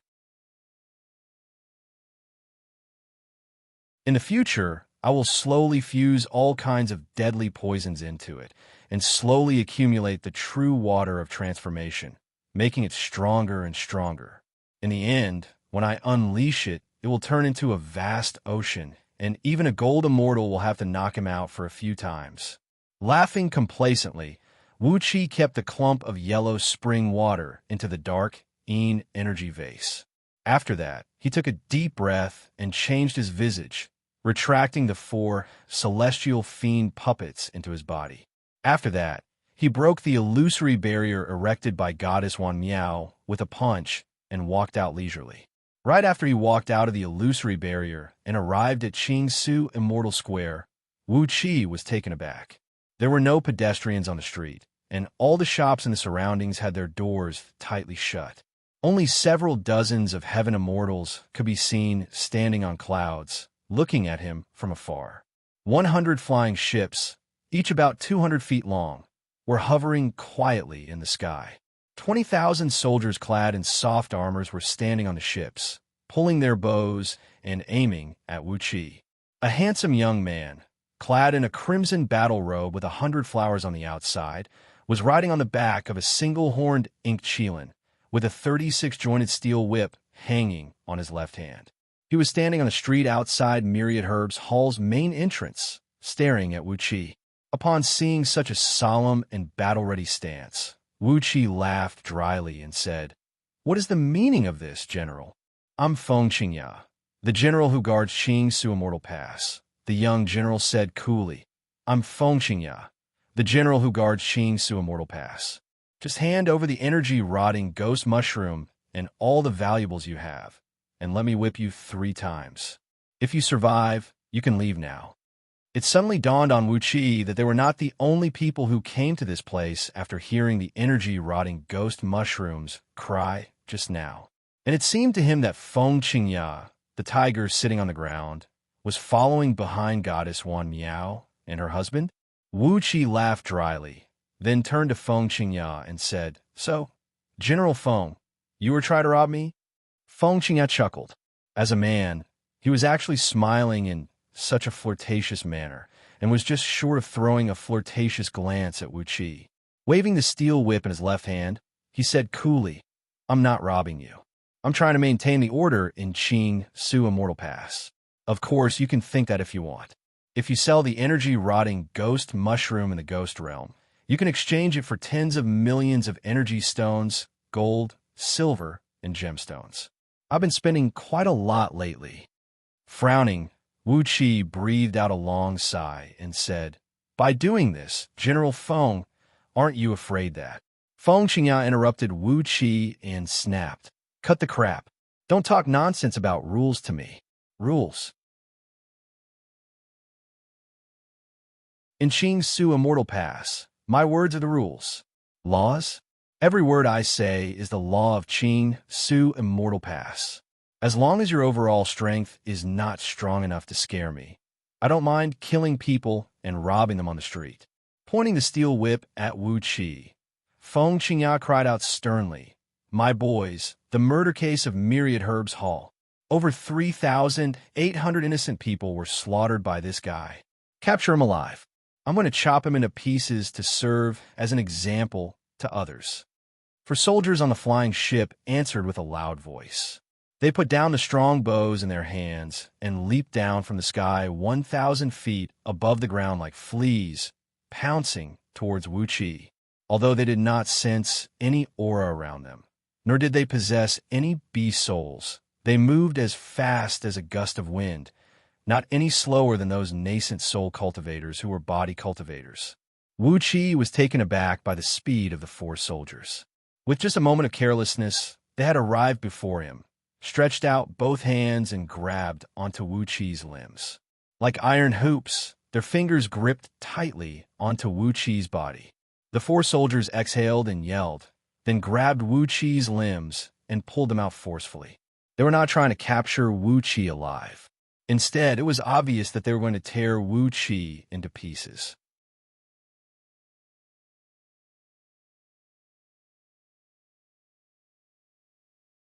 Chapter 453. With a light snort, Wuxia's body shook, and a ring of grayish cold air flashed across his skin. The 4 soldiers who grabbed his limbs howled miserably as they were first knocked flying away by a tremendous force, and then a bone-piercing cold air rushed into their bodies. In just a blink of an eye, they were frozen into 4 clumps of xianbing. The tremendous force sent them flying far away, smashing into a shop on the roadside and shattering their frozen bodies. Stretching his limbs, Wuxia frowned. The 4 soldiers who grabbed his body just now did not cultivate their nascent divinity or magic power, nor did they practice body cultivation techniques like the monks of Buddhist League or immortals who cultivated their fleshly bodies to achieve immortality. It seemed that they had another technique to temper their fleshly bodies. Although they did not emanate any energy aura, the strength of their fleshly bodies was definitely comparable to that of nascent soul cultivators who specialized in body cultivation. Wuxia could smell a faint scent of herbs from their bodies. He reckoned that they must have a special technique to temper their fleshly bodies, and that was why they had such strong fleshly bodies. If that was the case, there was a reason why the cultivators of Xianxia Immortal Pass were so fearful of these soldiers of Yu Dynasty. An army of 100,000 was stationed in Xianxia Immortal Pass, which was equivalent to 100,000 body cultivators who specialized in body tempering. Coupled with some special weapons, it was a force that no ordinary cultivators would dare to provoke. But, according to the news that Yu Hahuan told him, every single soldier of Yu Dynasty stationed in outer heavenly realms had fused with beast souls, which gave them a strange strength that was comparable to cultivators. It was reasonable, as outer heavenly realms were under the control of the celestial court, where countless immortals and cultivators lived. If the soldiers of Yu Dynasty were not well equipped, they would have long been wiped out by the cultivators from the Evil League and Fiend League. The number of human soldiers on Panga Continent who had fused with beast souls was not too many, but they had such a strange technique to temper their fleshly bodies, and together with their huge numbers, even the celestial court could not do anything to them. Thousands of thoughts raced in Wuqi's mind, and he quickly figured out some of the key points. Meanwhile, Feng Qingyao laughed with surprise and said, "Not bad, not bad. You are indeed not an ordinary nascent soul cultivator." Feng Qingyao's eyes rested on the iron medallion hanging on Wuqi's waist. Noticing his gaze, Wuqi pulled off the small iron medallion and placed it in his palm. "You mean there's something strange in this thing?" Nodding seriously, Feng Qingyao said frankly, "Those who carry this iron medallion are people who deserve our careful treatment." How should he put it? With this iron plate, it at least proved that you had enough financial resources. You're merely a peak nascent soul stage cultivator, yet you're able to pay an additional fee of spirit stones. Your background and net worth are worthy of our attention. Wuqi suddenly realized the mystery behind it, and he immediately cursed Feng Qingyao in his mind. The complacent Feng Qingyao could not hear the curses in Wuqi's mind. "This is an invention I invented after I came here. Any cultivator who comes to Xianxia Immortal Pass for the first time, and whose cultivation base is not strong, but whose expression does not change after being charged an extra fee of energy stones will be given an iron medallion like this. If it is a cultivator with a small net worth, but whose cultivation base is not strong." Hee. Wuqi laughed as well. Staring at Feng Qingyao, he said, "They will disappear very soon, right?" Feng Qingyao shook his head and said smilingly, "Perhaps, but it has nothing to do with me. How should I put this? You cultivators are killing for money, and it has nothing to do with me. I'm just waiting for the dust to settle, and then I'll come and uphold justice." As he spoke, Feng Qingyao's face suddenly turned cold. Pointing a finger at Wuqi, he cried out sternly, "Boys, kill him. This man is a lunatic who has killed over 18,000 cultivators and prisoners around Myriad Herbs Hall. He has committed a heinous crime, and his crime is unforgivable. In accordance with the law of Diyu, I'll kill him on the spot." 100 soldiers on the 4 flying ships released their bowstrings at the same time. A muffled noise echoed out as 100 specially made bone-piercing wolf fang arrows transformed into specks of cold light that crossed several miles in just a blink of an eye, shooting straight towards all the vital parts of Wuqi's body. These arrows were extremely accurate, fast, and ruthless, as they nearly hit all the vital parts of Wuqi's body that were exposed to the outside world. Wuqi dared not to recklessly test the power of these arrows. With a thought in his mind, he activated the defensive spirit item, green cicada wings, once again. Amidst the jarring chirping of cicadas, a large sheet of green light enveloped Wuqi, while several dozens of green spirit cicadas wheeled around Wuqi. A heavy pressure suddenly came pressing at him from all directions. When the arrows landed on the defensive green light, the cold light they emitted penetrated nearly 1 foot deep into the green light. Wuqi watched helplessly as 100 arrows approached him from all directions. The speed of the arrows gradually slowed down, and when they were about 3 inches away from his body, their force was finally neutralized by the green cicada wings, causing them to fall powerlessly to the ground. Wonderful! This is an excellent defensive spirit item. Feng Xianxia clapped his hands and cried out, "It is at least a lower-grade spirit item. The price is 3,000 upper-grade energy stones. Is there anyone interested?" Standing on a white cloud in the distance, a middle-aged Taoist with a fair face and no facial hair cried out in a deep voice, "General Feng, this spirit item is full of spirituality, and its defensive strength is pretty good as well. I've recently taken in a few outer sect disciples, and I happen to lack some defensive items. 3,000 upper-grade energy stones is too expensive. 2,700. I'll take it." Feng Xianxia raised a steel whip and drew a circle in the air complacently, then said smilingly, "Wonderful. 2,700 upper-grade energy stones. This spirit item belongs to this senior immortal." He pointed at Wuxia smilingly and said, "Fellow Taoist greed, what other treasures do you have? Take them out now. After all, I have no use for these treasures, but the senior immortals who are waiting in the surroundings can use them." Wuxia was so infuriated that his mouth twisted. Did this bastard think that his magical treasures were already in his possession? Wuxia gave those heaven immortals who were watching the show a cold glance, and kept their faces firmly in his mind. So, Xianxia Immortal Pass was such a hellish place. There was no order at all, and it was a place where only the strong could win. In the memories of Shui Xian and Shui He, they seemed to think that this place was not bad. Perhaps it was because Green City was too powerful and no one dared to offend them. Grinning coldly, Wuxia glared at Feng Xianxia and said coldly, "General Feng, you even know my registered Taoist name?"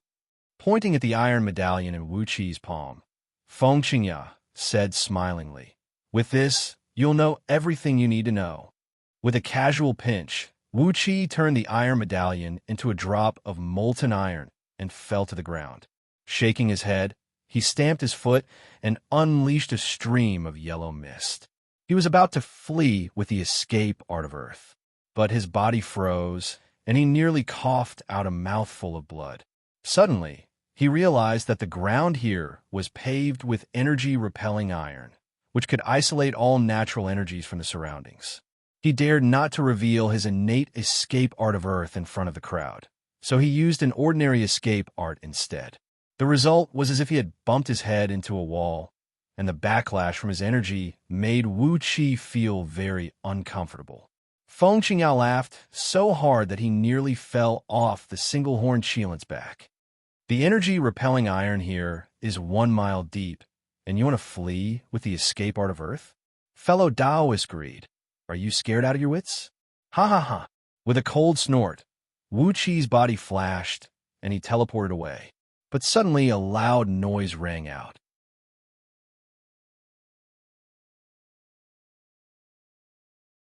Wuxia had just traveled less than 1 mile when a golden immortal talisman suddenly flew up into the sky, sprinkling down with a sheet of golden spirit light. The surrounding void was completely locked down, and with the strength of Wuxia's current magic power, there was no way he could break through the spirit light sprinkled down by the immortal talisman. The space around him had solidified like an iron bucket, and Wuxia was like an insect trapped in amber, unable to escape. The person who produced the immortal talisman was a middle-aged Taoist with a big beard. He smiled faintly and said, "Fellow Taoist, since you've come to Xianxia Immortal Pass, you'll have to follow the rules of Xianxia Immortal Pass. Either you tell me the background of your sect, or you show me a few decent immortal spells and divine abilities. Otherwise, hand over all your spirit items and leave." Feng Xianxia clapped his hands and praised, "Immortal Master, your timing is very timely. Wonderful. I'll give you a 95% discount on anything that Immortal Master has his eyes on today. All Immortal Masters, pay attention. Don't let this man escape. He has at least an energy-rotting ghost mushroom with him now. Even Patriarch Greenheart and the others were killed by Myriad Herbs Hall. so this man must have many good items with him. As his teleportation was forcibly interrupted, the energies in Wuxi's body rebelled once again. After stabilizing his energies with great difficulty, Wuxi could not help but get angry when he heard Feng Qingya's words. According to General Feng, as long as one possesses a sufficient overall strength, they will be able to do whatever they want in Xianxia Immortal Pass. Since I've killed Patriarch Greenheart, why are you still making things difficult for me? Feng Qingya blinked his eyes a few times, then rode up to Wuxi and said smilingly, "The problem is no one saw if fellow Taoist Greed really killed Patriarch Greenheart with his own hands. Unless fellow Taoist Greed can show me your overall strength so that I won't covet your treasures again, I hope fellow Taoist will hand over all your spirit items." Pointing at the 4 soldiers killed by Wuxi just now, Feng Qingya said with a faint smile, "4 of my sons are dead. Fellow Taoist, you will have to pay for their bereavement. It has cost the imperial court to you a great amount of financial and material resources to train them, so the cost can be considered as yours." After a brief calculation with his fingers, Feng Qingya smiled and said, "Fellow Taoist, you can just compensate me with 1,000 upper-grade energy stones for my 4 sons. I'm not a man who goes too far." The group of several dozens of heaven immortals took a few steps closer to Wuxi while smiling. Judging from the aura emanating from Wuxi, he clearly possessed a cultivation base of peak-stage nascent soul realm.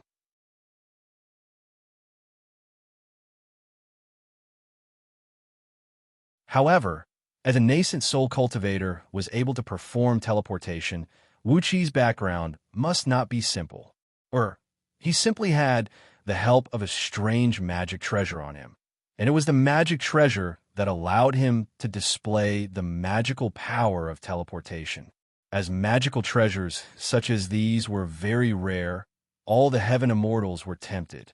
The bearded Taoist, who had interrupted Wuxi's teleportation with an immortal talisman, cried out sternly, "General Feng, stop wasting time.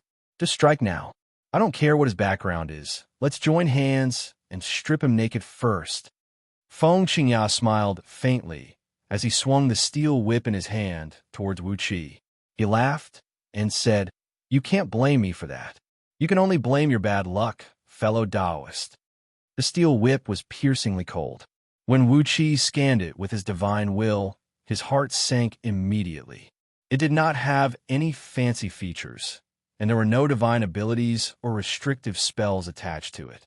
It was just extremely tough and heavy. The weight of the 36 sections of the whip alone weighed 360,000 kilograms. On top of that, Feng Qingya's brute force was very strong. If an ordinary heaven immortal was hit by it, his immortal body would have his bones and tendons broken. This Xianxia Immortal Pass is really full of fucking robbers and bandits. Wuxi roared furiously as a gray light shot out from the top of his head. It was the Jade Bones soul-searching flag.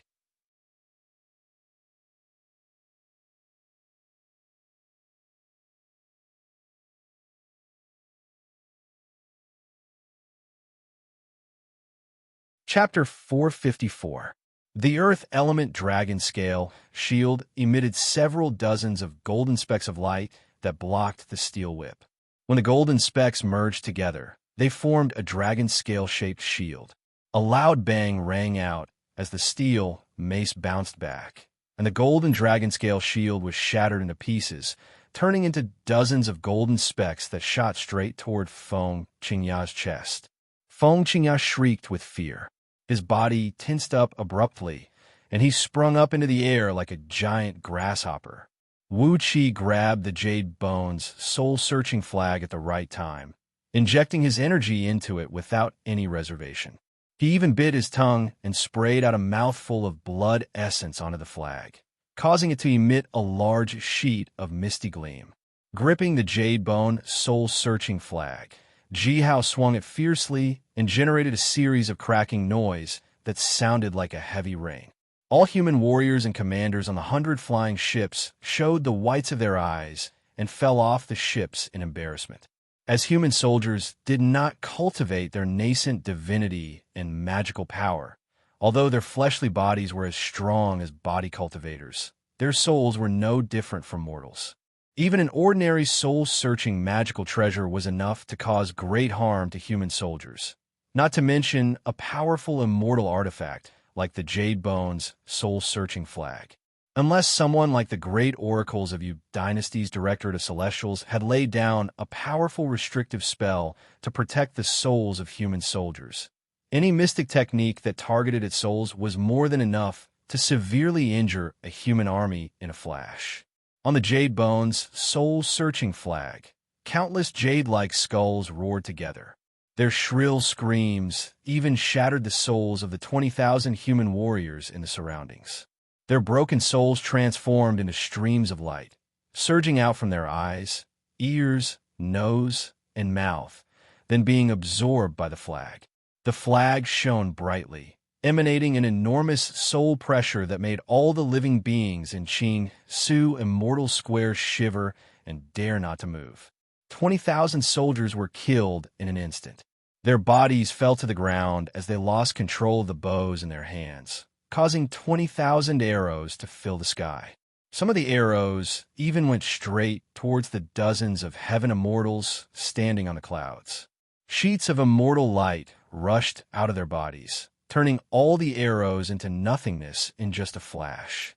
Strange whistling noises came from the soul-searching flag, blotting out the sky and covering the earth. Among the several tens of heaven immortals, a dozen of them did not have a very high-grade defensive immortal item, and their cultivation base was just SOSO. The strange whistling sound swept across, and their celestial artifacts suddenly dimmed. The artifact spirits of the celestial artifacts were shattered by the whistling sound. A stream of light rushed out from the immortal artifact. The artifact spirit's immortal soul was shattered and absorbed into the soul-searching flag. The heaven immortal, who had lost the protection of his immortal item, let out a cry of alarm and fell down from the cloud. Before these heaven immortals could fall to the ground, the spirit-restricting rope transformed into a beam of purple light and shot out. The dozens of heaven immortals who fell to the ground were tightly bound by the spirit-restricting rope. With a flick of his finger, these heaven immortals were sucked to the front of Wuxia. Then he waved the soul-searching flag, unleashing a layer of grayish mist that wrapped up the tens of heaven immortals. Shrill cries rang out as Wuxia dared not to use the divine flame of order to refine their immortal souls and bodies in front of so many people. Therefore, he had no choice but to suck their immortal souls into the flag, which would be a great boon to the item spirit who was slumbering in the flag. Amidst a dark beam, the sword of greedy wolf shot out. 21 pitch-black wolf heads, each the size of a water tank, transformed into dark beams and spun wildly in the sky. The dark beams swept past the fallen human soldiers, turning them into a rain of blood and flesh that splashed in all directions. The rude and unreasonable behavior of Xianxia had greatly infuriated Wuxia. However, he could not care less, and simply killed these human soldiers. Sword beams shot out and shredded the 20,000 human soldiers who fell from the sky in just a blink of an eye. The sword of greedy wolf spun around and came next to Wuxia, easily piercing through the bodies of the dozens of heaven immortals. Their blood essence was completely absorbed by the sword, leaving not a single drop behind. The item spirit of the sword of greedy wolf let out a long and joyful cry. Wuxia could clearly sense that the item spirit was growing at an incredible speed and vaguely showed a sign of breaking through the realm of spirit immortal. Xianxia, who had just leaped up from the back of the single-horned Qilin, was hit by the strange cry of the soul-searching flag. His body turned stiff, and he could no longer move freely. Several dozens of dragon-scale-shaped golden beams shot out amidst ear-splitting whistling noises, piercing through his chest. His armor was extremely thick and heavy, possessing a very strong defensive strength. However, when faced with the dragon-scale-shaped golden beams mixed with innate earth element energy essence, the armor was easily pierced through, and a large hole was opened up on his chest. All his internal organs were shredded to pieces by the sharp energy carried by the dragon scale-shaped golden beams. The fleshly body of the human general shattered, and his soul left his body immediately. Feng Xianxia's soul was stronger than ordinary human soldiers, but there was a limit to it. The soul-searching flag rolled up and sucked Feng Xianxia's soul into it, turning it into the nourishment for the slumbering item spirit to recover itself. Pressing his palm on Feng Xianxia's corpse, Wuxia uttered a disintegration spell. Abruptly, the corpse disintegrated, turning into the tiniest molecular structure and falling to the ground. A brocade bag fell down from the corpse.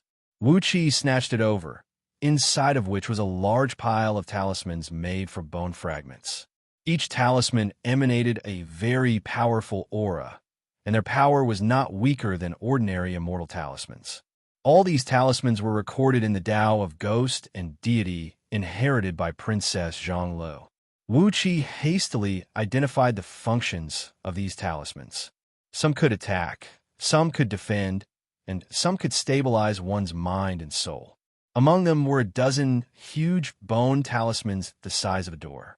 Judging from the complicated rune arrays carved on them, they were powerful battle-grade talismans that could be used by several tens of thousands of soldiers. Fool! Wuqi could not help but scold with a smile. With the protection of these strange bone talismans crafted by the great oracles of the human race, if Feng Xianxia had taken precautions beforehand, even the Jade Bone's soul-searching flag would not be able to harm him. If he had used one or two of these huge bone talismans beforehand, the overall strength of these 20,000 human soldiers would have been improved by at least 10 times. When faced with 20,000 nascent soul-body cultivators whose overall strength had been improved by 10 times, even a true heaven immortal would be terrified.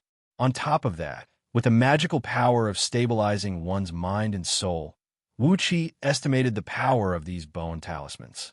Once these huge bone talismans were used on these 20,000 human soldiers, perhaps even the soul-searching flag would not be able to take away their souls.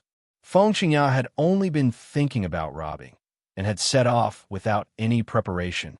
You think robbing people was too easy for you? Do you really think no one dares to attack you? Wuqi sneered mockingly, then suddenly raised his head to look at those heaven immortals who were struggling to resist the power of the Jade Bone's soul-searching flag. A strange, long cry rang out, as the single-horned Qilin mounted by Feng Xianxia gave a furious roar and thrust its horn straight towards Wuqi's chest. How presumptuous! Wuqi bellowed furiously. You look like a Qilin, but you only have a single horn. I wonder where you came from. Are you going to risk your life for this Feng Xianxia? The gold ingot, which he had just refined and purified with the spirit light of immortal transformation, flew out of his hand, transforming into a huge ball of golden light and smashing onto the single-horned Qilin's nose. A crisp thud rang out. The Qilin's face was dented by the gold ingot, and half of its head was smashed into pieces of bone and flesh. Qilin was a divine beast of heaven and earth. Even though it was a mixed-blood descendant, its life force was extremely tenacious. The single-horned Qilin gave a miserable howl. Suddenly, a large plume of dark smoke rushed out from under its feet, carrying it as it spun and fled. Wuqi gave a cold snort. The spirit-restricting rope flew out and bound the big fellow tightly.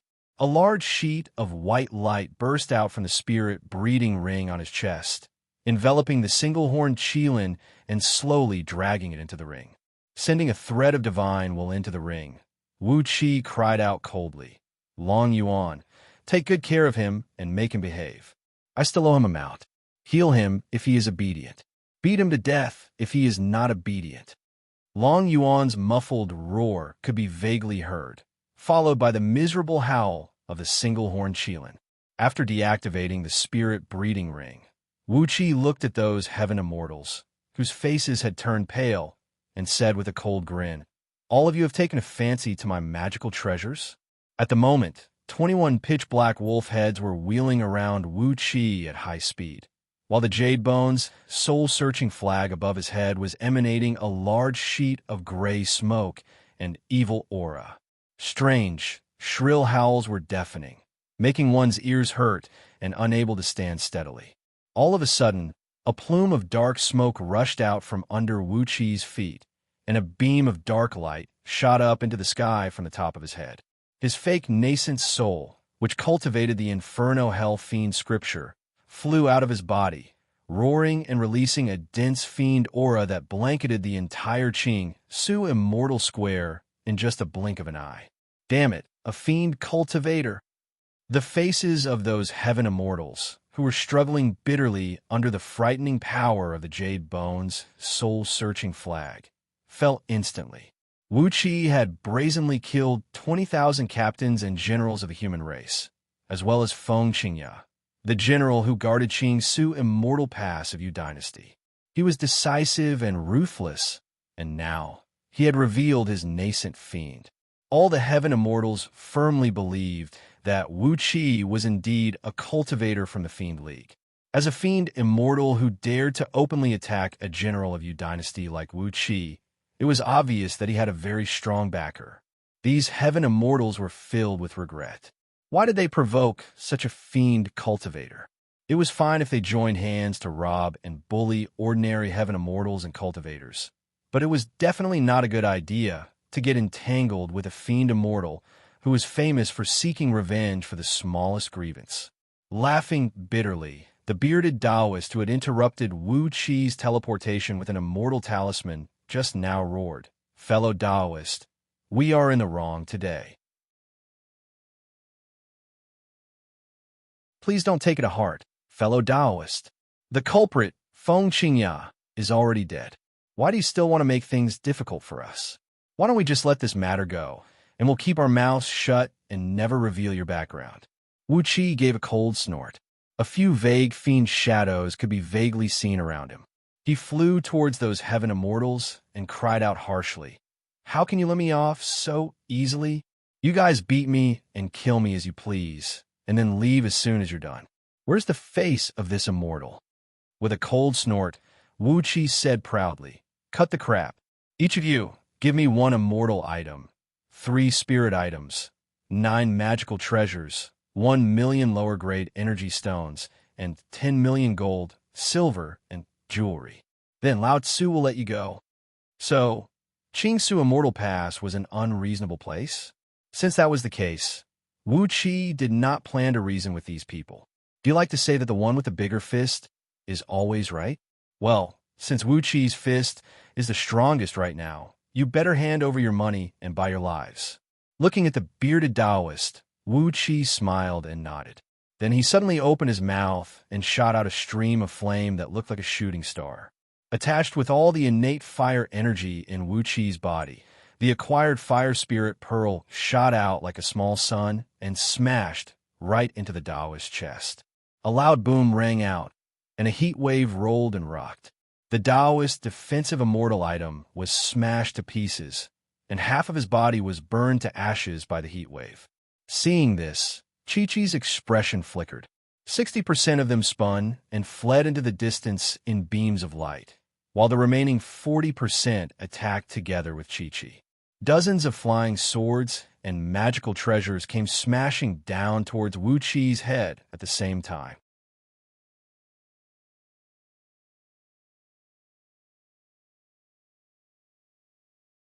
Chapter 455. Kill. Wuxia let out a long cry as he waved the Jade Bones' soul-searching flag with all his might. A shrill, unpleasant ghost howl towered into the sky. The dozens of immortal swords and magical treasures that were about to reach Wuxi's head suddenly froze and dimmed, while their power was weakened by at least 30%. Countless golden dragon scales shot out of Wuxi's left hand, transforming into a huge golden light screen that shielded Wuxia. The dozens of immortal items kept falling down and smashing against the golden dragon scales, sending sparks flying in all directions.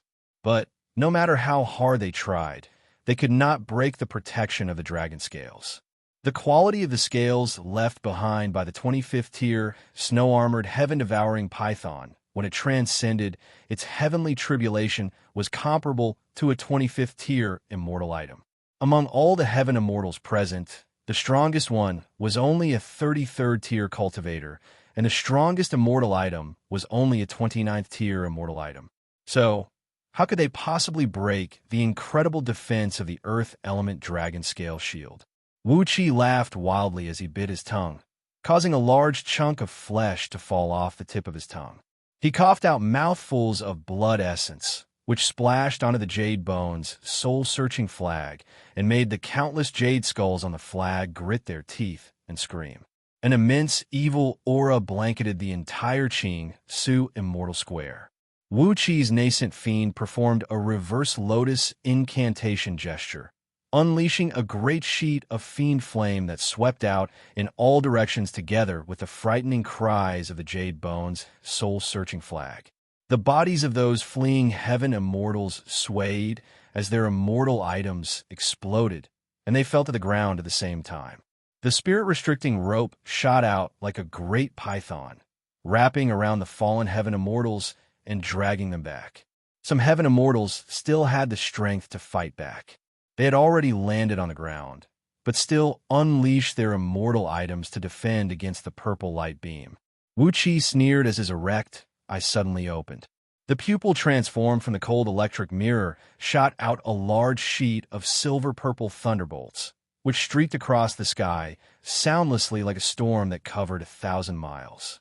All the raindrops gathered on one man, and the continuous and dense thunderbolts gave those heaven immortals a great pain. Blinding flashes kept bursting from their defensive immortal items, and in just a blink of an eye, the defensive immortal outfits of a few heaven immortals were broken. When the lightning struck the bodies of those heaven immortals, their flesh and blood flew everywhere, and their immortal souls nearly burst out of their bodies. With an ear-piercing whistle, the spirit-restricting rope bound these heaven immortals tightly and dragged them to Wuxia's side, where he threw them into the spirit-breeding ring one by one. Kill! Wuxia once again let out a resounding battle cry. The acquired earth, water, wood, and gold spirit pearls turned into 4 beams of intense light and shot out. Together with the fire spirit pearl that was shot out earlier, they turned into 5 beams of intense light that shot out in all directions. The heaven immortal, who was the first to bid for Wuxia's defensive spirit item, the green cicada wings, cried out in shock. 5 acquired spirit pearls had locked onto his body at the same time, making him the first target of the fusion of 5 elements. The heaven immortal performed an incantation gesture with both hands and was about to unleash a life-saving spell. But the 5 acquired spirit pearls did not give him any chance to do so. Like a mighty thunderbolt, they smashed viciously onto his body, shattering his defensive immortal item and turning his body into countless pieces of flesh and blood. A golden immortal soul soared up into the sky, about to flee. Wuxia gave a cold snort and made a grabbing gesture with his left hand. A huge hand, shrouded in dark smoke and dark fiend flame, appeared out of nowhere, grabbing the immortal soul. Wuxia laughed hideously. A large sheet of dark fiend gleam rose from the palm, formed from a thread of his nascent divinity, mixed with a great amount of inferno hell fiend energy, forcibly refining the immortal soul into numerous soul crystals. To Wuxia's surprise, the soul crystals concocted with the soul seizing technique found in the Inferno Hell Fiend scripture contained a much stronger soul energy than those concocted with the divine flame of order, and they also contained a part of the great Tao of heaven and earth comprehended by that heaven immortal. Wuxia laughed delightedly and said, "It is indeed a good technique. Hee, how many energy stones is this soul crystal worth?" With a fiend gleam flashing in his eyes, Wuxia snorted ferociously at the remaining heaven immortals. The heaven immortals saw Wuxia was protected by the earth element dragon scale shield, which several dozens of immortal swords and items could not break through his defense, and the mighty power of the Jade Bone's soul-searching flag, which nearly knocked them to the ground with just a wave. He also had the spirit-restricting rope, sword of greedy wolf, and many other powerful magical treasures. On top of that, his cultivation base was extremely strange. Although he was only a peak-stage nascent soul cultivator, he actually had the power to fight against a heaven immortal. Who would dare to provoke such a strange character? Who would be willing to do so? With a loud cry, the heaven immortals staggered and fled for their lives. When the Jade Bone's soul-searching flag was waved with all its might, not only were their immortal item spirits shaken, even their own immortal souls were badly shaken. If not because Wuxia had focused most of his power on those heaven immortals who had fled far away, these heaven immortals would have been captured alive by Wuxia. Seeing that they were about to flee, Wuxia grinned hideously, quickly fished out a few spirit pills to replenish his energy, and swallowed them. When his energy was slightly restored, he raised the Jade Bone's soul-searching flag and waved it with all his might. The Earth Element Dragon Scale Shield produced a shrill, whistling noise as 36,000 golden scales shot out along with ear-splitting whistling noises. Each of the fleeing heaven immortals was hit by several thousand golden scales. With a tremendous force, the countless golden scales smashed onto the bodies of those heaven immortals, causing them to tremble violently and lose their footing, making it impossible for them to maintain a stable path of escape. All the offensive magical treasures carried by Wuxia had been unleashed. Apart from a few powerful items that he could not use, all the other magical treasures, whether they were spirit items or immortal items, transformed into colorful beams and shot out. Miserable howls rang out from all directions. One after another, these heaven immortals had their defensive immortal energy broken, and their immortal energies sealed by the spirit-restricting rope. Then they were dragged back in a sorry state by Wuxia. The rules of Xianxia Immortal Pass? When these fleeing heaven immortals were brought back, Wuxia gave them a round of brutal stomps on their faces. As long as your fist is big and tough enough, you can do whatever you want in Xianxia Immortal Pass, am I right? Am I right? You are all heaven immortals with strong cultivation bases, so you can do whatever you want? Am I right? Brutally, he ripped off all the storage rings, bracelets, and belts from these heaven immortals. 2 female heaven immortals even had a pair of extremely rare anklets of storage. Although there were not many items in these anklets of storage, every single one of them was of the finest quality. There were over 230 immortal stones in them, which was really out of Wuxia's expectation. Laughing wildly, Wuxia put away all the spoils of war. Then, he neatly extracted the immortal souls of these heaven immortals and refined them into blood and soul crystals. Just like what he did just now, the quality of the blood and soul crystals refined with Inferno Hellfiend Flame was a few times better than those refined with Divine Flame of Order.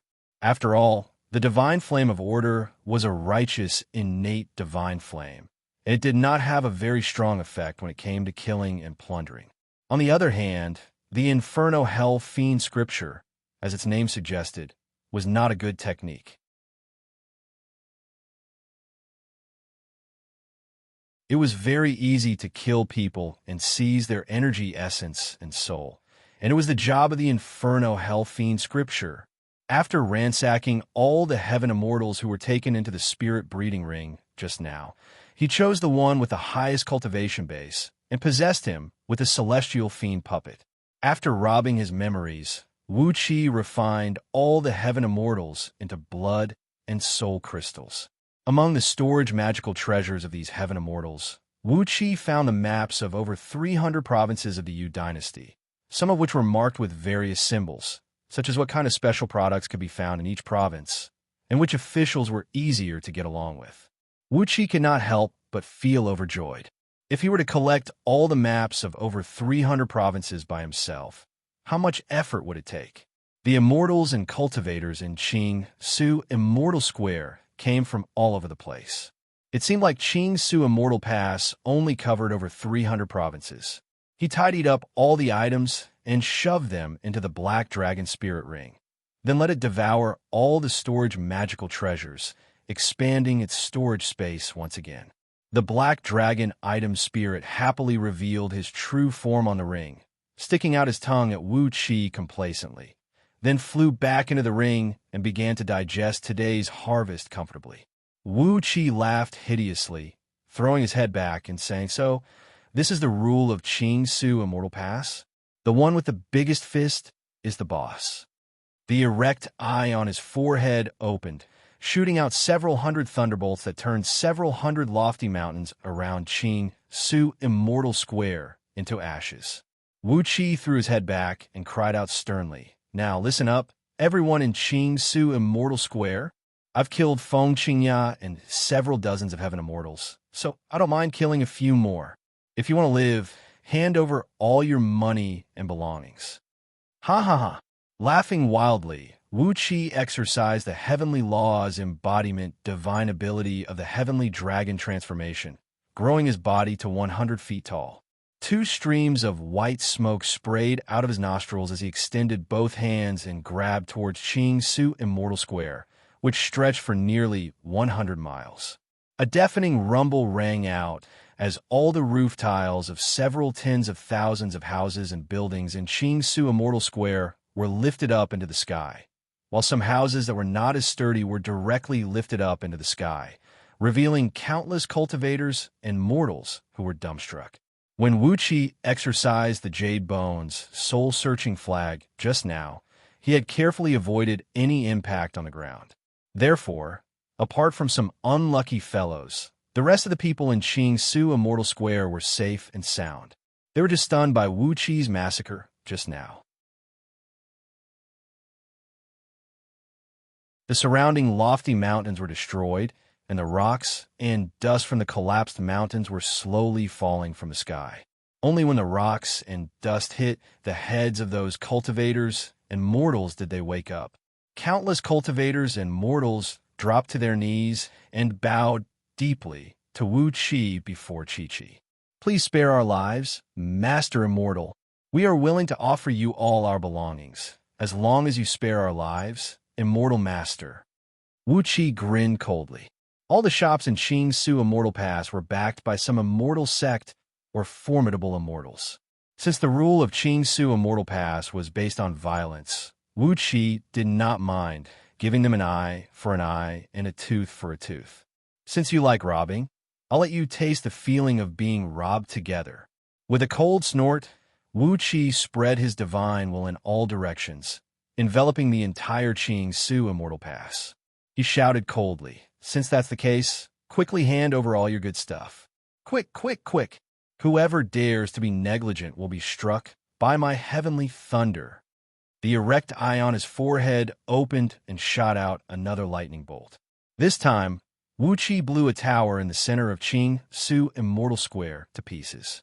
Countless sword beams soared into the sky from all directions of the immortal market, as the shopkeepers of various shops walked toward Wuxia with their hands full of storage treasures, their faces ashen and trembling. Reverently, they presented the storage treasures to Wuxia, then quickly left on their flying swords. Enveloped by Wuxia's divine will, he knew every movement of all these people. Therefore, he was not afraid that these people would try to hide some treasures for themselves. He looted everything in the immortal square to his heart's content, and his wealth was increasing at a frightening rate. All of a sudden, a beam of Buddhist light came flying over from a far distance. "Merciful Buddha, Amipa, fellow immortal, there's a fate between you and the Buddhist League." From a great distance, a deep and dignified voice could be heard coming from the Buddhist light.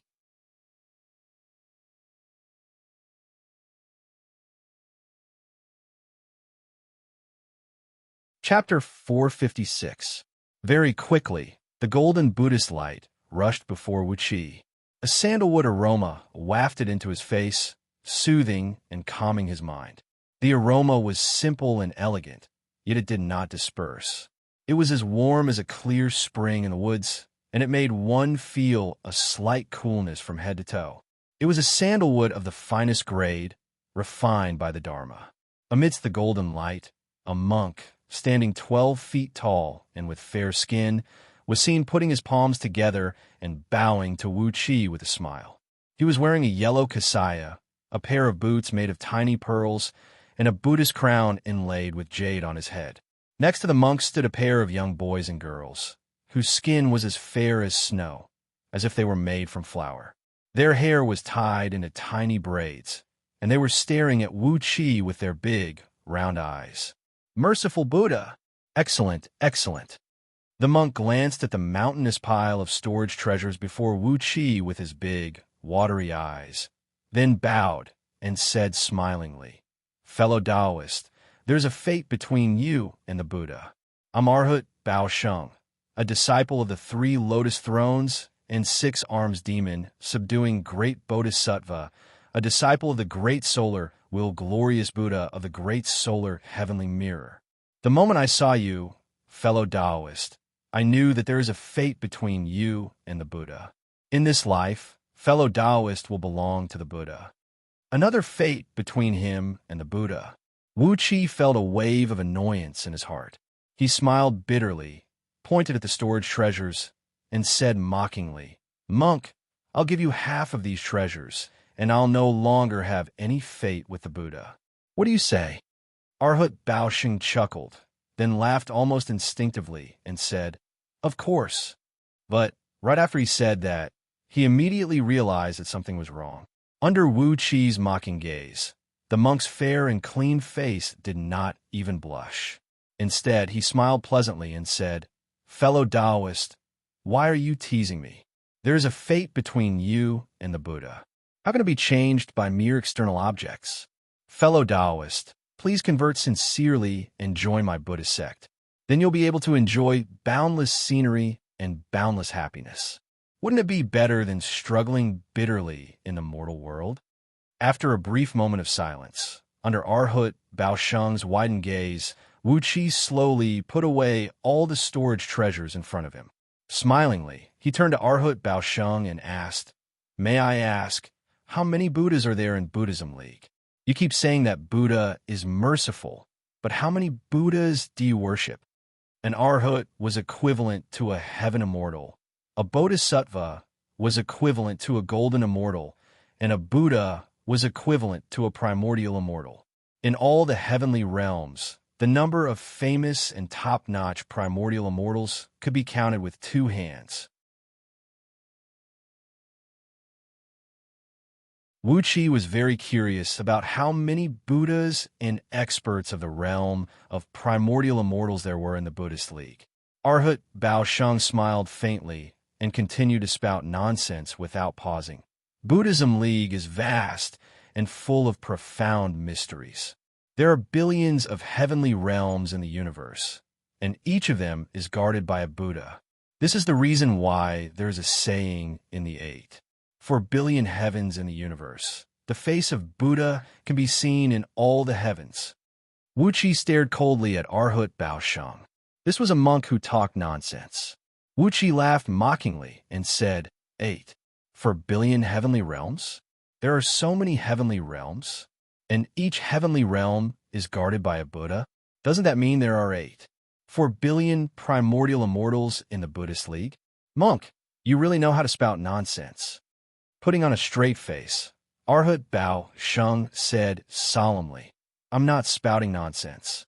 I'm afraid fellow Taoist has never left Panga continent in your life, so you have no idea about the magnificent scenery of Buddhism League in outer heavenly realms. There are 4 billion heavenly realms, and each of them is guarded by a Buddha. If fellow Taoist follows me to the great solar heavenly mirror, you can ask any Buddhist disciple, and you'll get the same answer." Wuxia shook his head and did not want to waste any more time on the monk. Every heavenly realm was guarded by a Buddha, at least in the over 10,000 heavenly realms under Yuhua heavenly realm. He had never heard of a single Buddha. And in the region controlled by Yuhua heavenly realm, there was not even a single Bodhisattva. However, he heard that there were 3 to 5 Arhat realm Buddhist cultivators. Arhat Baosheng's words could not be trusted. With a cold snort, Wuxia put away the last storage bracelet, then turned to the cultivators in Xianxia Immortal Square and snapped. That's enough. I won't go too far today, and I won't really rob you of everything you have.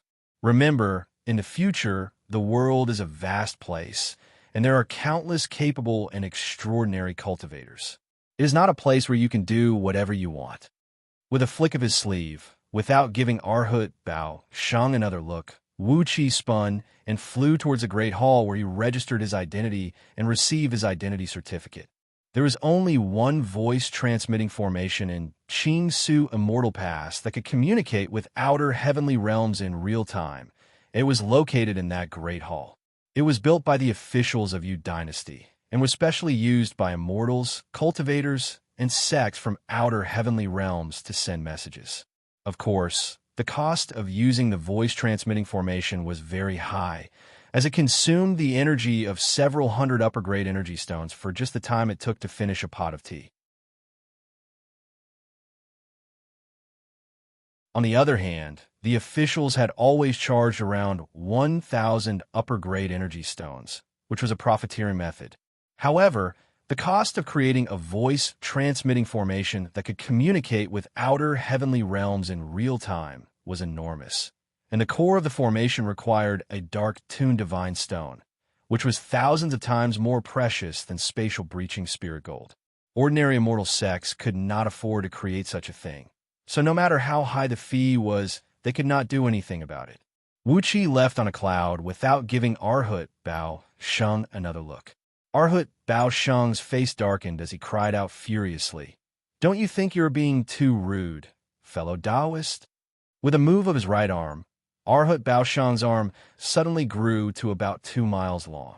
Like a flexible rubber snake, it shrouded a large sheet of golden light as it grabbed towards Wuxia's shoulder. Specks of golden light shot out of Arhut Bao Shang's fingers, while swastikas could be vaguely seen on his fingertips. The palm strike carried a force of over 10 million kilograms, and together with Arhut Bao Shang's restrictive divine ability, it was more than enough to imprison an ordinary heaven immortal. But Wuxia was not an ordinary heaven immortal. With a shake of his body, he began to teleport within a small area. Every time he teleported, he would only move a distance of 30 to 50 feet. Then, a series of ear-piercing whistles kept ringing out, and the space within 1,000 feet was filled with Wuxia's flashing and blinking. Arhut Bao Shang grabbed 3 times in a row, but failed to touch Wuxia's body. He could not help but fly into a rage. He roared, "You're going too far. Fellow Taoist, since you don't know what's good for you, don't blame me for being merciless and wiping out your evil fiend league." Taking a deep breath, Arhut Bao Shang suddenly roared like a lion. "How dare you rob Xianxia Immortal Pass? Do you still have any respect for your fellow Taoists and the Yu Dynasty?" After putting the blame on Wuxia, Arhut Bao Shang glared at him. A green cloud rose from the top of his head, from which came 3 fist-sized relics, rolling and wheeling above him. Beneath each relic was a lotus throne that was emitting a large sheet of green light, resonating with the boundless glow emanating from the relic. As soon as the relic appeared, a golden flame burst out from Arhut Bao Shang's body. Surrounded by the Buddhist light, he looked like the legendary Vajra, who could subdue all evil. His imposing manner made countless cultivators and mortals below him not dare to raise their heads, and they all dropped to their knees and bowed their heads deeply. With a wave of his right hand, a Vajra wheel appeared in his palm, shrouded in a crimson flame. With a loud cry, the monk was about to throw the wheel out. Right when the monk was about to strike, Wuxia spun and lazily crooked his finger at the monk and said, "Monk, we are fated to meet today.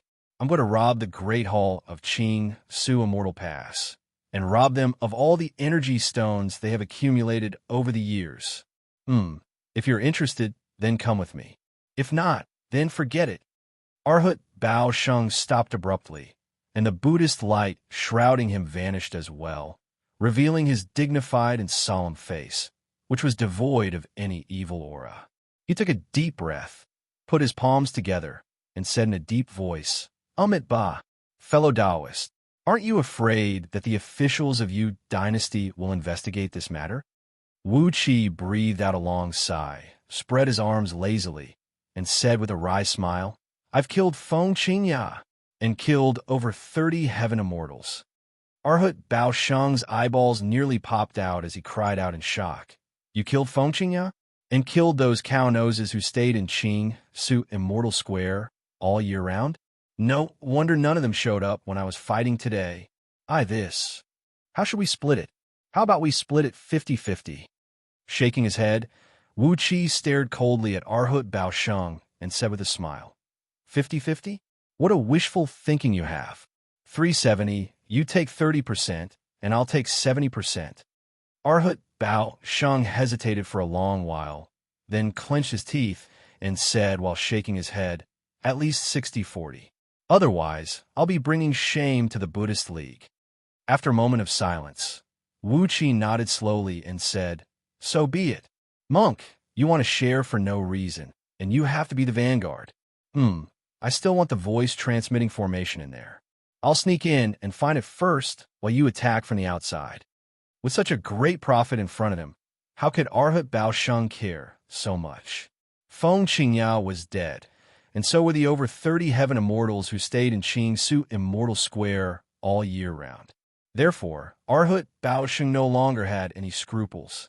Elated, he agreed to Wu Qi's request and immediately addressed Wu Qi as his brother, as if they were a pair of sworn brothers who had known each other for countless eons.